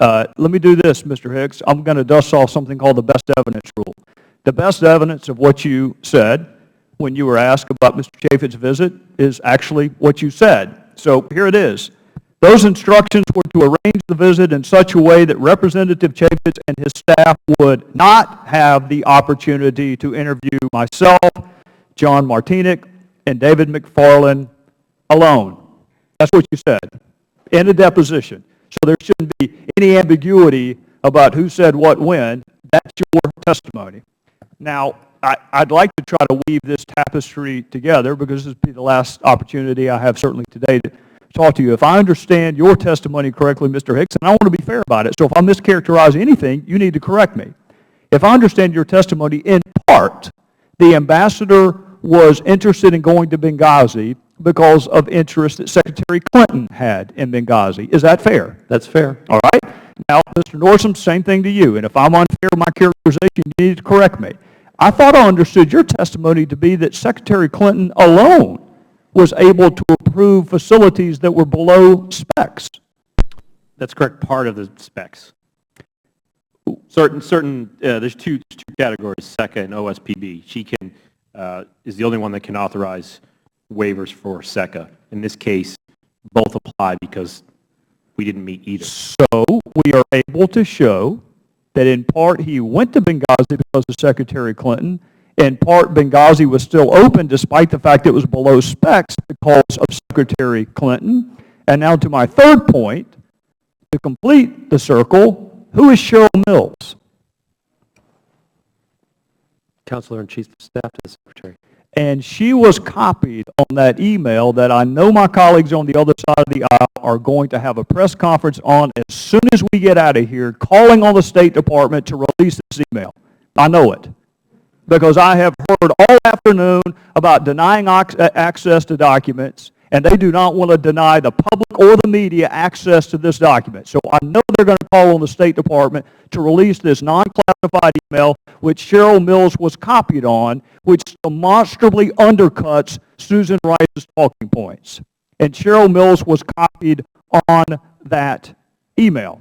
Mr. Gowdy, if I could add, Cheryl Mills was also the person that led our preparation for our October testimony. I'd never met her before, but that was explained to me who she was afterwards. And apparently, she was also less than pleased with Mr. Chaffetz's visit to Libya, if I understood that testimony correctly, which I find stunning. He's a subcommittee chairman on Oversight, one of the more decent human beings I've ever met. I've never known him to inspire that strong of emotion in anyone other than Ms. Mills.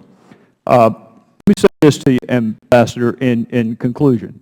You have made a compelling case today for why it is important to tell other countries the truth. You made a compelling case that the decision not to tell the truth on Sunday morning talk shows adversely impacted our ability to get to Benghazi. You made a compelling case. All three of you have made a compelling case today on why it is important for government to tell the truth to its own citizens. So you made the case why we have to tell the truth to other countries, and you made the case on why you have to tell the truth to your own citizens. So if anyone wants to know what difference does it make, if anyone wants to ask what difference does it make, it always matters whether or not you can trust your government. And to the families, we're going to find out what happened in Benghazi, and I don't give a damn whose career is impacted. We're going to find out what happened. And with that, I would yield back. Would the gentleman yield? I'll be happy to. We're going to be winding down. There's a vote call, but I want to ask each of you, you're whistleblowers. You're the kind of people that give us information we wouldn't otherwise have. Do you believe what you're doing today is what we need to keep doing? In other words, do we need other whistleblowers to come forward, other fact witnesses who know what we don't currently know? And I'm not asking you to ask if this was a great process or you enjoyed it, but was it worthwhile, in your opinion, as people who have now gone through this process? Mr. Thompson? Yes, Mr. Chairman. Mr. Hicks? Yes, I do. Mr. Nordstrom? Absolutely. Well, since we're going to Mr. Langford next, I hope you continue to feel that way. Mr. Langford. Mr. Nordstrom, I just need to follow up on a conversation we had earlier dealing with the cable that you said March the 28th, 2012. You had mentioned that you drafted that cable requesting additional personnel for both the embassy in Tripoli and in Benghazi because you were very much short, and as time was expiring, the SST team were leaving, you knew you were not going to have enough people. You mentioned you drafted the cable. Your intention was and your assumption was the executive leadership, including the Undersecretary all the way to the Secretary, would see that cable or at least be briefed on that cable and the request for that security. There's been a lot of discussion about the official response that came back on April the 19th. Who do you think saw or the intention or at least reflected the opinion of when that cable came back to you? When that cable response came back to you, who was the assumption that was actually responding to you? Normally, someone would tell me exactly who it is, or they would indicate who the point of contact was. If I recall correctly, that's still unknown to me. I assume that it's coming from DS, but as I testified to before, so many of these decisions seem to be at Ambassador Kennedy's level or higher. Clearly, that was cleared by some of those other officials. All right, so you're assuming this is the Undersecretary or on up somewhere that had personal knowledge of that. Certainly saw it ahead of time. Of that cable that came back. It is an established fact that there is video of the attack. There are clear video of the attackers the night. The FBI has done an extensive investigation. We're now months past that time. Are any of you aware of anyone who has been held to account for the murders that happened in Libya? Anyone detained, anyone arrested, anyone captured? Are you aware of anything that has happened to any of the attackers to hold them to account? Neither the perpetrators nor the persons that made decisions. Again, the 4 people that were named in the ARB were put on administrative leave. I understand one of them is trying to come back off of that leave and go to the RSO in NATO, which is shocking to me. So at this point, no one is aware of anyone who's been held to account in any way for the murder of 4 Americans? Not that I'm aware of.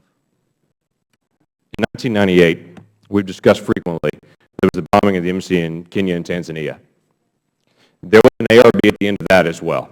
And let me just read you the 3 findings at the end of that ARB that was done in 1999. It said this: number 1, State Department of Washington did not assess the threats or take notes of the clear warning signs and escalating threats. Number 2, it noted the facility was inadequate for even the most modest of attack. And number 3, there was a lack of preparations or warning systems at the facility. That could have been written a month ago. We have discussed often on this. The one thing we have to do is learn the lesson. In 1998, the same thing occurred, and we have not learned the lesson. What we know of today, and the realities that have come out and through all that you have contributed to this conversation, and what you've contributed is invaluable, is that we did not do the most basic minimum security that was required by the State Department standards set after the bombings in Nairobi, Kenya, and in Tanzania. We did not do the basics. We did not provide the level of security.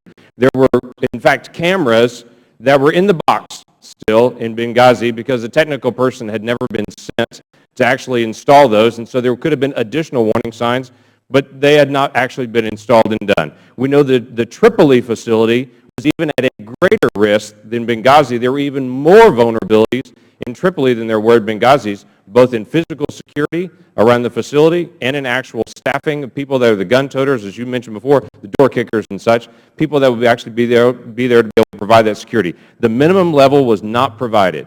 In fact, my understanding, Mr. Hicks, is that it reached such a point of vulnerability that you actually approached some of the diplomatic security and asked the diplomats to be trained in how to handle a gun because there was such a fear of the people on the ground because you were so exposed. Is that true? That's true. We have got to learn the lessons of the past. This happened in 1998. We allowed it to happen again. The State Department has to put into practice their own standards and put into place the things we know to be right. We cannot allow a place listed as critical and high risk to our personnel to be ignored and to not have the support they need. If there's any one gain that we can do in any one way to be able to honor those that have fallen is that we actually do learn the lesson and we protect our diplomats with what is required. With that, Mr. Chairman, I yield back. I thank the gentleman. We now go to the gentleman from Florida, Mr. Micah. Mr. Hicks, did you have something you wanted to say? Yes, I'd just like to make a clarification with respect to conversation with the ranking member. There's no inherent contradiction between denying or avoiding a private interview with someone and making sure that he has information available. I just want to be clear on that. Mr. Micah. Thank you. Mr. Nordstrom, I don't think I've ever read so much testimony, but what you provided last night I thought was particularly informative. And talking about on page 7, you talk about the rating level assigned for threat categories for our various posts. And there are 4 of them: critical, high, medium, and low. And we have 264 posts that where we had security concerns, overseas diplomatic posts at the time of Benghazi. There were 14 posts rated as either high or critical, not a huge number, but 14. 2 of them, 2 of the posts were Benghazi and Tripoli. Are you aware of that, Mr. Thompson? Mr. Nordstrom, you put it in there. So it's not like they had this incredible array of posts that were on this high alert. Is that correct? That's my understanding. The very small amount were high or critical. And then finally, again, I have not read the classified. I read the unclassified version.